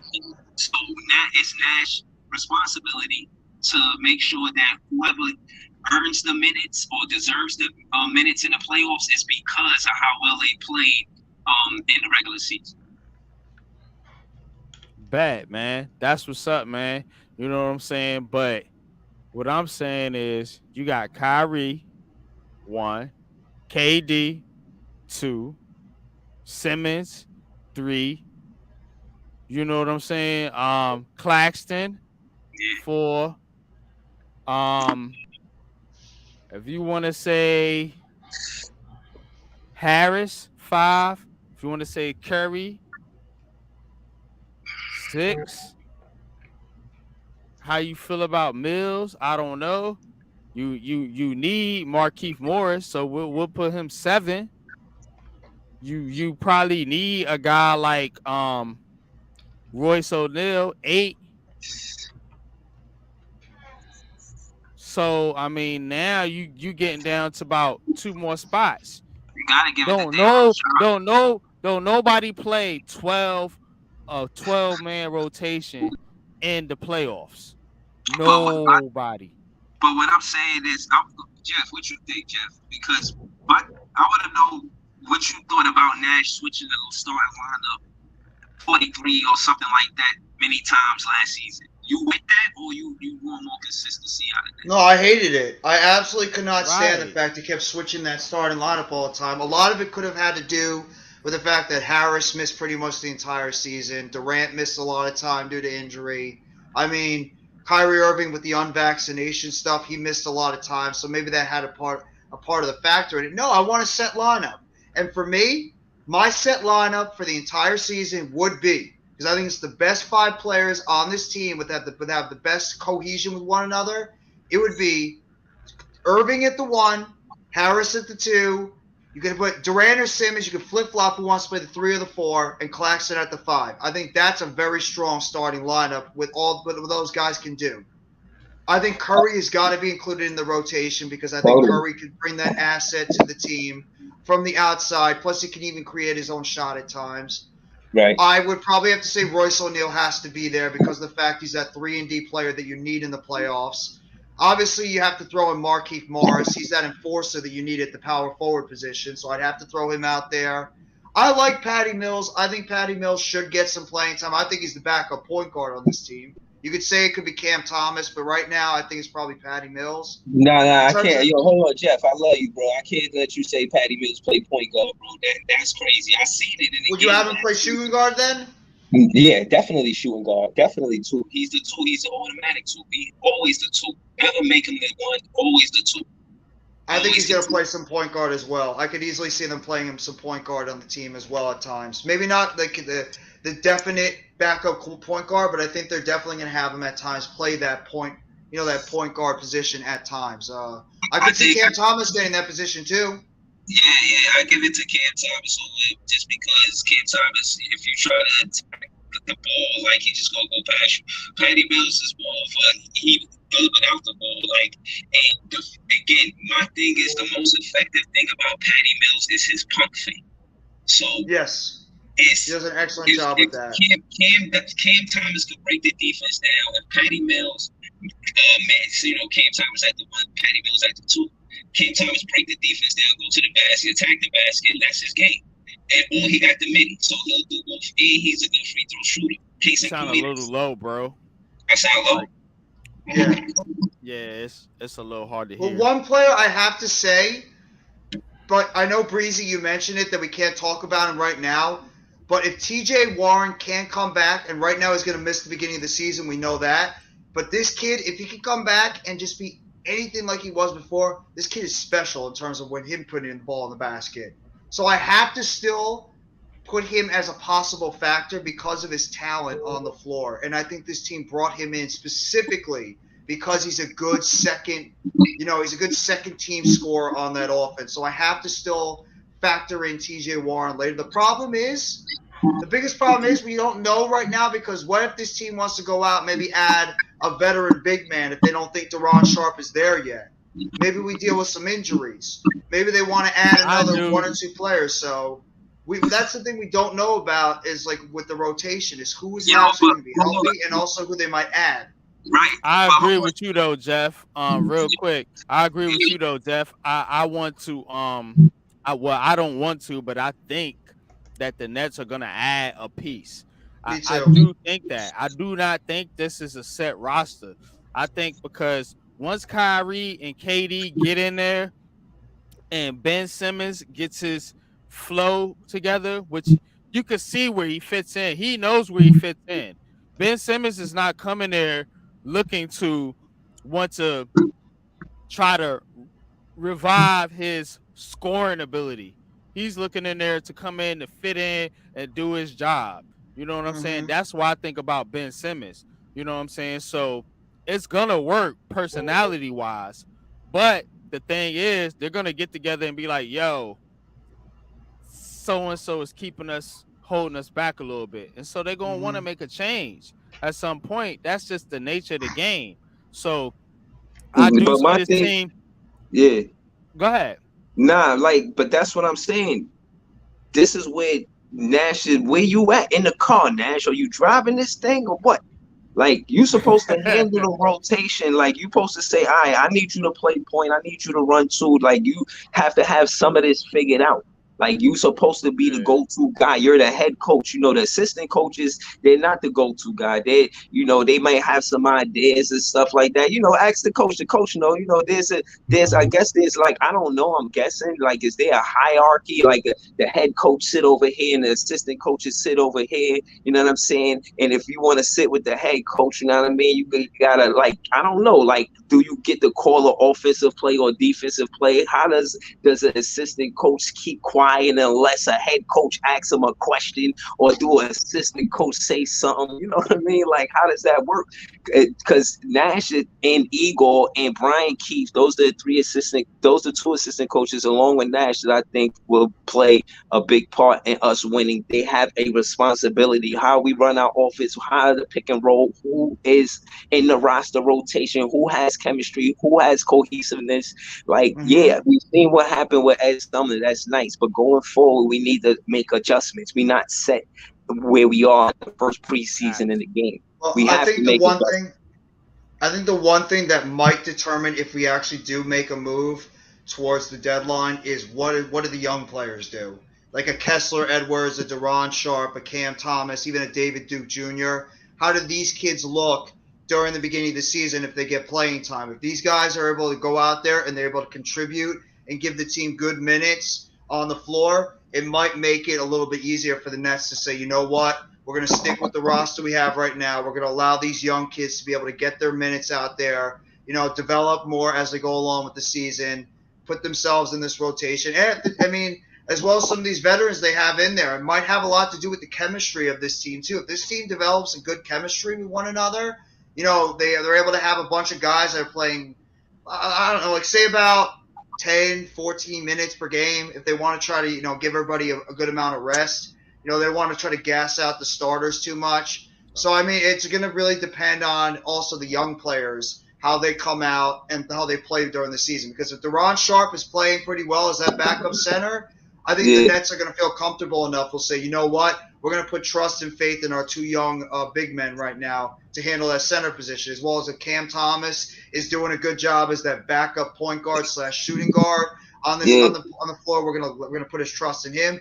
I even think a guy like Kessler Edwards could be a guy because he got some playoff minutes as well. I think they really like what Kessler Edwards can do because he's another 3-and-D guy. Yeah, to add to what you said, Jeff, he came out of college averaging 17 points per a game. You know what I mean? So he can score. But again, Hmm. role wise, they didn't give him that role. Now that being said, getting back to what you said earlier, just to add to it, teammates and chemistry. Nick Claxton, Joe Harris, right? They Hmm. they've Hmm. been teammates for like 3 years, right? Yeah, the Three, four longest years. tenure Nets. Right. They're the longest tenure Nets, and they've been the teammates the longest, right? So Hmm. then we got the second year guys with Cam Thomas, DDJ, Dayron Sharp, and Kessler Kessler Edwards. Edwards. Yeah, Right. So they got experience in the summer league together. You feel what I'm saying? hmm, They was playing in the summer league absolutely. together. So I'm just saying there is chemistry on the team between groups. And I think it's up to the coach. It's their responsibility to say, okay, these groups play well together. This is how they can mix up the roster and make it make sense. You know what I'm saying? Rotation wise. You know what I mean? Absolutely, I agree with 100% on that take too. You might as well keep the players together that actually have a good feel with one another from playing with one another. It's like what we talked about with football. Why a guy like Darius Slayton has a good chemistry with Daniel Jones is because they played with one another when they were on the second team during that first year when both of them were rookies. Facts. You develop that chemistry with one another from playing with one another in the summer league or whether it was in preseason. So So yeah, I would absolutely love to see something like that. let's let Coach get in here real quick, man. Coach, what do you got to say about this?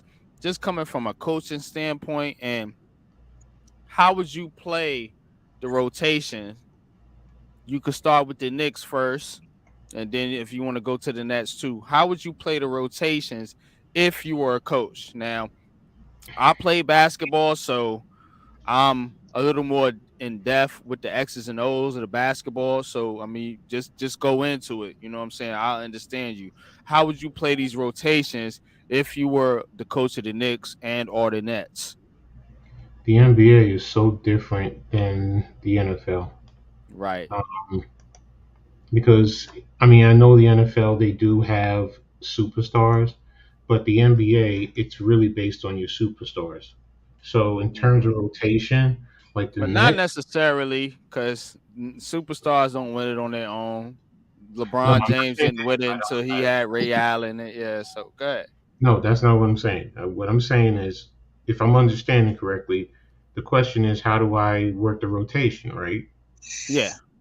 Okay, so it is based off of the superstars in the NBA if you have them. If you don't have them, then you work with what you have. But the Hmm. situation with the Nets, who's going to get the bulk of it? Right off the bat, it's going to be Kyrie and KD.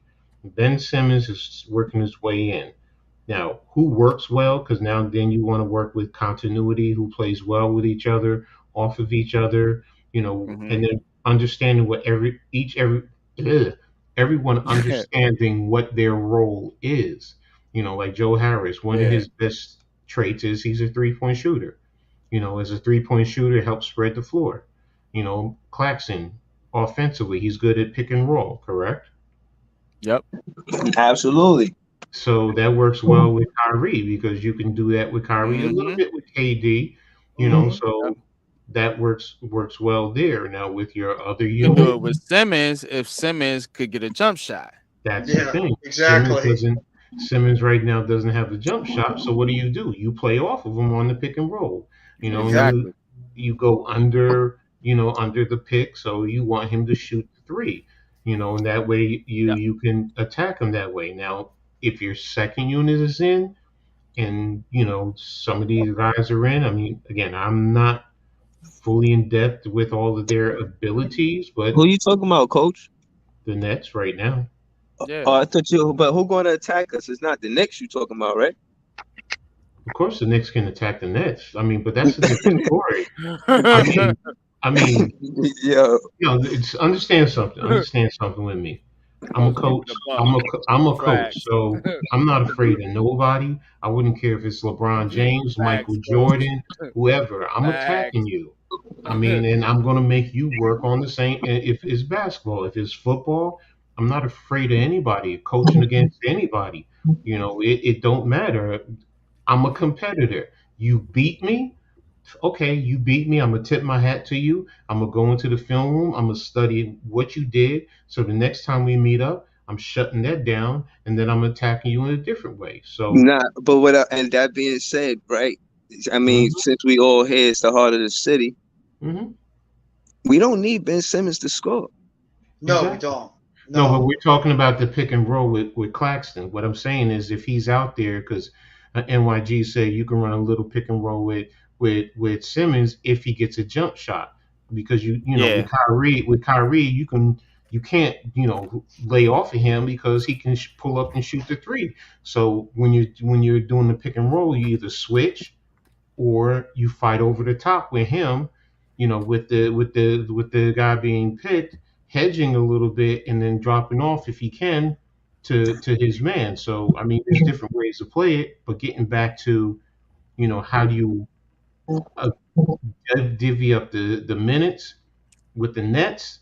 Sorry, the most ones who are going to be getting the most right now are Kyrie and KD.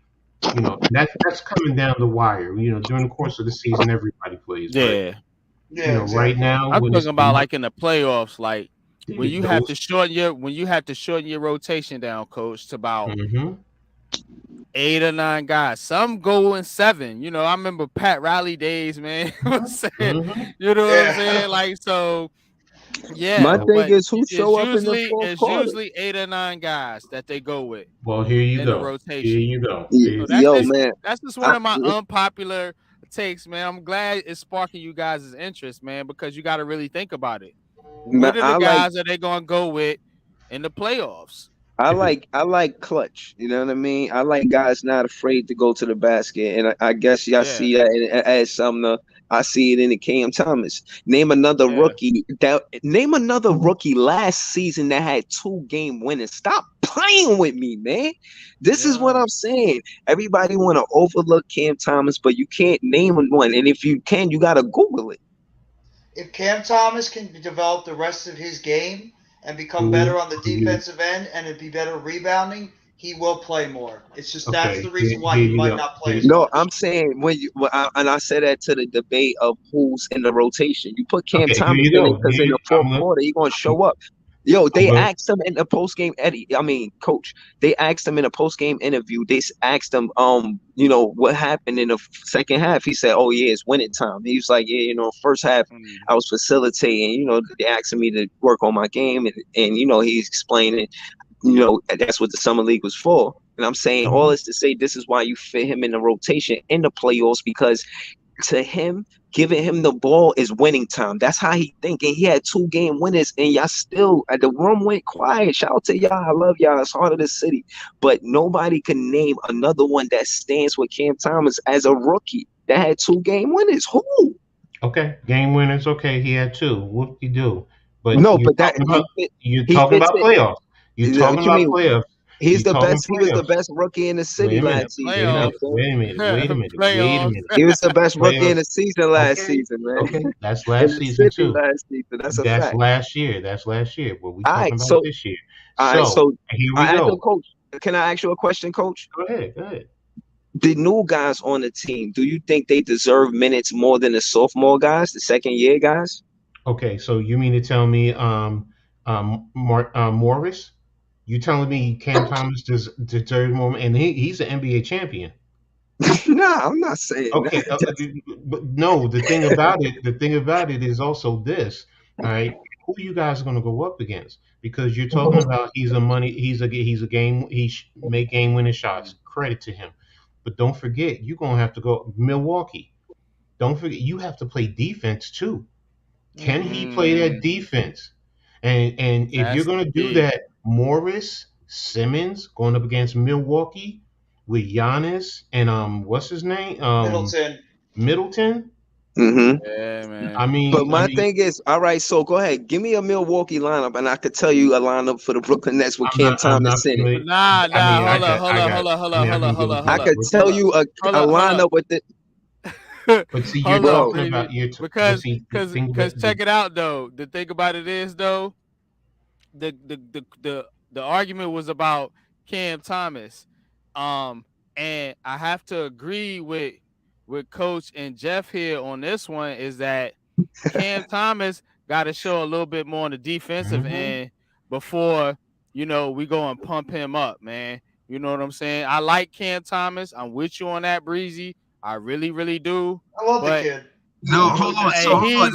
he's Let me definitely gotta pull up because you can't just put a guy in there for scoring, listen. especially in the fourth quarter. Listen. Remember. Especially in the fourth quarter. All Go right. ahead. So remember, the root of the conversation was the rotation and why who should make the Yeah. playoff moves, right? So I'm saying that to say he had 2 game winners, and y'all saying, well, he don't have defense. I'm saying, in contrast, Ben Simmons, they surround Ben Simmons and shooters to complement his game.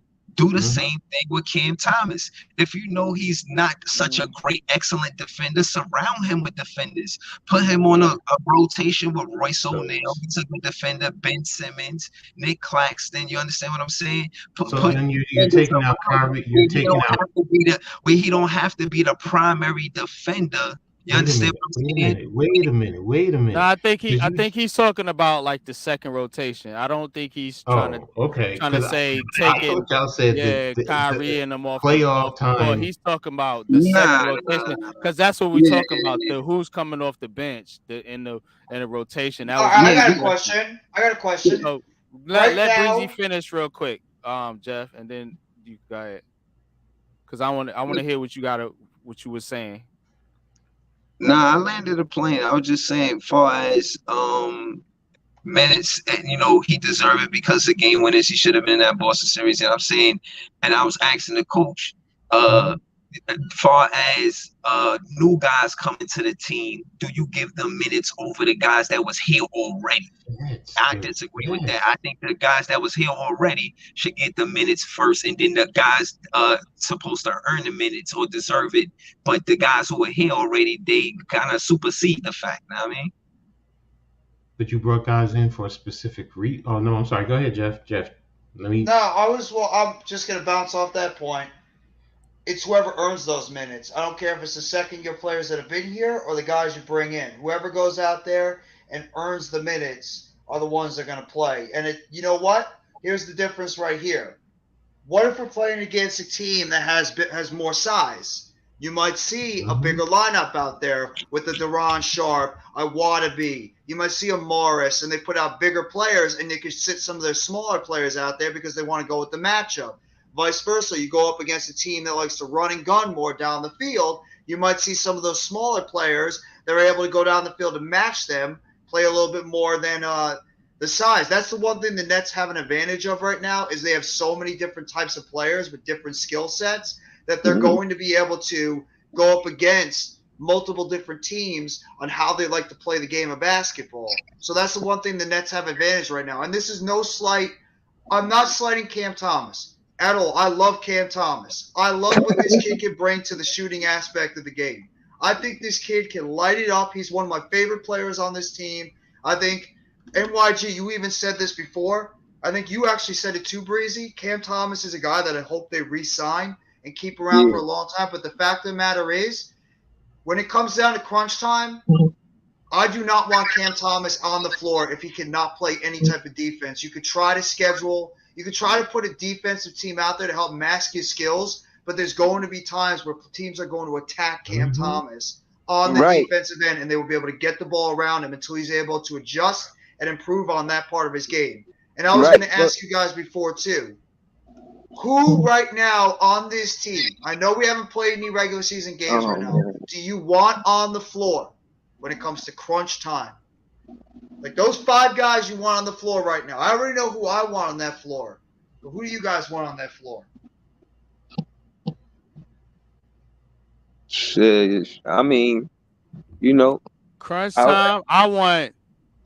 I'll be honest with you. I want Kevin Durant, Kyrie Irving, first and foremost, obviously. I want a guy like Markieff Morris on the court. No disrespect to Nick Claxton, but he's got to earn those stripes. You know what I'm saying? So I'd rather roll with Morris, Durant, Simmons, Kyrie, and I guess whoever got the hot hand between Harris and Curry. Yeah. That's who I'm rolling with. You know what I'm saying? And we'll see if some of those other guys can step up. But that pick and roll with Curry is mean, bro. That pick and roll is nice. And he played ball with Ben Simmons. That's the advantage the Nets got. Yes, they Is did. Mm-hmm. we have a teammate for Ben Simmons. Like, yeah, they got the Aussie connection, but he ain't never played with Patty Mills basketball for real. But he played with Seth Curry, and on a podcast I seen they was talking about how he for like 3 years was the leader in 3-point assists. You know what I mean? Setting up Ooh, Colemas and Curry and whoever else, whatever. yeah. Mm-hmm. You know what I'm Okay. saying? I'm just saying that to say you surround him with shooters because that's the strength of that player, and you got to know his role. That's why I was asking him. Right. You know what I'm saying? And that's why I was cooking Knick fans for like last season because it seemed like Tommy T didn't know what to do with the players. Know what I mean? But whatever. You know what I'm saying? I just feel like That's a fact though, man. Let me ask you a And question. we talking. Go ahead, coach. Jeff, what do you consider crunch time?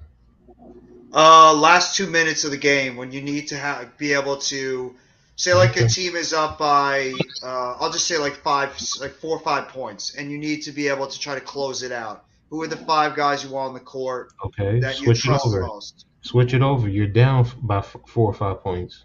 That too. Okay. This is the 5 guys I want on the floor right now. If I Okay. had to pick, I'm listening. I got I you. I want got you. Mm-hmm. I want Ben Simmons, Kyrie Irving, Kevin Durant, Markieff Morris, and Royce O'Neal, because I want defense on that floor. I want guys that are going to be able to make stops, and then you have your guys out there that can be able to put the ball on the basket. And I have a feel though that I think would be one of the strongest lineups we could put out there in terms of a defensive style of the basketball game, whether we're up or down. Because I love what Royce O'Neal, I think, is going to be a guy that's going to play in a lot of those crunch time minutes because of the fact he can score from the outside, and he's a great wing defensive player. So I think he's going to get minutes in that aspect towards the end of the game. I would probably say Markieff Morris too, because of the fact that he's that enforcer down low, and you need a guy that's going to be able to, force, he's going to be able to play that aggressive style of a game, and hopefully, obviously, you don't want him to get into foul trouble or anything, or like commit some dumb fouls because he's played too aggressive. But I think Markieff Morris is that enforcer you'll need towards the end of the game, and obviously And he can hit Simmons, the Durant, three. Marquise Morris can hit the three too. he Okay. can hit Now, the three. based He off of that showed that lineup, in two yeah. things. Two things. Number one, um, isn't Simmons a problem foul wise that he's a bad foul shooter? He's just a bad shooter, man. I mean, Okay. you just gonna have to No. you Okay. have to No. work around that, yo. No. Okay. That's fine. But And now, he didn't look like he got any better. I'm gonna be honest with you. No, now, he's just about the now, same. in that situation, Jeff and Okay. YG Breezy, you guys are in the playoffs and you're going up against Philadelphia. Mm-hmm. Out of that lineup, who you sticking on Embiid? I'd Because probably you put know Simmons on him. you Probably asking put you asking Simmons. me if you any of asking you. me, if you asking me if we playing two guys on MB, we denying him the ball first and foremost. First and foremost, we giving you a hard time. The same thing that Boston did to KD, we gonna do to MB. We Okay, gonna so we gonna we you know what Philly's going to do because they're gonna put three on one side and they're just going to go 2-man game with Harden and Embiid. Now how you gonna double that? nah, I don't. My thing is, I ain't worried about Harden. He got to prove something. He's notoriously cold in the playoffs. But Yeah, One for guy I will real. say I'm a little bit I'm worried not. about is I am worried Maxey. about Embiid I I'm though. worried I about rather I Maxey. Maxie rather looked good I too. rather He focus. did. I rather defensive scheme focus on Maxi, making Yes, I'm sure worried you about make it Maxey. difficult, play him full court press from the soon as he get the ball, play defense on him like Wear him Dre Duck down. Alvarado Right. did to Chris Paul Yeah. last playoffs. Wear him down. okay, you Get say him tired. full court pressing. You know what the smart move would be? Take the ball out of his hands and put it in. I get what you're saying about Harden, but you still have to respect that game. No matter Mm-hmm. what you say, you may But not like like him. Breezy said, when you full court press, you know what I'm saying? You are Who's going going full to court get the press? guy to you're gonna get the guy to get the ball out of his No, hands no, I because get you that, yeah, get that, but think about your lineup. I'm going based on your lineup. Hmm. Who is Kyrie gonna press Maxey or is he gonna press Harden? Because you said That's full not my court press. lineup. That That wouldn't was even that be was my that was lineup. my I lineup. didn't have Curry in there. I said whoever No, I had the didn't have hot No, Curry either. hand. no, Yeah. you Yo, Curry. my Yeah. lineup versus Philly would be I have Ben Simmons the one playing full court press on Maxi. You play defense on him. Make it Because difficult for him Ben to even Simmons can play. Yeah, he can play any play. position. Okay. Right there, we slowing all that up. All of that Right. stuff Maxi be He, doing, he gonna Talk still about it. get his shit off, but it ain't gonna be easy for him. Like he cooked us the other night. He had like it was ridiculous. I ain't even going into stuff. But but I'm just saying the fact is, you put Ben Simmons in on a situation like that because that's his game, and you're not asking Ben yeah, Simmons to do something yeah, that he don't do. yeah. And even though he's not an offensive threat, the fact that he could slow down a Maxi, you keep talking about Okay, Harden. that's fine. Harden No, gotta no, no, no, prove no, something. no, no, no, no, no, no, Harden no, gotta no. prove something, bro. No.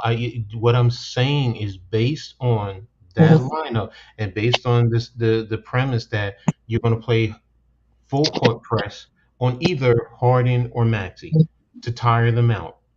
And did I understand that correctly? Yeah, it's not to Okay. yeah to stop the pick and roll between Harden. I mean between Embiid and Maxi. I think Okay. that's the biggest threat, and by then you could get a shooter like So Kormaz open. So yeah, we got to make it difficult. So we taking seconds off the clock by full court pressing them for them to get in a set. You know what I'm okay. saying? So So yeah, when you do that and you put Simmons on Maxey, who's going to defend Embiid then? Because you Nick, still have to defend him down low, nah, even I'm if putting he's Nick going. Claxton on him.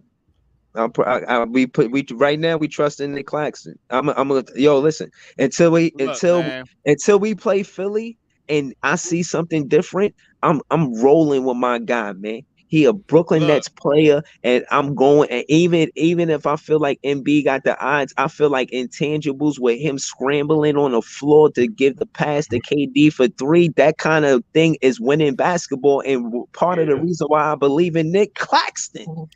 I don't care Okay. who is first, Embiid or anybody else. As long as he got that intangible, we could beat anybody. I put Royce O'Neal out there on the outside too because I think he'd be another guy that you could be able to defend on the full court. So that's another That's a guy I would throw team out there is game. Royce O'Neal. It's a team game, and I'm not necessarily putting one guy on a guy like Joel Embiid. You got to be smart on the Hell no. basketball court. You know No, what Facts. I'm saying? exactly. So you got to know when to double team. Yeah. You know what I'm saying? And you got to know when to rotate on Mhm. defense. My thing is like lineup wise, we win because we got Royce O'Neal. You put Royce O'Neal on core mines, right?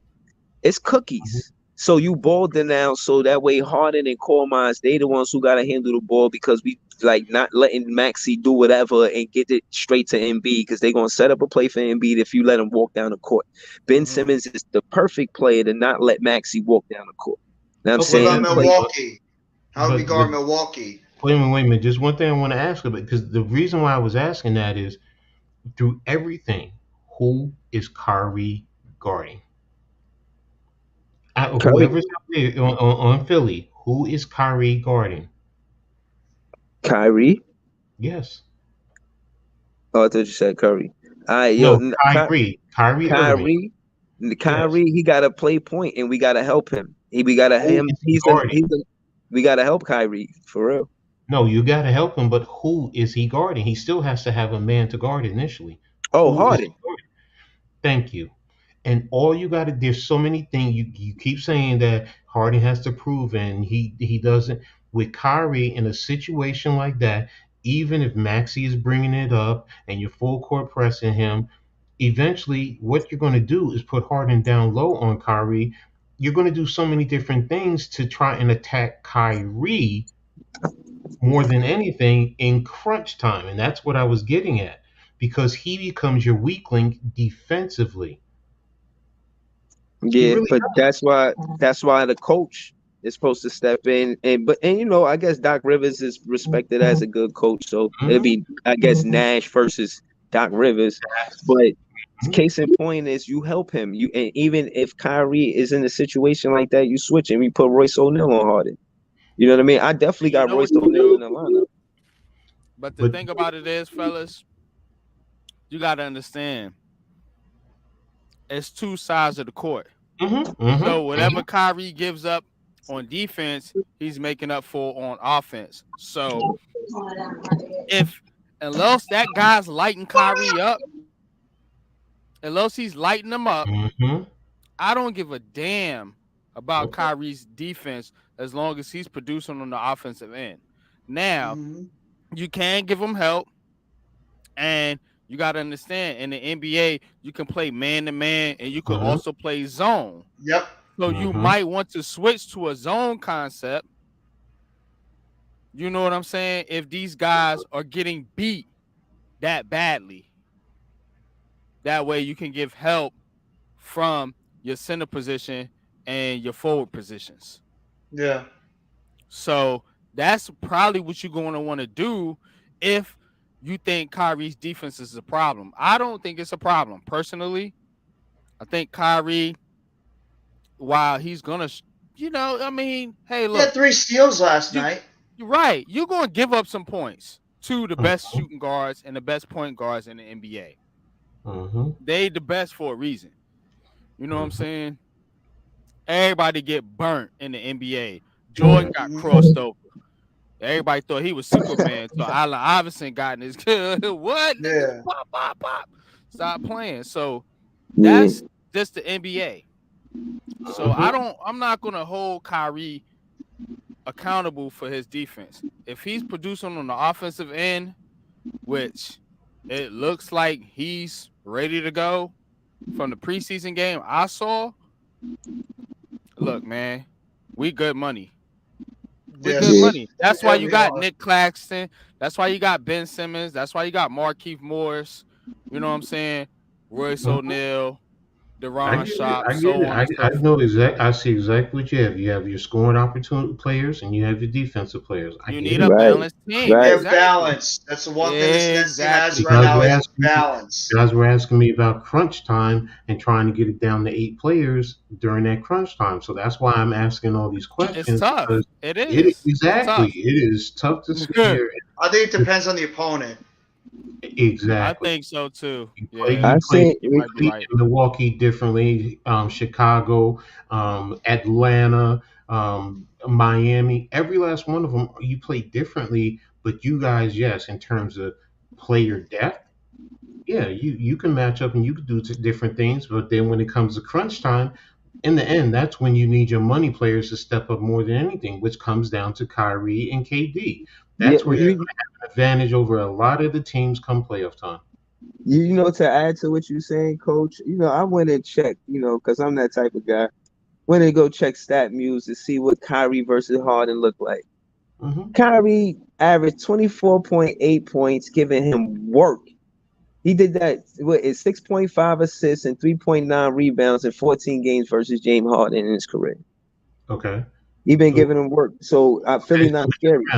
I'm saying that to say Philly not scary. I could give you 76 reasons why we could beat Philly. No, that's fine. You said Kyrie gave him that work, but Philly not okay. scary. No. Just like That's you like said, a little bar right there on the left. just like he dropped 32 on him. Okay, and what did Harden do on him? Like we said, it doesn't matter on the defensive side as long as he's. So what is it on the other way? It's probably a mad free throws.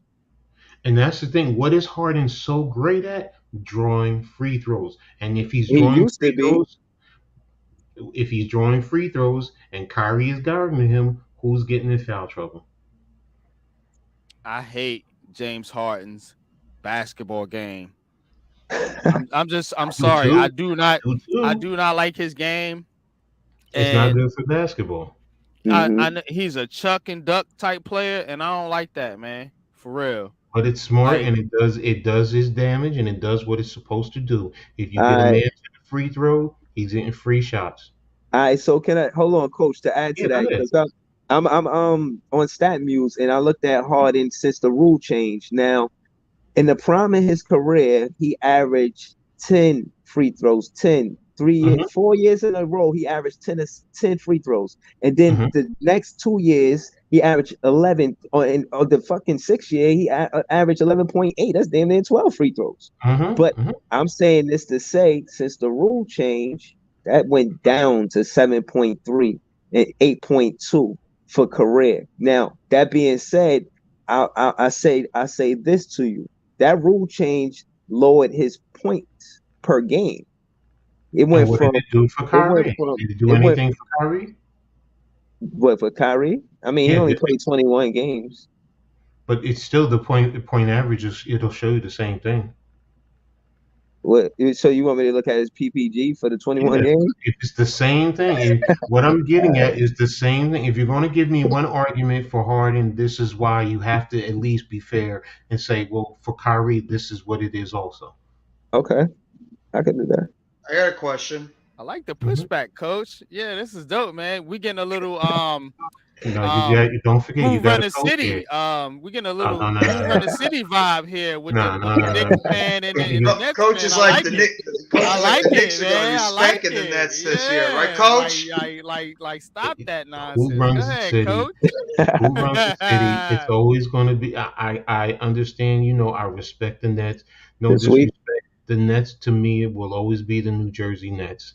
I don't care what none of y'all That's say. fine. Y'all can be Brooklyn, whatever. Ooh. It's a New Jersey team. That's why the Knicks will always run New York City. Yo, And can I cook? yeah, go ahead. Give me the All right, numbers. so this is I call this a rotisserie. You sometimes I bake, sometimes I souffle, Mm-hmm. but Mm-hmm. this is a rotisserie. You know what I mean? Mm-hmm. Now I'm reading a book called Rick Laughlin, the T-Neck to Brooklyn, and they explain the reason why the Nets have all of this trouble with moving from place to place is directly because of the Knicks and the tax they put on us with the merger for the ABA to the NBA. Mm-hmm. We tried to give Ooh. them Dr. J Mm-hmm. to Mm-hmm. erase the debt with Mm-hmm. 4.8 million. They rejected it to just to break up our championship team. See, Exactly. they never wanted us to play in the city, so now that we Exactly. run it, they love to talk You history don't lessons. run it. It's not that you don't run it. You're winning. I will respect that. You guys are winning right now, but you don't run the city. There's a difference. All right, so my perspective is like when I say we run the city, I mean since I started the podcast, we ain't lose a game. That's 2 seasons in a row for one. For two, Uh-oh. when it come down to home games, we protect home more than y'all. For three, Y'all have the a better reason squad than the me. reason the I can't argue that. I will Shout out to never argue that. Levan still in the chat, yo. I will never Shout out argue Levan, any of man. this. You guys, the last couple of years have been running, especially since you've had Kyrie and KD. I love Derek In your Coleman. theory, Oh you're yeah. running the Hold city up, real because you're quick, winning. y'all. Hold up, real Yeah, quick. We got to shout out, man. My yeah. homie, man, still I in thought the you were chat, asleep, Levan, bro. with the yeah, first shout out pick to in the LeBron. 1990 Mm-hmm. NBA NBA draft. The New draft. Jersey Nets select Syracuse forward Derek Coleman. That's the dude Remember that made me a Coleman, Nets yo? fan. I remember Derek Coleman going to the What up, Brendan Hit? Burning Hit and still in the chat, man. That's what's up, man. he's a Appreciate y'all Nets fan fellas, man. too.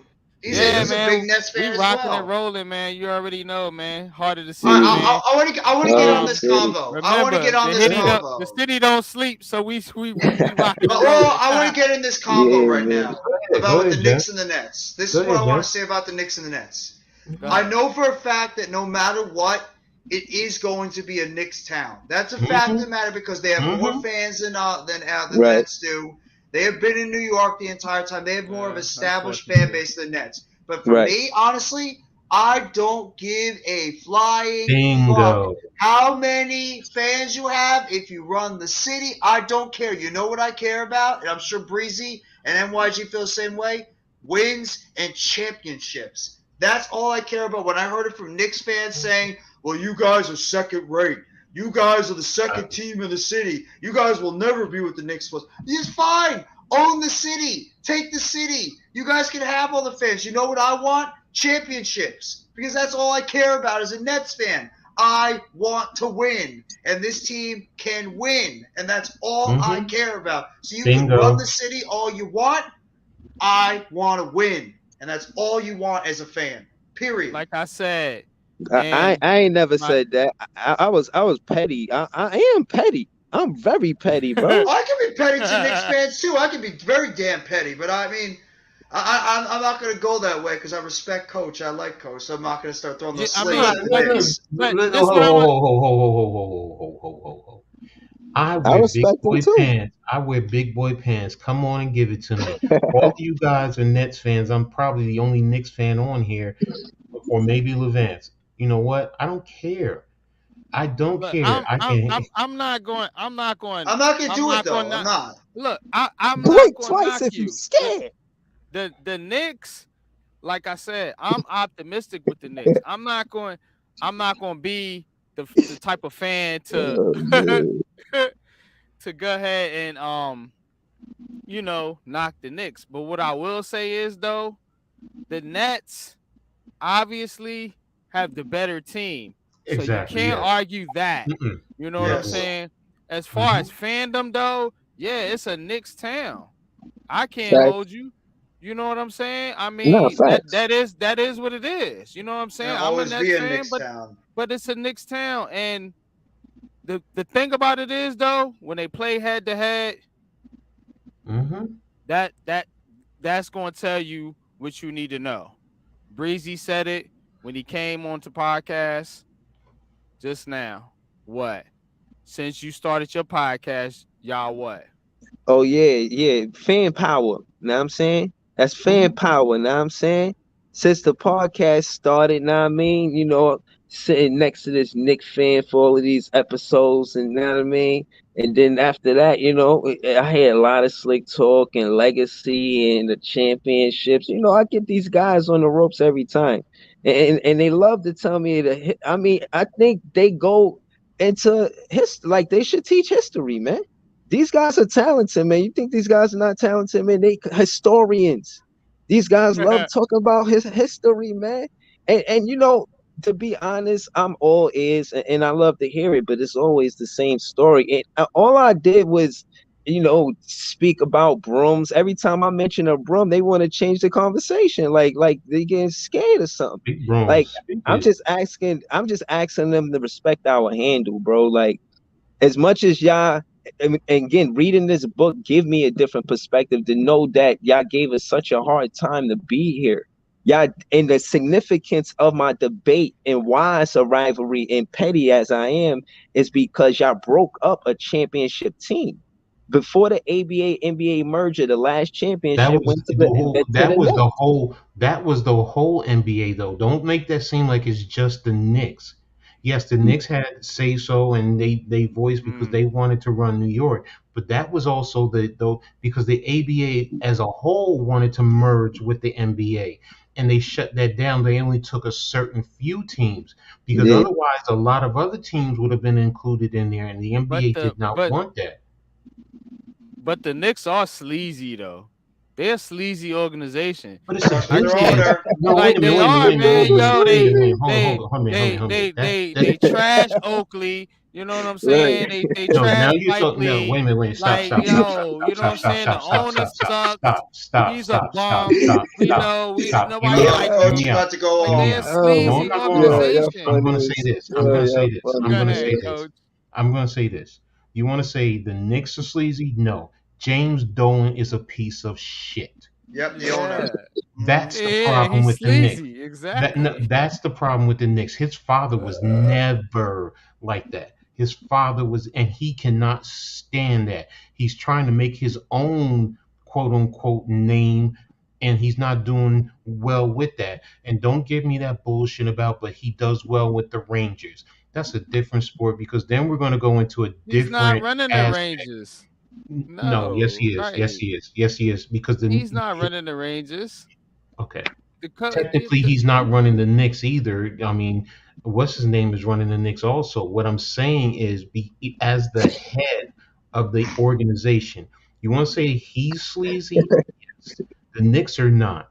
The Knicks, in terms of not wanting the Knicks per se to really be inclusive totally in New York City, that was a business move. That's any business. I'm sorry. I've seen it many years. I've seen corporate companies go into mom and pop areas, and the mom and pop tried to do whatever they could, sleazy tactics to shut out the corporate company from coming in. That's business, and that's all that was. You may not like it, but that's a fact. That's reality, and that goes on each and every day in any type of business that comes into New York City. If you're in the same type of business, the business that's already established is going to fight you. Same thing here in Jersey. You can go up and down the whole country and see. So Yeah, look at the arena that changed a million times Yo, over there. It was what Brendan Byrne, then Continental hmm Airlines, then hmm Izod Center, and then eventually hmm they moved out of there. They went to the Prudential Center for about a year or two, and then they ended up we in went to the, Brooklyn. It was a and that business was thing also then the with the state of Nets. nah, but Jersey. nah, yo, y'all make it sound so simple. I'm telling you, because I read this book, I know it's more to it. It's all because the Knicks. I lived it. I Like, yo, lived it. when I say it's all because of the Knicks, soon as the book start, they explain that the Knicks is the part of the reason What why you we said. played in Okay. Long Island and we went to Jersey because of the tax and y'all broke us. Like we went to sue. Yeah, we countersued. Wow. Like Listen, we listen, had to listen, listen, listen what you just countersue. said. Listen what you just said. It's all because of. So in other words, it's not the NBA versus the ABA trying to stop certain teams from coming in there. Yes, It's they the stopped. Knicks. Okay, if that's what you believe, I No, no, disagree. no. It's not that bro. And I'm being honest. I'm being honest. I'm reading the book right now. This is verbatim me telling you I'm reading the book and it explains that. What's to say the author is 100% factually correct? He's going to Nah, skew it towards his. What facts does he have other than you're telling me he wrote the book? What other Nick, facts? the Nick fan gonna get this work, man. Y'all Nick fans gonna get this work, man. Get what I work? can't. Get what work? Yeah, What work are you 11, saying you're going to get? 11, 9. Y'all gonna get this work, man. What I'm work are you telling talking I you, about? could On care what? less about the 11, Knicks. 9. I Wait a don't minute, care a wait a minute, damn about the wait a Knicks. minute, wait a minute. I'm enjoying this. Jeff, chill, man. I'm enjoying this. I'm enjoying this. What work are you talking about on the court? No, the- us playing y'all proving every time we play y'all every game that we run the city because we was supposed to been here and y'all stopped How it do you because run the city? y'all was scared that a How championship do team you would run take the over the city? market, How do you bro. run the city? That's All what I'm right, asking you. How? all right. Tell me how. I'm gonna answer your question Okay. because for one, we were supposed to always been here, and that's what a lot of people don't know that I know because of this book. Now that being said, we are here. We're making our presence felt. We're winning games head to head. When you talk about running the city, you're talking about the two teams in the city. And everybody that lives in the city understands the importance, not just basketball, but city games, heart of the city, all of the city teams. With the New York, when the Yankees play the Facts. Mets, that's important. You know, that's everybody know that the Yankees playing the Mets. Maybe I can't make a case for the Giants and the Jets and the hockey, but definitely the Yankees and the Mets and the I get what you're Nets and saying. I get it. I get what and you're saying. I get where you're yeah. going. I get where you're And I going. said I land a plane saying this. The Nets and the Knicks are trying to do what the Yankees and the Mets are doing, making it important, making it basketball livelier and fun and you know what I'm saying, bringing it back. We bringing that feeling back. Y'all lost it. We bring it. Like, why y'all not Okay. thanking I us, get bro? where you're going. I get where you're going. And I guess I'm kind of like Jeff, and that's the old school in me. I don't give two shits about no inter-city rivalry. I don't. In the end, it's let's be real. It's about championships. Y'all win the championships. I have to respect that and tip my hat to that. Y'all don't. Y'all gonna be in the same boat as us. Facts. Because if we don't win it and you don't win it, okay, you beat us head to head on the court. All right, whoop de doo. Y'all should because of the talent that y'all have. You know what's funny about that? You guys won that Atlanta game. The series not even over. And y'all asked for the Brooklyn Nets. So here it is. It just make me think of Oh, Blooms. Like, don't ever say y'all. Aside of the fan base, yes. Know me. Just understand me. I have a philosophy: step by step, brick by brick. right. So It's true. I'm never going to jump ahead into, oh, we beat Atlanta one game, so now let's go to Brooklyn. Hell no, you got 4 games to win. Look what just happened. I've seen it too many times all my lifetime. But I get where you're coming from. You deal with a lot of other Knicks fans who, a lot of them are delusional. They're not realistic. They don't accept the truth of the matter, the facts. I get it. I get where you're coming from. I Not come from all. like, do you remember Tupac and Cousin Lucky at the Yeah. barbecue? Yeah. I pulled up like Cousin Lucky, but they ain't treat me like that, bro. They ain't offer me no wings. They ain't no nothing. You know what I'm Yeah. saying? You know what? I get it. I get it. I get it. You feel left out, and that's where I don't. I've never have, never will. I'm an outcast. I like being an outcast. I like being different. That's me. But I get where you're coming from. I get your point of heart of the city. I respect that. Me, who cares?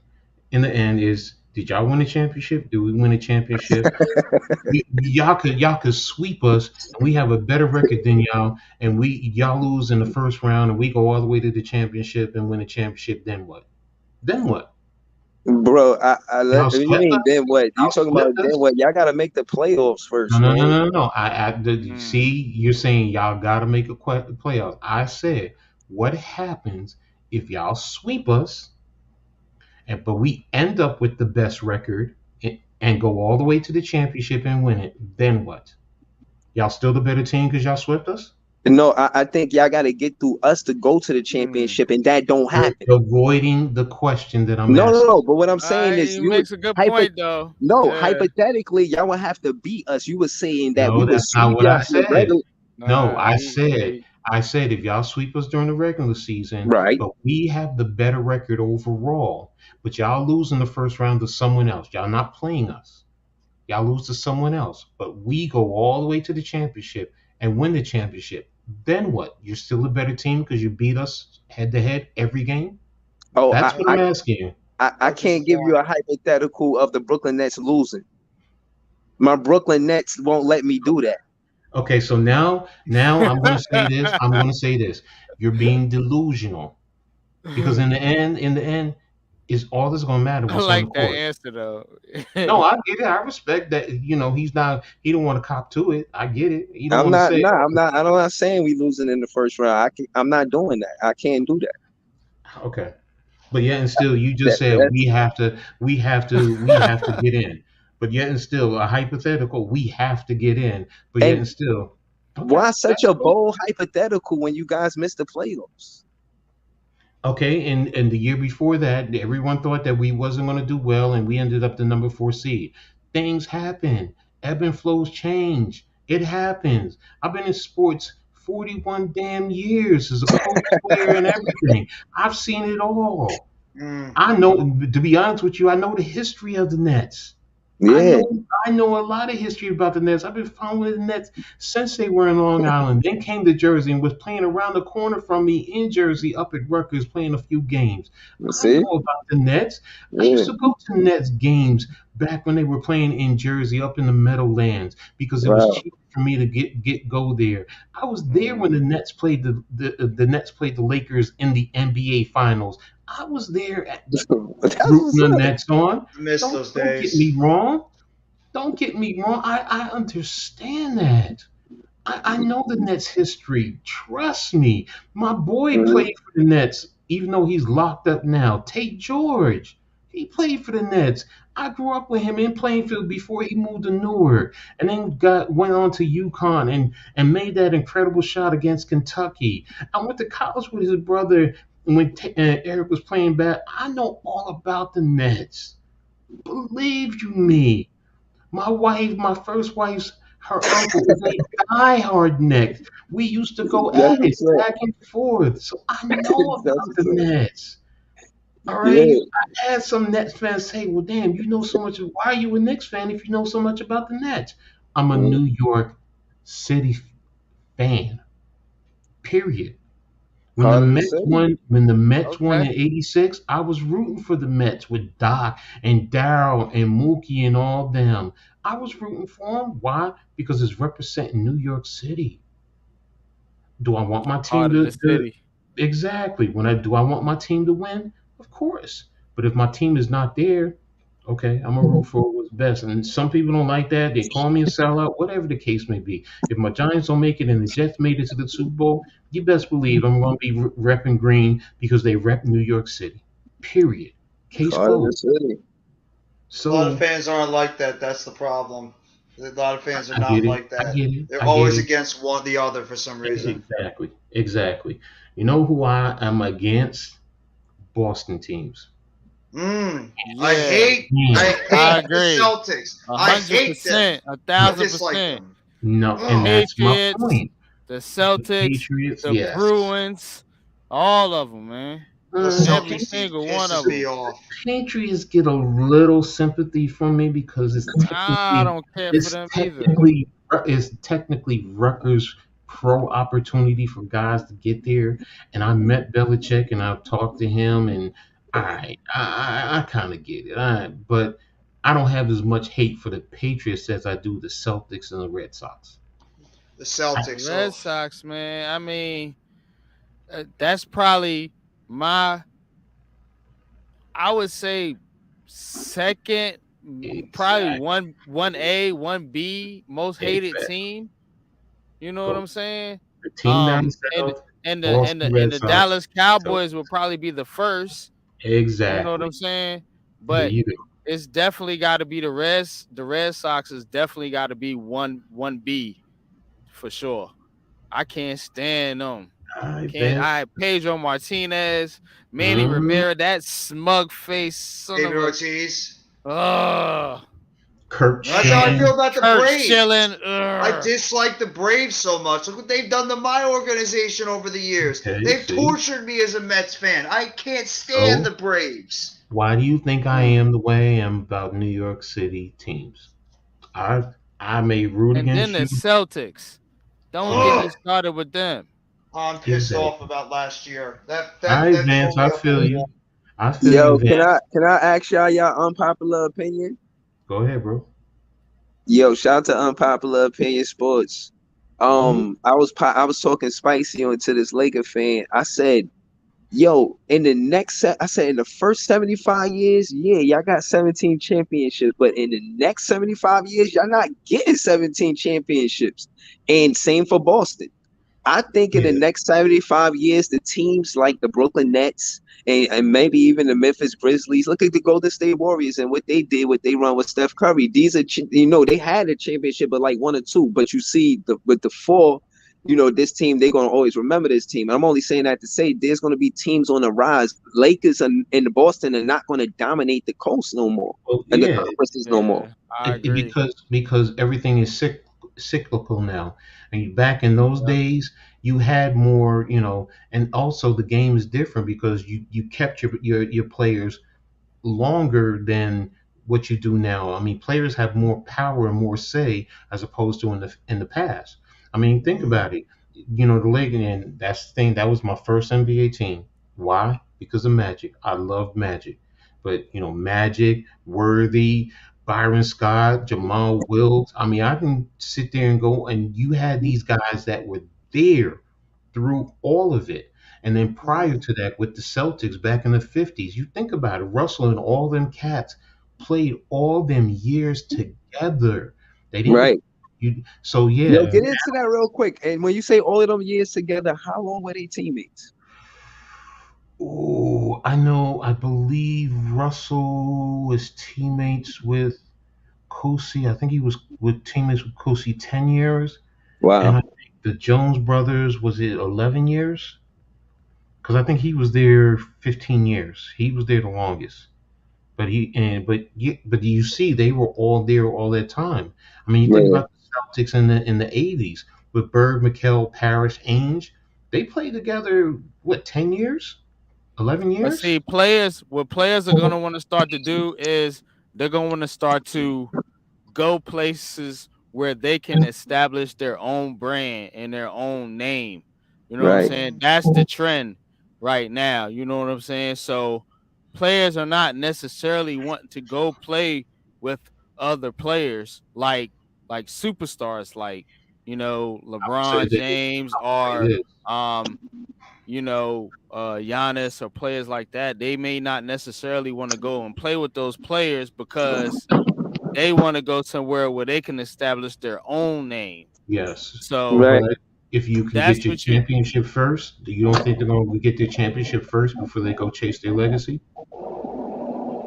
They were trying to um get that bag first. I don't necessarily, yeah, I don't, yeah, exactly. Exactly, Okay, Breezy. there you go. I don't think that's I So don't they think want the that's what they money first. They want the money first before their legacy. I agree. They're going to chase that right. money first before anything else. Then it's going to be championship. Then it's going to be legacy. So that's You what I'm. know, Especially look at a player like Jalen Brunson. You know what I'm yeah, saying? He was pretty much like in there in that situation, you know what I'm saying, with the Mavericks or whatever. And look, all right, now I get a chance to go and establish something of my own in New York. Brunson is different. Brunson is different also, all right, because Brunson technically, well, number one, his dad played with the Knicks, so it's that thing where okay, I played with my dad's team. Number two, even though he was born in South Jersey, he's from the area. He was born in this area and raised. I mean, his dad was a head coach at Camden High School for the longest while before he just came to the Knicks. So yes, he's in a sense coming home. So I get where you're coming from. Yes, he's setting his own legacy, but most other guys, like you said, they're gonna chase that money first. Then they might, you know what? I'll give you the legacy. They might want to do that because yeah, these guys today they want, you're in the social media area, so you want the name and what you call it before you get your championship. So yeah, that's true. I digress. You're right about that. Me, I want my Yeah, championship first before anything. Yeah, I saw that. I saw that. facts, facts. Gonna wrap it up, fellas. Been 5 hours, so Damn, I'm gonna put I a didn't even realize that. stamp Really been five on hours? on on the Jesus. program. Yeah, that's ticker is saying right there. So Yeah, it is. uh so All we'll right. put a stamp on the program. Shout outs to my chat, Love Van, you know what I'm saying? The MVP of the chat, Hit Squad, and my people on the panel, Nisi, of course. Can't forget her. And Taj. Yeah. So I think we got everybody. But yeah, man. Shout out to everybody, man, for pulling up. You know what I'm saying? Hell of a night, man. It was good conversation, man. Always good sports conversation. As we go around the city, heart of the city, man. Breezy, man. If you want to it's plug your all love, video, man. man, you can. You know what I'm saying? I mean, What's this but music? I yeah, want to hear man. this. I want to hear this song. Yo, that's good. I wanted to hear this song. Yo, is it rap or is it R&B? What is it? Nah, it's definitely not R Good and B, stuff, bro. man. Oh, all right, Yeah, all right. man. You you could put it in a I'm, private I'm, chat, I'm, man, Yeah, Yeah, yeah, if okay, you want okay. to. yeah, it's Yeah, on the we page about to too, log man. off. All right, yo, man. All Shout right, out to y'all, Heart of the man. City. Great conversations. Always love. I You know, think he Respect. got it. No doubt about it. Let's go, New York Football Giants. Let's kick some Packer ass this weekend. And let's go, New York All right, Mets. y'all, man. All right, No, he man. said so. I Peace. thought he said peace.